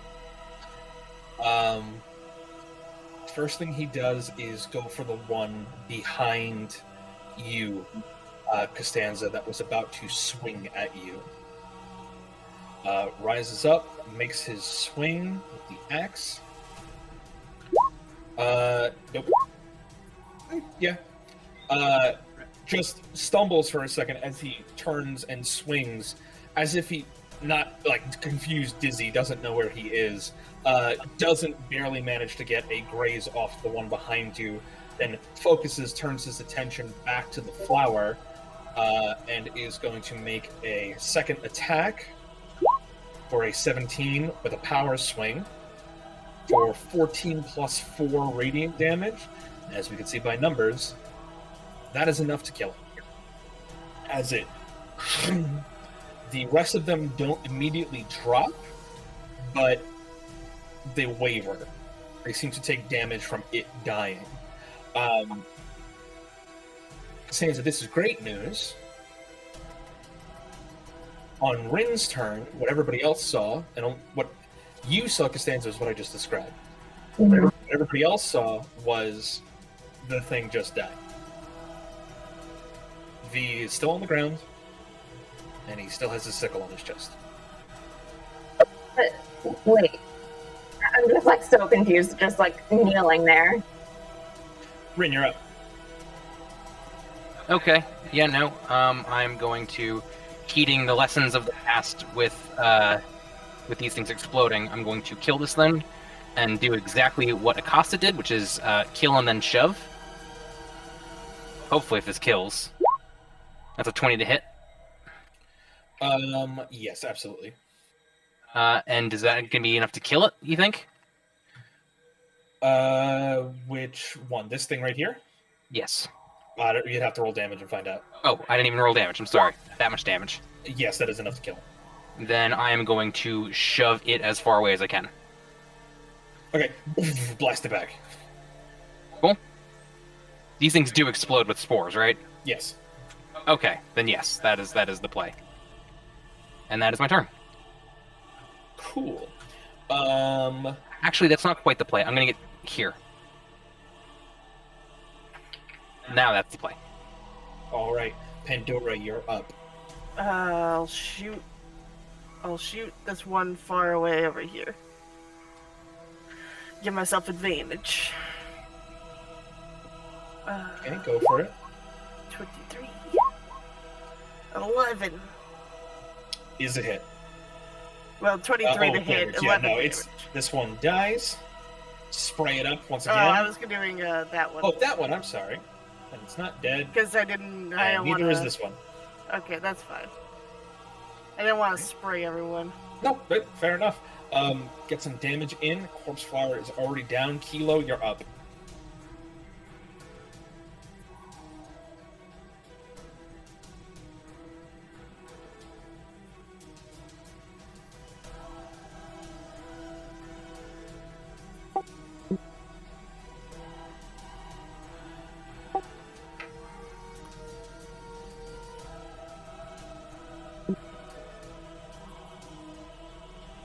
Say again.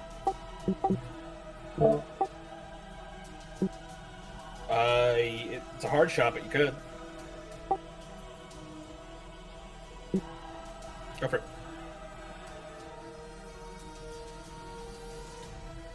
Aim through Costanza's horns. Oh, God. Challenge shot. Let's see it. Just shoot another one off. It's fine. They go back. I'm kneeling on the ground right now. 15 is a hit.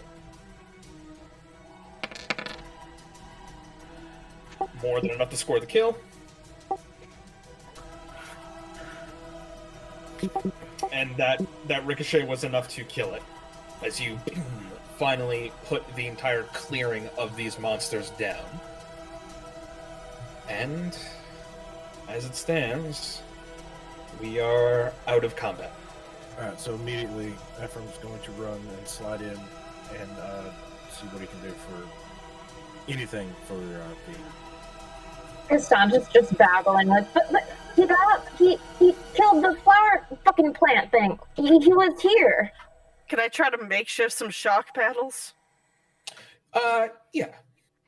Cool. You would have them in your palms because of what your purpose was as a companion. You have some minor shock paddles, and you put your hands on his chest and clear.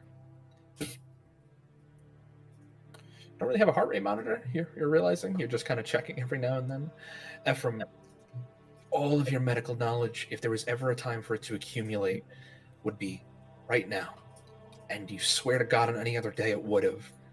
But your eyes are thick with mucus. Your nose is getting plugged up. Your chest is tight with spores that are in your circulatory system now that you can't concentrate on helping him. Kind of like it looks like Zig first walks up and unloads every single round in his gun into this thing. Steps over to V. Knows it looks bad. He's gonna put every resource he's got into this. 3D printer, whatever he can make with that. His chemilizer, his med kits, hell, even the bonding epoxy, everything he's got. Even if it's a complete waste to just use all of those resources up, he's going to pour them all into this. Okay. You do so. You pour everything. Use what medical training you have, your knowledge, your hope, your anger, and your pain. Doesn't sound cold, Keela. It's a rational decision. Go ahead and make a perception check for me.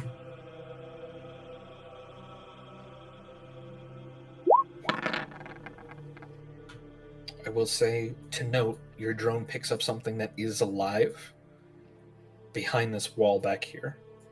Keep that in mind. Nothing else seems to be coming. The ravine seems to be an obstacle that is difficult to surmount at this point in time. But, Sig, you do so. You pour as much as you can into this task. Costanza kneeling down next to the sizzled corpse of V, whispering something. Sickle placed on the chest. Acosta looking at it now.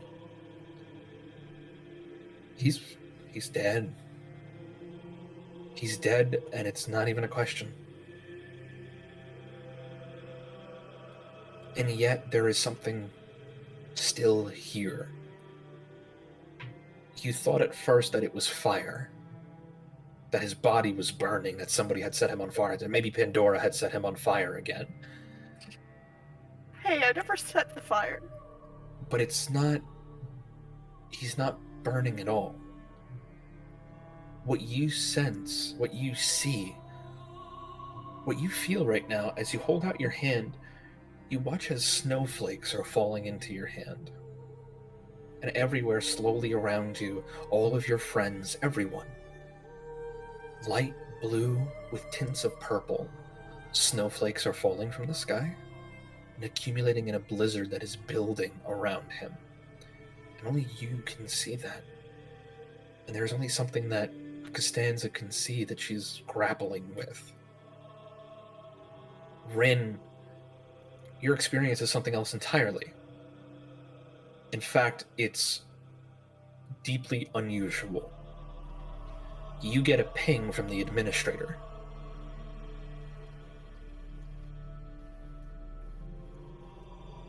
Would you like to answer it? Yeah, I think that's appropriate. You allow it. And in your mind, you feel a direction. You are uploaded with geographical coordinates. You look off to the east, off the path that you need to go. About half a day's journey in that direction is something that the administrator would like you to go to. Half a day's journey, you said? Half a day's journey. Huh. Cool. I'm not gonna say anything at the moment. That's for later. You do everything you can, Sig, but with aspiration, with poison still coursing through his blood, with the bludgeoning damage to his throat, his chest, the trauma to his face. It really sickens you that for just a second that this might be your first thought. It was a sick joke to yourself, and now you have to consider it for a second, and it makes you angry.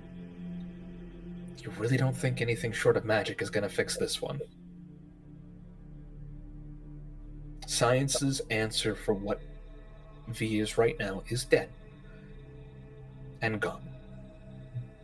And yet you stand in the ruins of a civilization that predates the Vanishing, whose portals instantly transported you to another land in the blink of an eye, whose legacy still exists today, and you're grappling with it. You don't have to do anything right now. You've done what you could. You've done the science. But maybe dead. There's something else. But maybe he's just dead.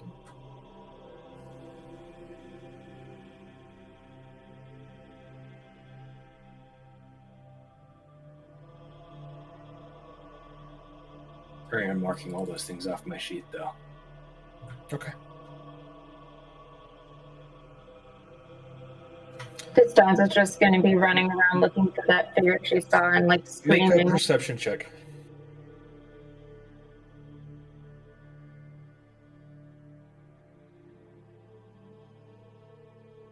I'm sorry, that was Virginia. You look up and you see them 30 feet away, standing there staring at you.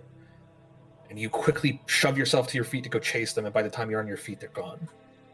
I'm going to like scream after it. Get the fuck back over here. You cannot leave him like this, whoever you are.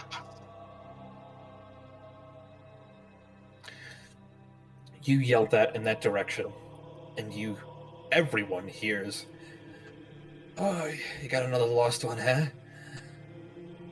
The flower got you. Pretty little flower." Flower.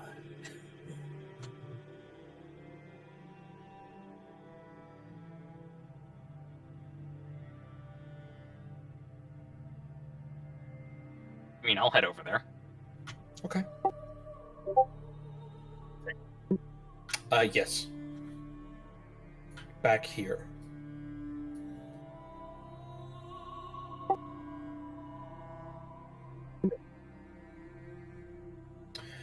You look at her, and she is bound in vines, neck deep in ichor and mucus that is transparent, and you can see beneath her skin there is things moving. Emblazoned on her shoulder is the symbol of the Cult of the Devourer.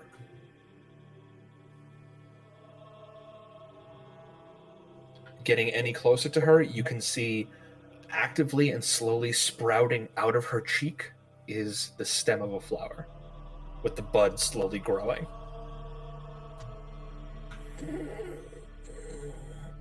I'll yell a little bit loud. If I believe you'd like to question this one quickly.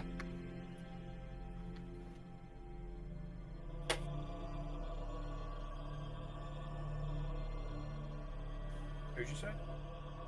I said Ephraim would like to question this one very quickly. I'm sorry, I couldn't tell because voice mod. Ah, my bad.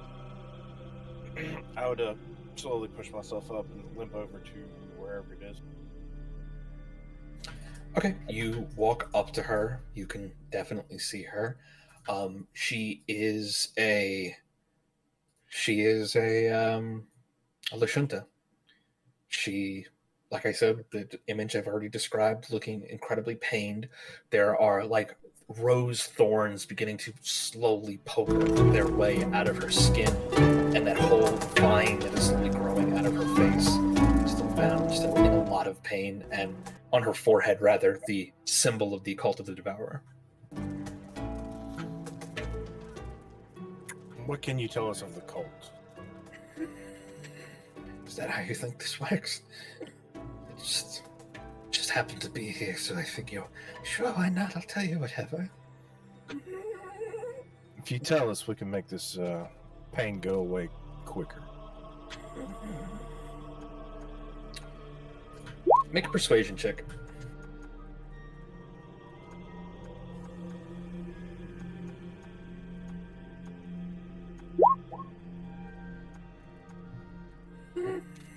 Define quicker. I'll ignite the saber. That way. Or I can just and I start twiddling a little bit of a syringe with maybe a concoction, and or we can give you a little healing and make this last a little longer. I'll step up and kind of interrupt the pure violence and be like, just 1 second. I'm wondering if I would like to try something. It could help you. And I'll kind of gesture to the sickle in a non-violent way. Make a persuasion check.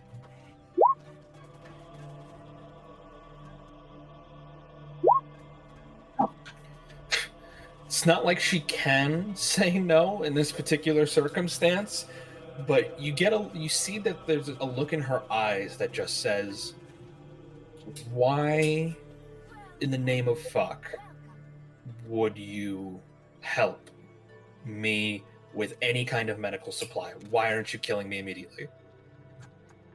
It's what I do.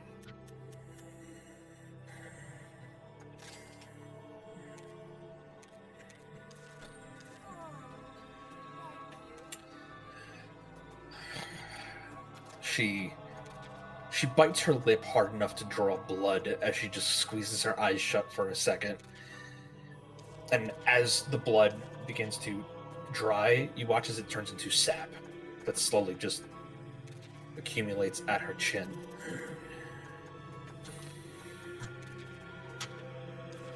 Let's check something real quick.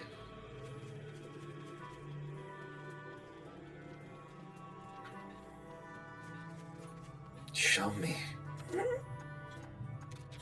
I'll gently go up to her and I'll say, it's just a hopeful wish. Make a mysticism check.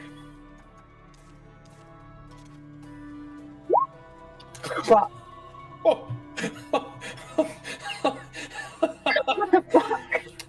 You go up with the hell sickle, which is flaming.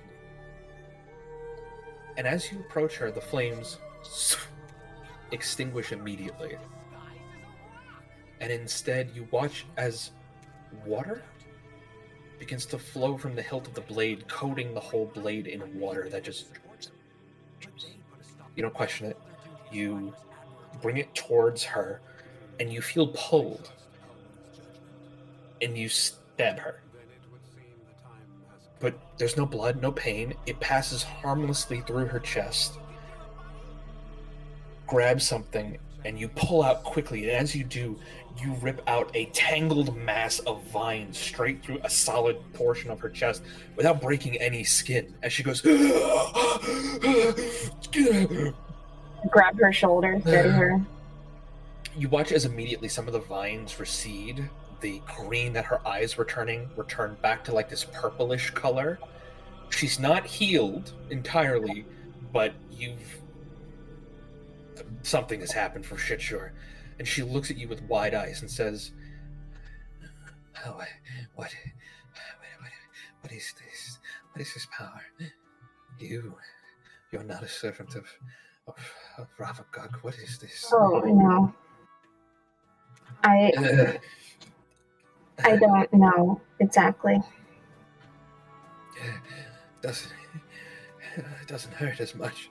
I don't know if I like that. Why keep me alive? Why help me? You're after us. You're going to kill us, right? That's what you do. I mean, right now we just want answers. If you have any answers, we'd love some help. Why would you help me? Why? You're in pain. You say that like it's just a fact, like you were in pain. And you see something behind the veneer of anger just shatter completely. And as tears roll down her face, at the very edges of it still turning into sap at times, she sniffles and brings it back up.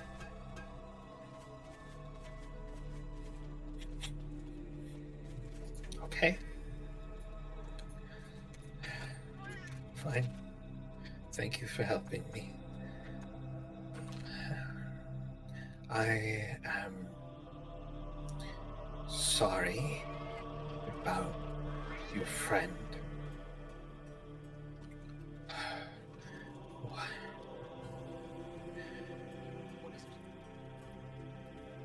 That stampede, we caused it. Our sniper.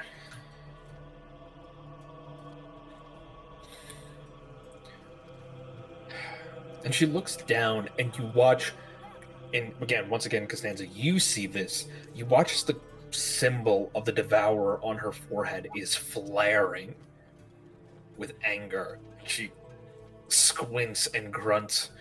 Her name is Misha. Misha too. She is ahead of you now. Big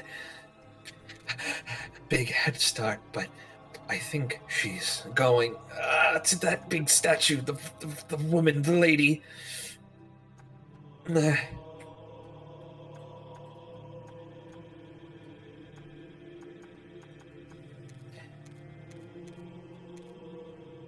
Say anything? What lady? Like, we didn't know about a statue like that. Yes, you did. Did we? Yep, it was in Nella Sonati's journal. Oh. Does anyone remember anything about that? Yeah, it was part of the thing. It's like the end of it, isn't it? Am I wrong? It's like the last waypoint before you get to the temple. But the path to it wasn't clear. But apparently this cultist knows the way. Well, in exchange for whatever just happened, would you help show us the way?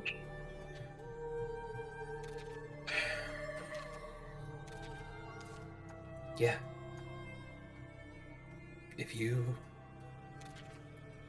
Yeah, for what you did, but if you can... She squints again. If you could tell me more about what you just did, I won't just get you to the lady, I'll try to get you to the temple too. I will tell you what I know about it, which isn't much, but I used to be a Reaper. Long time ago. There's no recognition in her eyes, but she's just like, we'll talk later. I still need medical attention. I will get you to the Stargazer. Thank you. Kinda need assistance getting out of this, though. Does anyone who does medicine better than me want to help? I mean, you're gonna start cutting her out of the mess that she's in? Oh, she's physically stuck. Yes. No, yeah, she's wrapped up in vines and, like, mucus. Oh, yeah. I'll start, like, shoveling her. I will say with that natural 20 mysticism check, the corpse flower was turning her into another corpse flower. Oh, wow. She was in the process of being converted into a new specimen, which would have been another one of the things that you guys just fought. She was about halfway through the process at this point. You're confident that you've ripped out the core of the problem, but she absolutely still needs medical attention, or she will die. You've bought her days instead of hours. So that's still on the agenda if you're planning to save her still. But cutting her out, she's going to need more serious medical attention than you guys have. But at the very least, and this is your choice to make, if you administer to her wounds the spray flesh that you guys got, she would be stabilized at the very least until you made it back to civilization. But that is 100% your choice if you want to expend that level of medical resource on a cultist that you just found in a bush.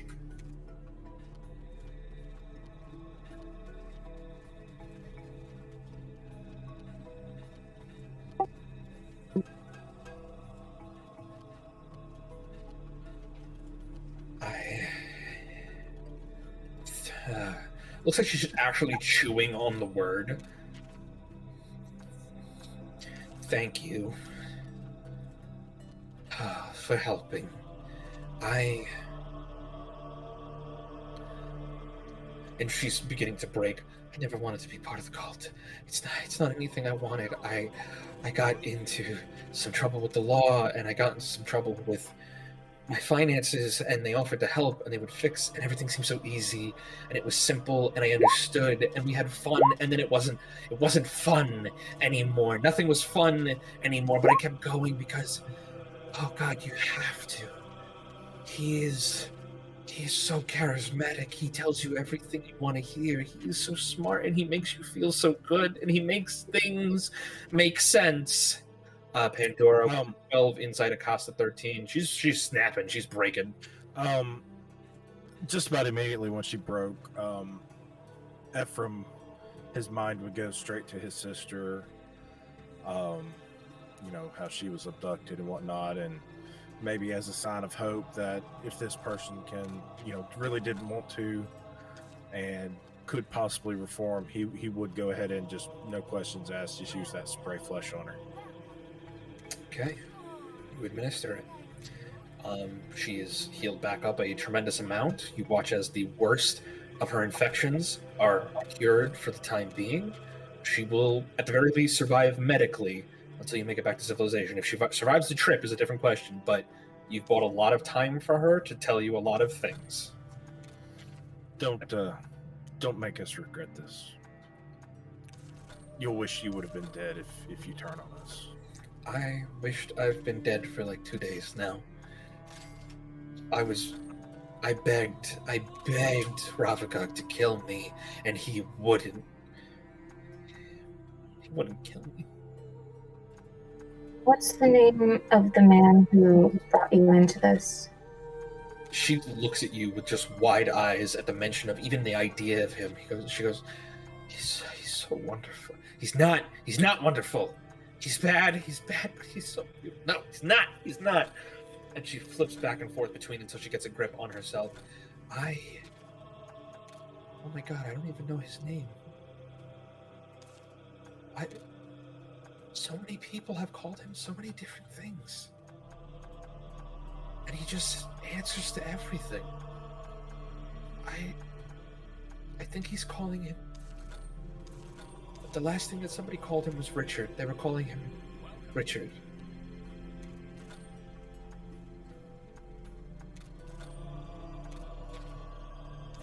Y'all are following a dick. You know that, right? When you put it that way.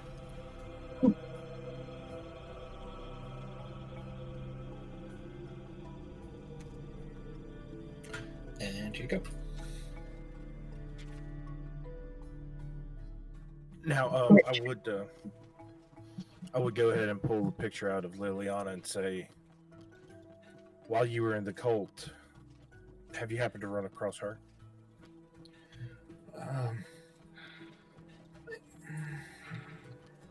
Is this the first promised lady? Yes. I never met her personally, but I heard of her. Years and years ago, she was abducted by cultist members that were wearing symbols of the Devourer. I didn't know if maybe you had met her. I only joined the cult like a year and a half ago. Gotcha. I don't know anything about this, but she contacted us. Contacted for like this expedition, or she told us that we wanted the cult of the Devourer wants destruction. That's all it wants: universal, multiversal destruction. And she contacted us. She contacted Richard, and she told him and promised him that she had something that would cause all the destruction he would ever want. But he had to help her get to it. And so we thought he thought it would be funny, so we thought it would be funny. He thought it would be funny if we just got it on our own and we wanted with it instead of giving it to her. And it's at the temple? I don't know. She sent Richard a book and said to follow it. And said that would give him what he needed. Something about people who live in pyramids or something like that.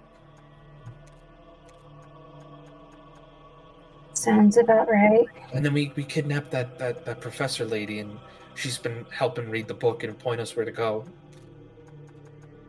Oh, they hurt her so much.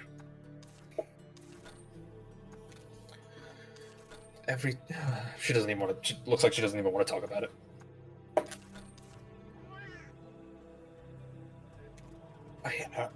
And how long ago was it that they came through here? Oh, they passed. Like, she looks at the sky, looks at her phone, which is completely ruined.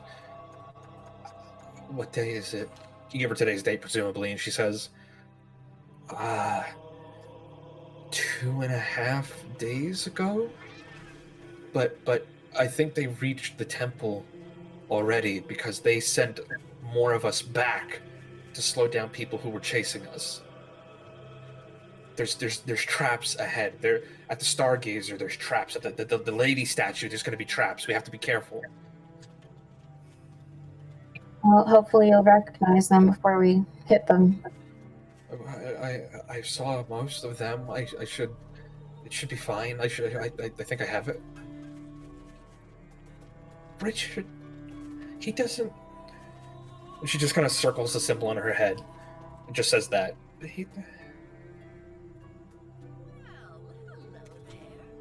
Do I know if you can break a symbol like that? It's possible, but there's usually a level of magic involved. You get the sense that she's thinking that, and she'll just say it out loud, I don't get it, but Richard never worshipped the Devourer. I don't ever remember him seeing a mark like that on him. He doesn't... I'm so confused. Why didn't I see this before? I think he was taking advantage of you guys by a long shot. Not all of us. Some of us are really bad. Misha's pretty bad. And Captain Taggart's pretty bad too. I think they're with like either his lieutenants or whatever. I don't know.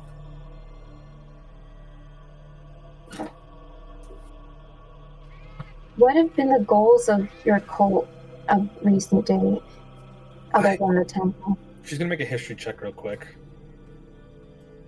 I joined up a year and a half ago because they bailed me out of jail. They gave me money for my bills. And things were nice. And then Richard came along later. And then he was the leader. I think we voted for him. And it was good. Things were fun. We had a good time. You're digging real deep into her past right now, and it's going to start fucking her up mentally. Yeah, let's start moving so we don't lose daylight. What are we doing with him? And she points to V's corpse. I still have my thing up. I can put him on it and carry him with us. But the animals, they're gonna come because the body. They're gonna eat us, and they're gonna eat him. Well, we can defend him. We have this under control. Costa, make a charisma check with advantage for me. Charisma, regular charisma or save? Just a regular charisma check with advantage. Ren, what was the direction that you felt that thing? So to answer Rin's question on his behalf, he felt it to the west. You guys need to head northeast. So it's kind of in the opposite direction, but it's a half a day's travel that way. At this point, I'll bring it up because it could be pertinent. And I'll say that at the moment of V's death, I felt something there. And then that's not a coincidence. Acosta, the last thing V was trying to do before he died was to get inside this tower, this obelisk thing. So peeling away the vines, you managed to actually get the door open, and there's scrawlings on the inside here that aren't Elven, they're Lashuntan. Oh shit! And they're done in rough chisel. And it says Nellis Zanati was here. And sitting on a table in the middle of it is what looks like a compass. Like a compass or like a compass sun? compass. Okay. Is it pointing north? It's closed. Oh. I'm gonna turn on my lightsaber and kind of hold it up so I could see everything in this room. Any traps? Anything that I should? No, but you see an image carved on the inside that Zanati at some point in the past had circled with chalk and put a fuck ton of exclamation marks around. What's the image? It's a Lashunta in the middle of a circle of like 6 other Lashunta, and the one in the middle has this energy coming off of him. The Limitless Lashunta. The script says Limitless Lashunta. Holy shit, really? I'm guessing Rin is behind me, because Rin is my best friend. It's not real. It's not real. It's not real. It can't be real. So the legends are true. I'm just gonna grab him by the shoulders. It can't be real. You're gonna have to share with the class. Right there. I call everyone over, and I just show them the thing in my in the light of my lightsaber. Sync doesn't move. And then I'm just pointing. What does this mean? I'm gonna be the Limitless Lashunta. It is from an anime. He thinks he is an anime character. He has reached his final form. That is a reference. I hate all of this. Okay, but So aside you from that, Based on the script that you see here, it seems to indicate that the elves were studying a concept within Lashuntan culture of something that was colloquially referred to as the limitless Lashunta, which is a concept that suggests that a Lashunta can reach a form of psychic superiority over other creatures. A perfect being, in a sense. This script here seems to indicate it requires other Lashunta to do. I'm gonna record this so Okay. I can like have a thing of it to come back to you later, where I'm just gonna like hold a video. You have a record of it. Also, that compass is still sitting on the table. Okay, I'm gonna mage hand it straight to my hand, catch it with my metal hand. Immediate note: it is old as fuck, pre-vanishing old. Oh shit! I know what compass this flick is. open the lid and I take a look at it. You flip Alright, open it's the coming. lid, and it is incredibly high tech, even by today's standards. What the fuck? And the inscription inside says, "Always seek the horizon beyond which truth lies." NZ. And NZ? this is what you have.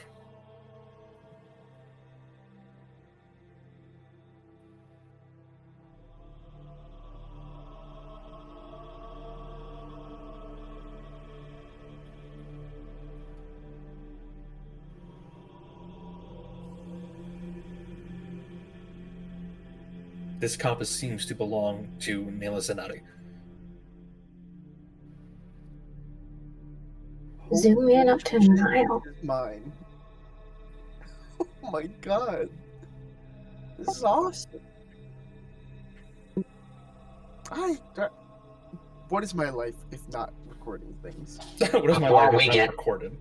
Before we get carried away, I had previously mentioned there was some kind of pulse within the source at the moment of V's death.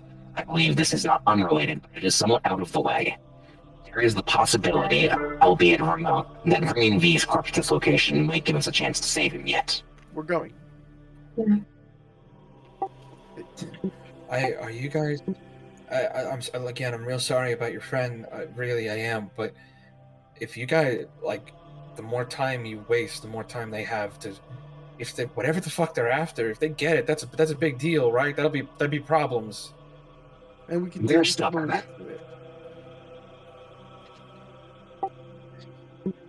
Okay,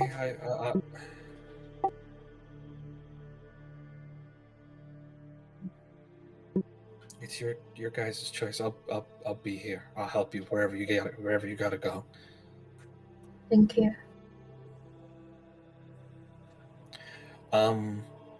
With directions in mind, are you going to begin your journey west to this place that you're looking for? Yeah. No, I we didn't hear you. No, Until just now. What did you say? If you're talking, okay, go ahead.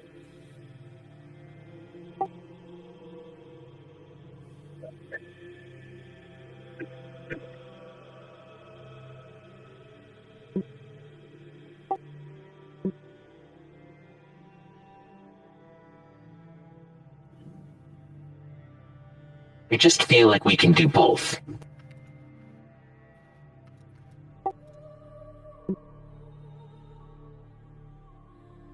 I'll just shrug.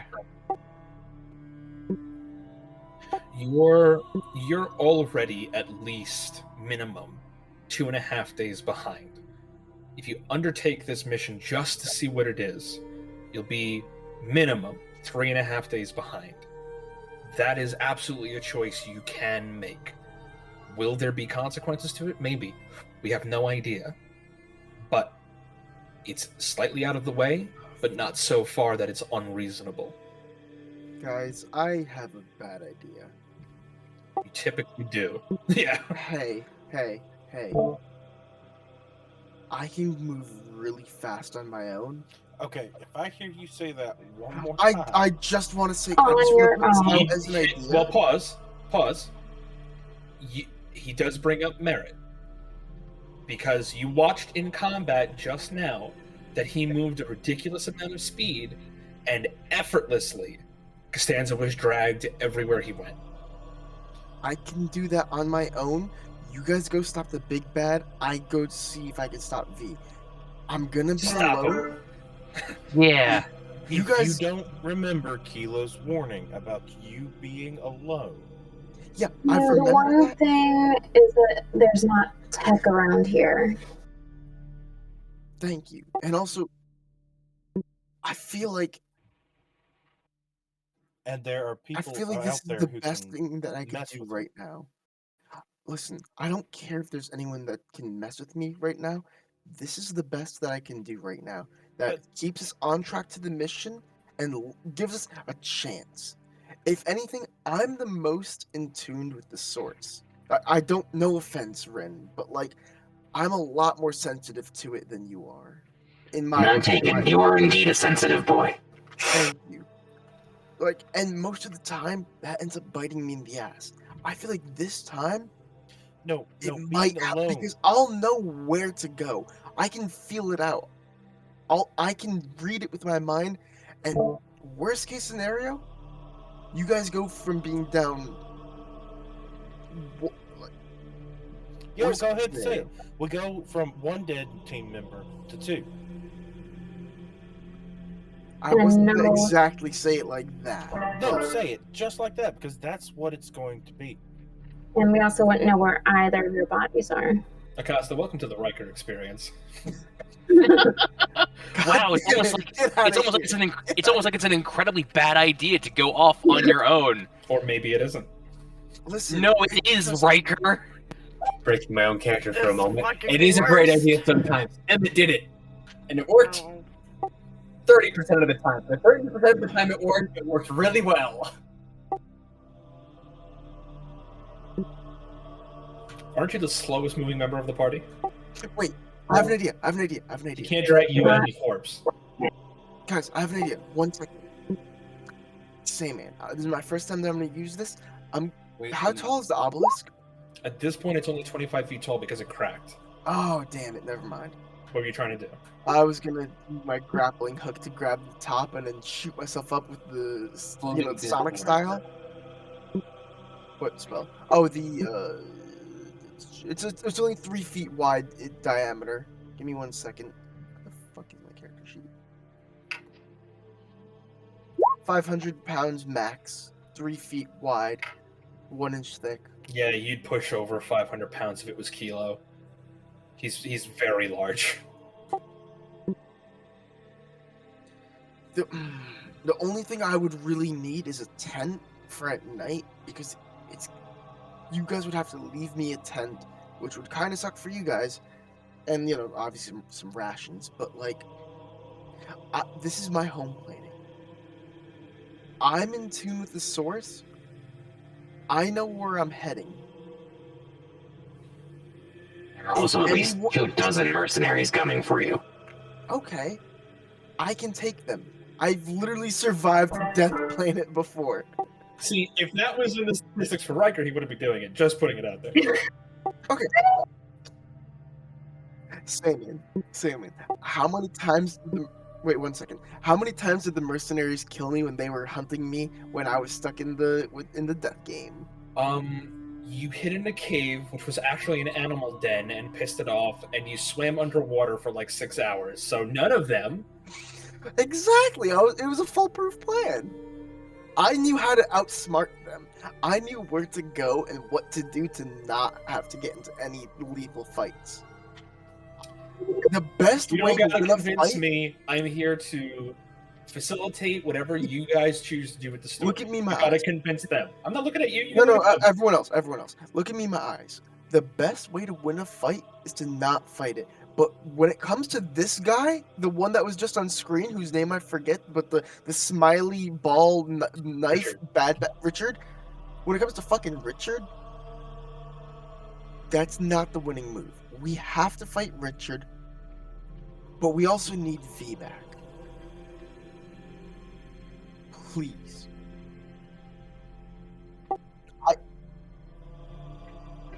Okay. So would you rather, would you rather me not go? I would rather you not go alone.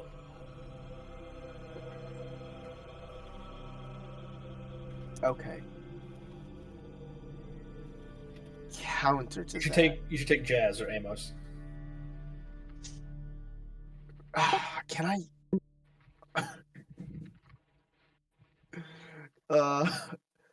Costanza or Jazz? Which one of you? Or Jazz, do you mean Pandora? Where is Jazz? Is Jazz here? We both kept flipping. I did mine on purpose. I didn't do mine on purpose. Costanza. Okay. Costanza. Just for my Who own. wants to come Hold with on, pause. Just for my own sanity. In a mission as critical as this, and no offense to her at all, why was Pandora on your top 2 choices? Right, no, I was like, I don't know what I'm supposed to do here. Just out of curiosity. I pulled out Well, a I gun just for wanted the a first gun time with me. today. Well, okay, one, I'm assuming that you're pretty light, which you wouldn't break the 500-pound thing. 2, Sure. Excuse you, Pandora is dummy thick. Dummy thick, very dense. 200 pounds per cheek. She puts it way over. Cool. No, Ephraim, I can't take you. Kilo, I can't take you. I mean, I can people who disguise would- myself. I'm very good at espionage.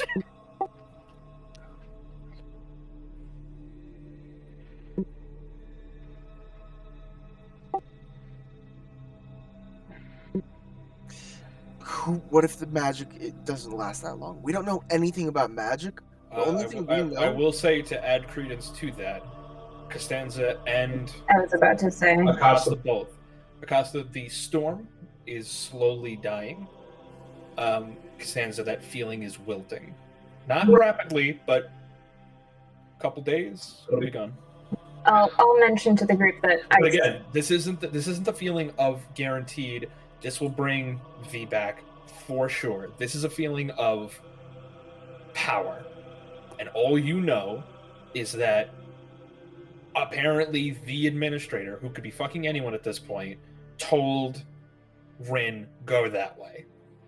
The administrator is what I call the network, like Right. the source itself. Right. Just And before very, anyone and says, very, and very "Who the recently, fuck is Rin that?" also brought back to life a creature that is now part of the Dead Man Signal. So is that a reliable narrator? Don't know. But fair point. There's a lot But, of things to consider one here. This is not a guarantee. I'm telling you, as the DM, this is not a surefire trick. You don't know for sure. Everything you do in this campaign has some kind of risk attached to it. So this is a choice you need to make. I'll be the dumbass. Hang on. I'll step forward and go. Strictly speaking, and I hate to say this, I do not cost a best and can keep up. If I'm going to die, I'm going to die because of his dumb decision anyway. Rin, I love you. And I'm gonna just fucking start booking it. Because that's all the confirmation I need. That's You're just all running the off into the confirmation woods. I need. Fucking hell! I'll go after him, and I'll yell back. It is up to you all to be responsible. Please, God, don't die. Okay, you guys run a good 5 minutes before you realize you left V. No, he's on my thing. I put him on it. No, he's not. No, he is fucking not on your thing. Yeah, he is. I put him on it. Because what Sig has been doing this entire time, while you guys have all been talking in this room, is Sig for a while sat in a daze, and then Sig picked up the body and walked off a little bit and started digging a hole. And if you went anywhere near that body, you're gonna have to deal with Sig. I will fucking fight you if it means resurrecting V. I Sig trained has been in a daze and has heard none of what has been said. God, okay, fuck. I would. I'm gonna code a Sig and be like, there's still an energy coming off of V. I can see it. I know there has to be. Yes. He's dead. He's not dead yet. He still has a chance. Listen, I'm about to become the limitless Lashunta. I can bring him back. Don't listen to him. Get the fuck out of here with that bullshit. He's dead. My friend. If you think for a second that I'm just going to sit down and accept this, you're fucking insane. I'm taking him, I'm bringing him over. I'll bury him myself if I have to, but until I expend every single method that I have, Not a single speck of dirt is going over his head. Do you fucking understand me? I pick up his body. Sig, I appreciate what you're going through, but I most of all will say sometimes magic bullshit actually does work. We are, and you know V is, magic bullshit. Let us try one thing. I understand it feels hard. I think a 24 hits, Acosta. 24 hits? It's only 1 damage. Because it's the offense. He goes for the first swing and you back up, but you don't expect the speed of the second one, which catches you in the side. Oh, the shonen bullshit.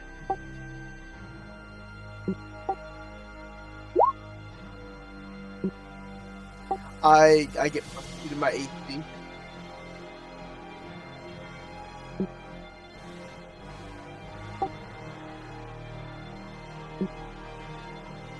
I have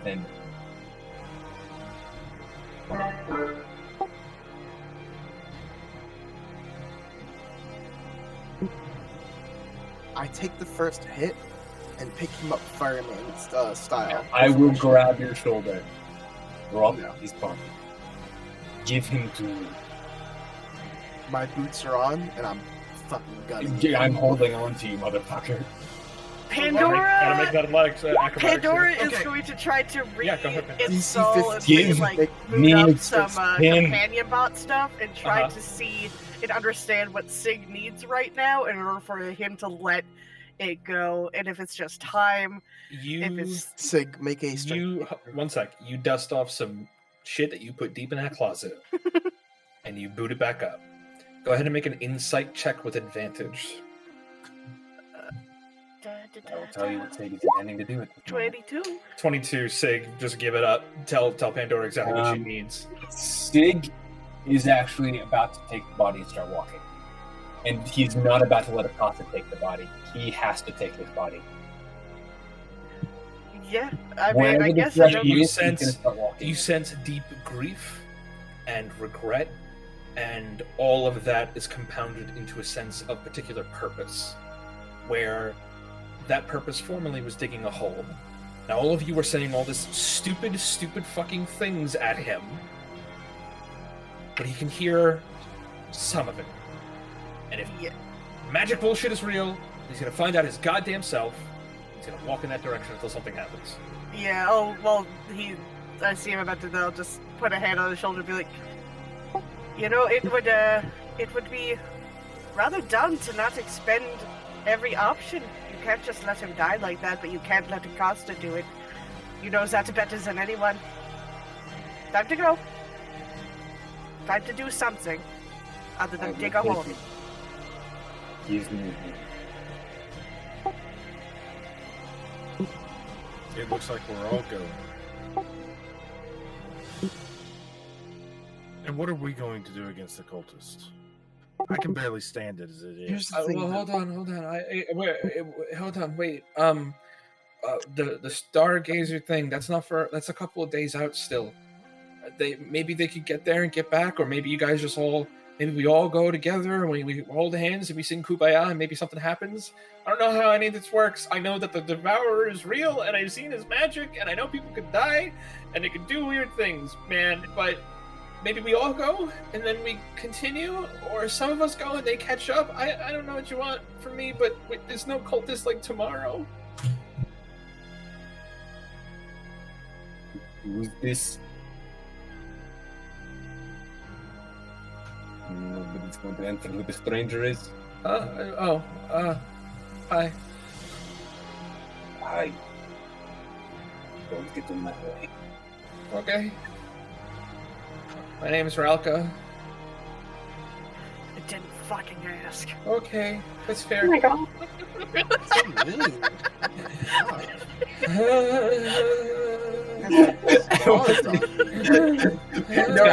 Weird. Look, I'm just gonna go ahead and say it. V was starting to become all of our friends. Nobody here has a monopoly over anguish or anger. Let's go try and help our friend together. He is my son. Closest thing I've ever had to life. Oh, son. I thought it was like a brother thing. Son. He might not see me as his father, but I see him as my son. So you all gonna go together? I feel like we really should send most of the group after the cultists. Because if everyone like we're not gonna need everyone. You the rational argument has been made. The choices are send a fast-moving team in that direction and hope for the best and hope that there's not a group level challenge that way. Or everybody goes and we don't risk the division of the party. That's not to say that sometimes going solo or small teams can't work, just not in every situation. There's a possibility. There's logic and reason in both directions, but only you guys can make the choice. Is Sig fast enough to be in I will team I will ask this just to help dictate things out of game. Pandora and Blank, are you guys gonna be here next Sunday? Oh shit, you're right. We're not here next Sunday. Wait, I what's don't. happening next Yeah, Sunday? probably. Probably maybe, not. Maybe Oh, yes. late. Like we probably won't miss all of it, but we'll probably be here late. Because then we Yeah. could use that as a rational argument to send you guys with a larger group heading away. If that's what you choose to do, but that's your choice, depending on what you guys want to do. Otherwise, I could run you. We'll do whatever way, but keep that in mind as well. I don't know. Okay, so Kilo is for pushing on while sending a fast group. Well, not a fast group, just for pushing on. Okay, so Kilo is good for big group pushes on, small group goes to see what this is about. I'm also for small group pushes. Don't abandon mission, but I also really want to know what's over there. And considering that I got a tag, I'd like to be on small side mission. Okay, so that's 3 for small team, rest of the team moves forward. Sig doesn't care, he's just going. I'll consider that at the end. Costanza, what do you want to do? I'm just wondering how much the smaller mission will entail with like magical things. I just feel like I need to go because of like, what I've been seeing, but I don't know if I'd like slow people down. And so you do have the only other 2 magical party members going in this direction already. You are the third. But she So also that has means the a main group sickle doesn't have any that- magical party members. I mean, it's only because of the connection that I had. We'll really. talk. We'll divide teams if it comes to that. But your choice is for fast mission. Yes, fast mission west. Everybody else move forward. Okay, so that's 4. That's already a majority. But not to drown out other voices. Ephraim, what are you thinking?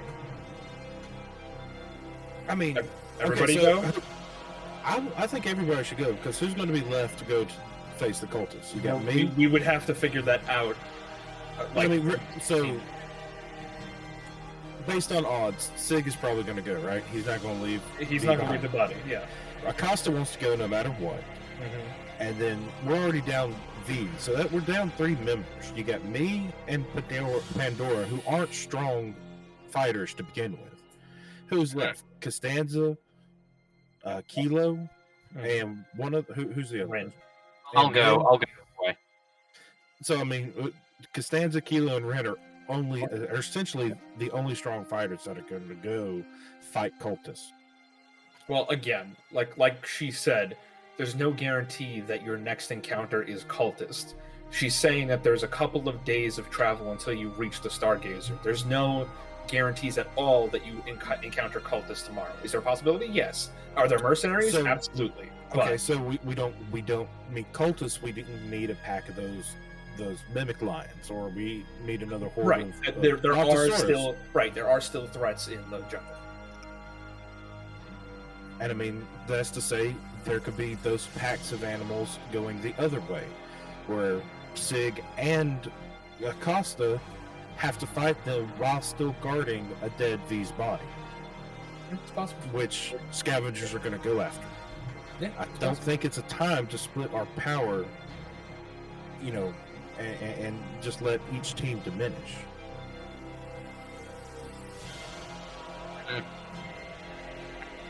Well, worst case scenario, we're behind another day, but Worst case scenario of everybody going west is you're a day behind the cultists. And we're already 2.5 days behind the cultists, so like maybe that's just the way things happen. How long have we been traveling at this point? At this point, you are on day. You're coming up to the end of day 3 into day 4. Yeah, we weren't catching up anyway. There's 8 days of travel left, maybe. Yeah, because they're also cutting the path ahead, which isn't always a boon because they're going to run into the biggest problems first. They could be slowed down by things. You have no idea. I mean, look around as well. Look how many cultists they lost in this clearing alone. They're still encountering troubles. They will be slowed down by things. And as they run out of numbers to throw at problems, that'll impact them more and more.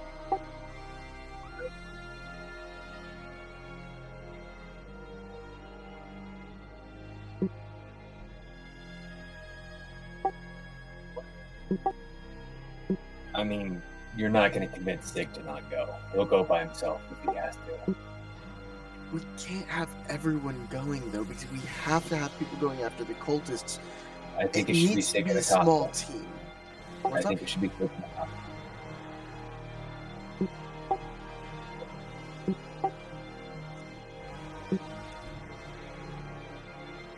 Sig is either burying the body or he's going with, and it sounds like burying the body is not the choice.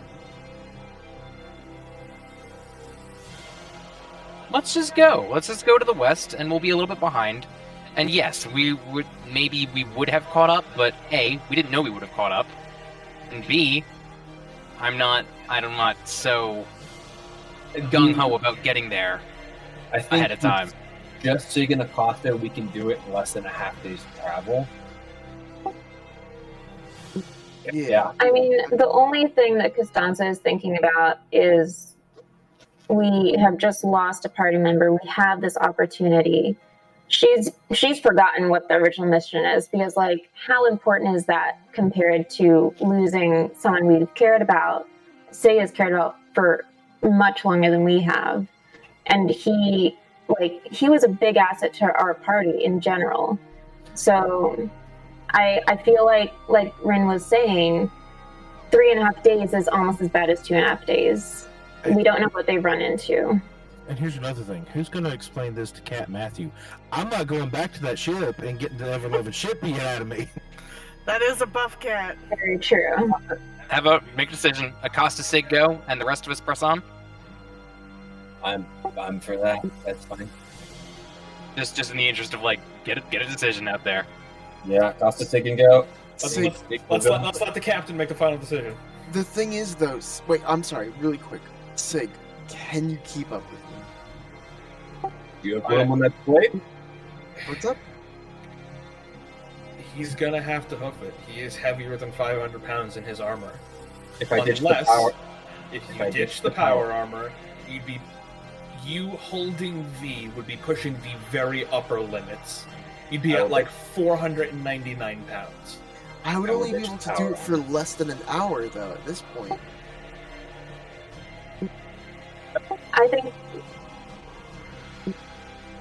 I think we need to send one more person with them, because basically a two-person party is very dangerous in this jungle. Walking artillery, and with Acosta, he can skirt things, and I can sit as artillery on that platform.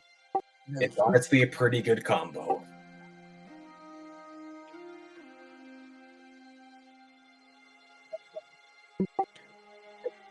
I just had an idea. It's got to be us too. Wait, really quickly.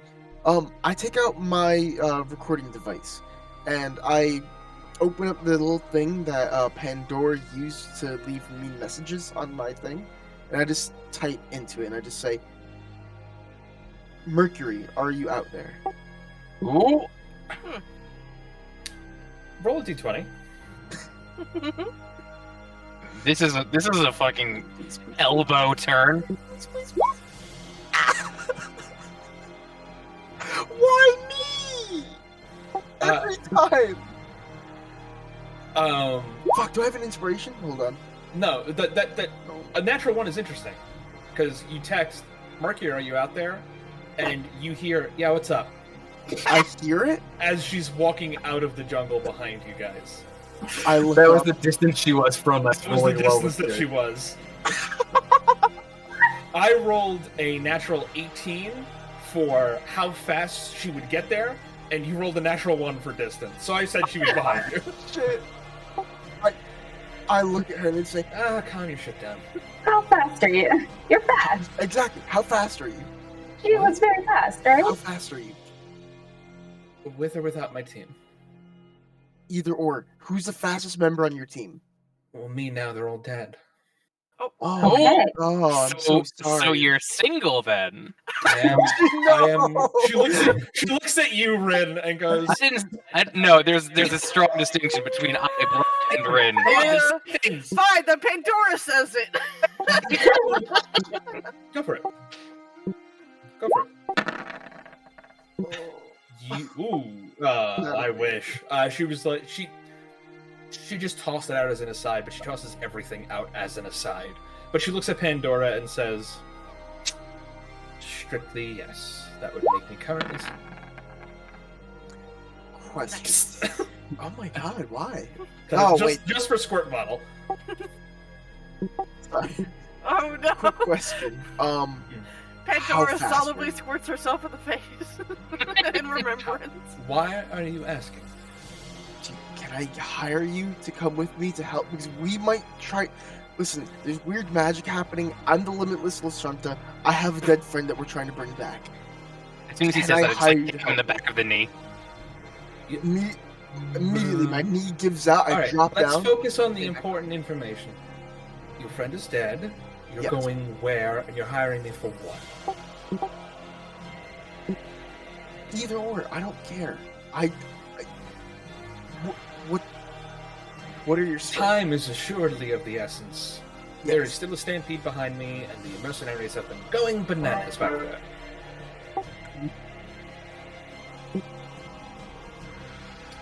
What kind of cut? And what kind of bounty? And what kind of aid? Do you want her going with us, or want her replacing one of you on the cultist team, so one of you can come with us? If she's fast, speed mission. If she isn't fast, with you guys. Depends on her strengths. She just looks you over. My strengths. Depends on what you need. Well, if you're coming with us, you need to be able to move fucking fast. Sure. And deal with who knows what the hell what is potentially going to have magical bullshit. What You are am I surviving. being paid? And what are the services that you're requiring? Escorting these two and V to hopefully save our friend. Or going with the rest of the group to deal with the cultists. You pick. They do, and I would certainly love that direction. But I'm happy to go in either direction. And again, I'll ask, nobody's given me a number. How much was the bounty for each cultist?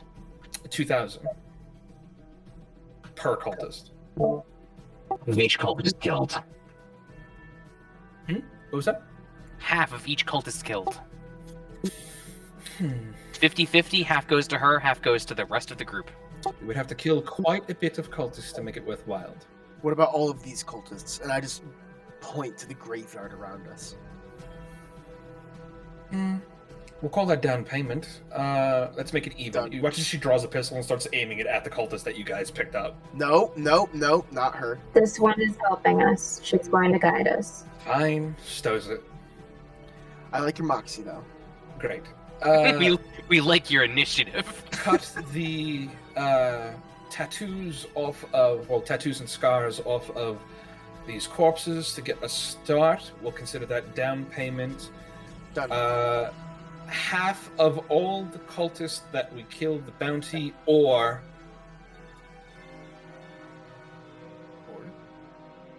half of the bounty of all the cultists that we kill, or 20,000 credits, whichever comes out to be more. I look to the group. And you'll have me until we're out of this jungle. I look to the group and I just say, I could call Plus in a favor with my parents. expenses to repair my equipment. Plus expenses. No, you. Goodbye. She starts walking off. Oh fuck. How much will grabbed your her- equipment her cost? ankle. I'll send you the invoice when we get back. How about up until now? What your expenses were? Well, considering there's a fair bit of traveling ahead of us, I'll pass. I could very easily spend my time hunting down Braithwaite. Will you survive? Alone? Well, survival's not really a question when the cost is 5 million credits versus maybe 20,000 of whatever I get out of you. Tell you what, sweeten the pot. I'll ignore the gear costs, but this mystical, magical fucking Lost City or whatever we're dealing with here, we get there, I get to take something back with me. Deal. Fine, then you have me. Which direction are we going? That's in addition to the credits. I hope you understand. Okay. Great. Which way do you need me? Are you fast? Yes or no? Yes. We're going west. Yeah. Very well. See you all soon then. And she, you watch as she goes down to her pant legs and like unzips the sides of them and rolls them up. And she's got fucking like thick calves, like meaty calves. And you watch as she starts tapping a couple of programs on her wrist, and the muscles literally contract and tighten to the point where you can hear them like a metal cable being drawn tight as they're just spring-loaded and ready to go. I think we should sign a written contract that you will not try to kill us for the bounties. It's all recorded in my eyeballs. Perfect. Oh, wait. I'll send you a copy. Got it. Ready? So Mercury accosts Sig on side mission, and the rest of the party goes north? Yeah. Okay. Very well. Off we go. She waits for you to go. Whatever direction you're running, she keeps up with you a pretty decent amount. She lags behind by like 20 feet, but she's still pretty fast. Okay. I I don't know have. how long she's gonna be able to keep that up, though. I have Sig on my plate, who's holding V, and I'm just gunning it. She's like And basically I'm behind me. helping, I guess, navigate a little bit, but I think he knows where he's going. And that is where we will end this week's session. One question. Oh yes, please. Sig left his power armor behind, right? Yes, he did. Yep. Yes, I Does did. anyone else have power armor proficiency? Nope. You can wear it without proficiency, you just don't get the benefits of it. There's a whole lot of penalties for wearing it without. And there's a lot of penalties for wearing it. Guess who has proficiency as part of being a paragon? Yes, you do.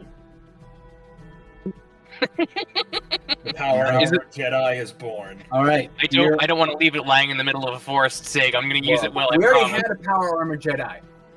V was a power armor Jedi, and he's dead now. I am fine with you taking it. It's going to probably be a little bit weird because it's designed to go over my suit, which is heavy armor. Right. It is so I going don't to know be if the weird. stats will perfectly reflect, but it has 2 weapon slots which are not filled, an upgrade slot which is not filled. The KAC and EAC are both 18, gives you strength of 18, speed of 30, which means if your speed is higher than 30, while it's on, your speed is 30. I'll see how things go, but I'm like, someone has to use this, and I'll let other people because I don't need it. But like, Capacity is 25 max, but it is currently at 19, and usage is 1 per hour. Okay, good to know. I'm going to send you those stats over Discord too. Cool. I'm gonna describe the person I saw like step out of V to Acosta and Sig so they kind of know what happened when I saw it. It wasn't V. He stepped up. Do we know what the Syndias that first wielded the thing was or looked like? He was in a ship. Is that what stepped up? That's what got up. Huh. Okay. Good to know. I'm also going to give you 2 things so that you know what you're dealing with. You manage to save a cultist and partially break her of her programming, which is a major boon in your guys' favor. 100% expected to kill her, and she would have been totally fine with just being killed because that's all she wanted. So this opens up a very interesting plot line, all things considered. So very quickly, I'm not going to read anything, but she's going to give you guys some intelligence over the course of your journey about who you're dealing with in the Cult of the Devourer. So you already have Richard Sheet. I'm also going to give you Captain Taggart.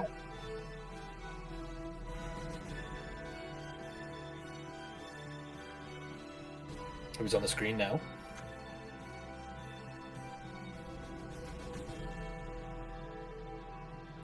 He carries around a minigun. And the sniper that apparently triggered the stampede. That minigun's gonna be an AoE attack every round.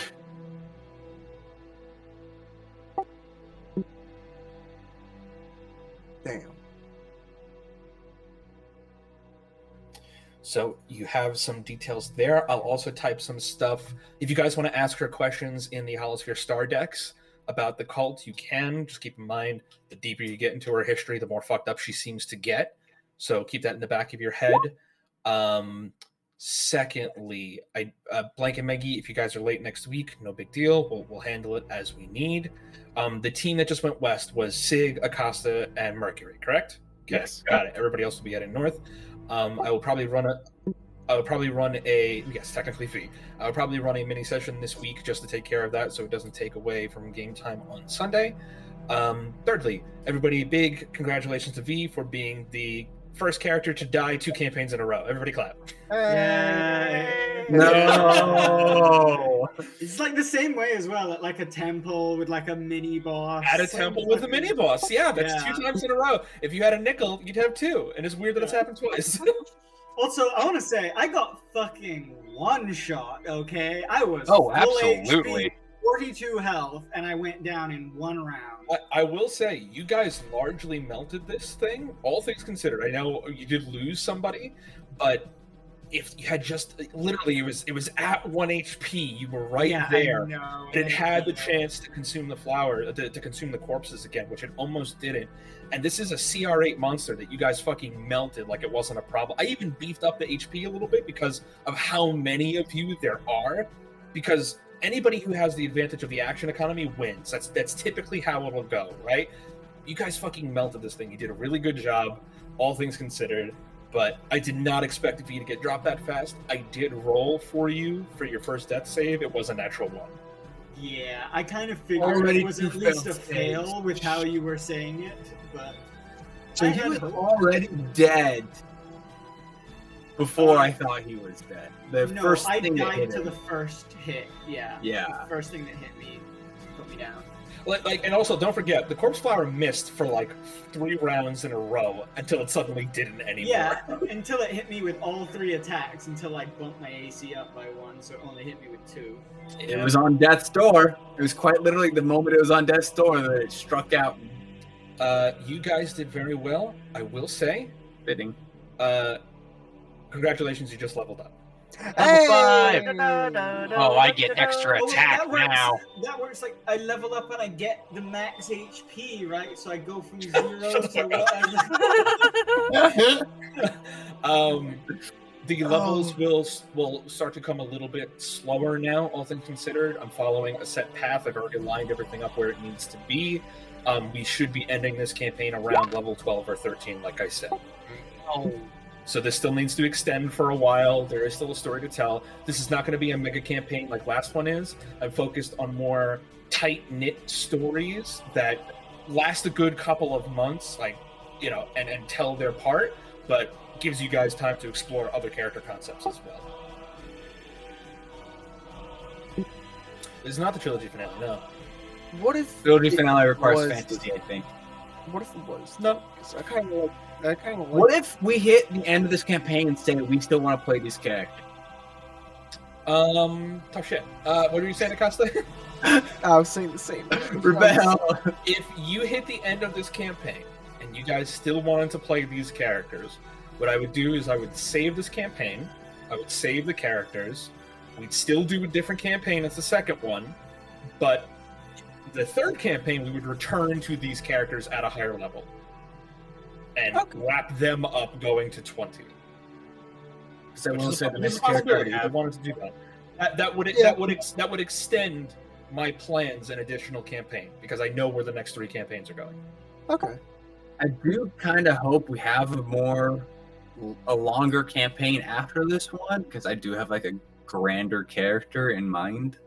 But the next campaign will go higher than level 12, but it won't hit 20. Okay. They will probably go up to around like 15, 16 kind of thing. That'd probably work with this character. The ultimate campaign will I cap have out at literally everything figured out about my next character except like I have it figured out if it's fantasy or if it's sci-fi. Oh, the I other love thing, it. before I forget, because everybody's here, because Blank and Menki are out on Saturday, there's no Saturday game. I was planning to run a one-shot unless somebody else wanted to run a one-shot. No immediate takers, huh? I have one I want to make. Yeah. It's a week in advance. What do you mean? I don't have any of the shit to run a one shot in a week. All right, I'll do it. No, we fuck love you, it. Sam. I'm gonna write this. I'm gonna make it. I'm gonna Uh-huh. fucking do it. Okay. Oh. Go for it. I've been meaning to do it, and this is gonna give me the motivation to make it. Go ahead. You got a week to figure it out. No, it's something entirely different. What more? It is gonna be fantasy, and I will probably say I'm gonna off the pick a little bit later, but level 3 or level 4. Bible knows from experience that my one-shot characters are nightmares to deal with. Great, that's fine. Go ahead, make it as awful as you want. My last character was basically the prototype of Nelisanati. He was just an archaeologist that was largely just a grave robber. Go ahead and make the one. Yeah, you remember him? Yeah, I was the only one that survived that one shot and burnt down the church. The one thing I'll say is you all will have been an active adventuring party together. Yeah. All right, but we'll figure It out makes things a lot easier, those yeah. details later. Feel free to post the stuff. I know it's late for a couple of people, but thank you guys obviously for playing. Rip V. Yeah, sorry for sad. dying, guys. Sorry for dying, honestly. You did good. You did good. It kind of derailed the campaign, me dying, so I kind of feel bad that, like... No, you it know, didn't. Honestly, I really wanted He to would have done the act same out. thing for anybody else. I really wanted to act out that scenario of Sorry about the fire webs. Zig losing you. Yeah, Meg, what the fuck? Like, What do you mean, what the was fuck? actually She kind didn't, of- set it on fire. I didn't set it on fire. Okay, It was yeah, great. but It also I restrained wanted to fight. 5 I creatures. No, You could. You it just have was to make a dex save. It was a cool move. Yes, V did end up taking consequential fire damage. Yes, if he hadn't taken that fire damage, he'd probably still be alive. But this is just a reverse dominoes, right? It's just And if he didn't have the ring. The same and he thing didn't could miss the ring of fire resistance. This was really his fault. The same thing could be said about the crew who decided to clean up the zombies. An extra point of damage could have made the difference. I know. I Fuck couldn't get you. close to it. I mean, but again, hindsight is Everyone's 2020. fault, except mine. But here's the thing: V could be the Phil Coulson to bring these Avengers together. Who knows? This is true. And Pandora, don't worry. Six still's got the hot for you. So you don't need to worry about that one. I will get you That was guys. Good. Glad this didn't ruin anything between us, babe. I will get you guys a Mercury sheet soon. I will get you guys a Ralka sheet soon, who is the cultist. I will reach out to the mini session people soon just to handle that. We'll pick back up on Sunday with whatever the fuck is happening. And as always, thanks for playing, guys. It's always fun to play with. Thanks for running. Thanks for running. Always happy to run. I'm excited for every Sunday. Thank you for breaking our hearts again. Absolutely, it's what I do. All right, bye-bye. Good night. Have a good night.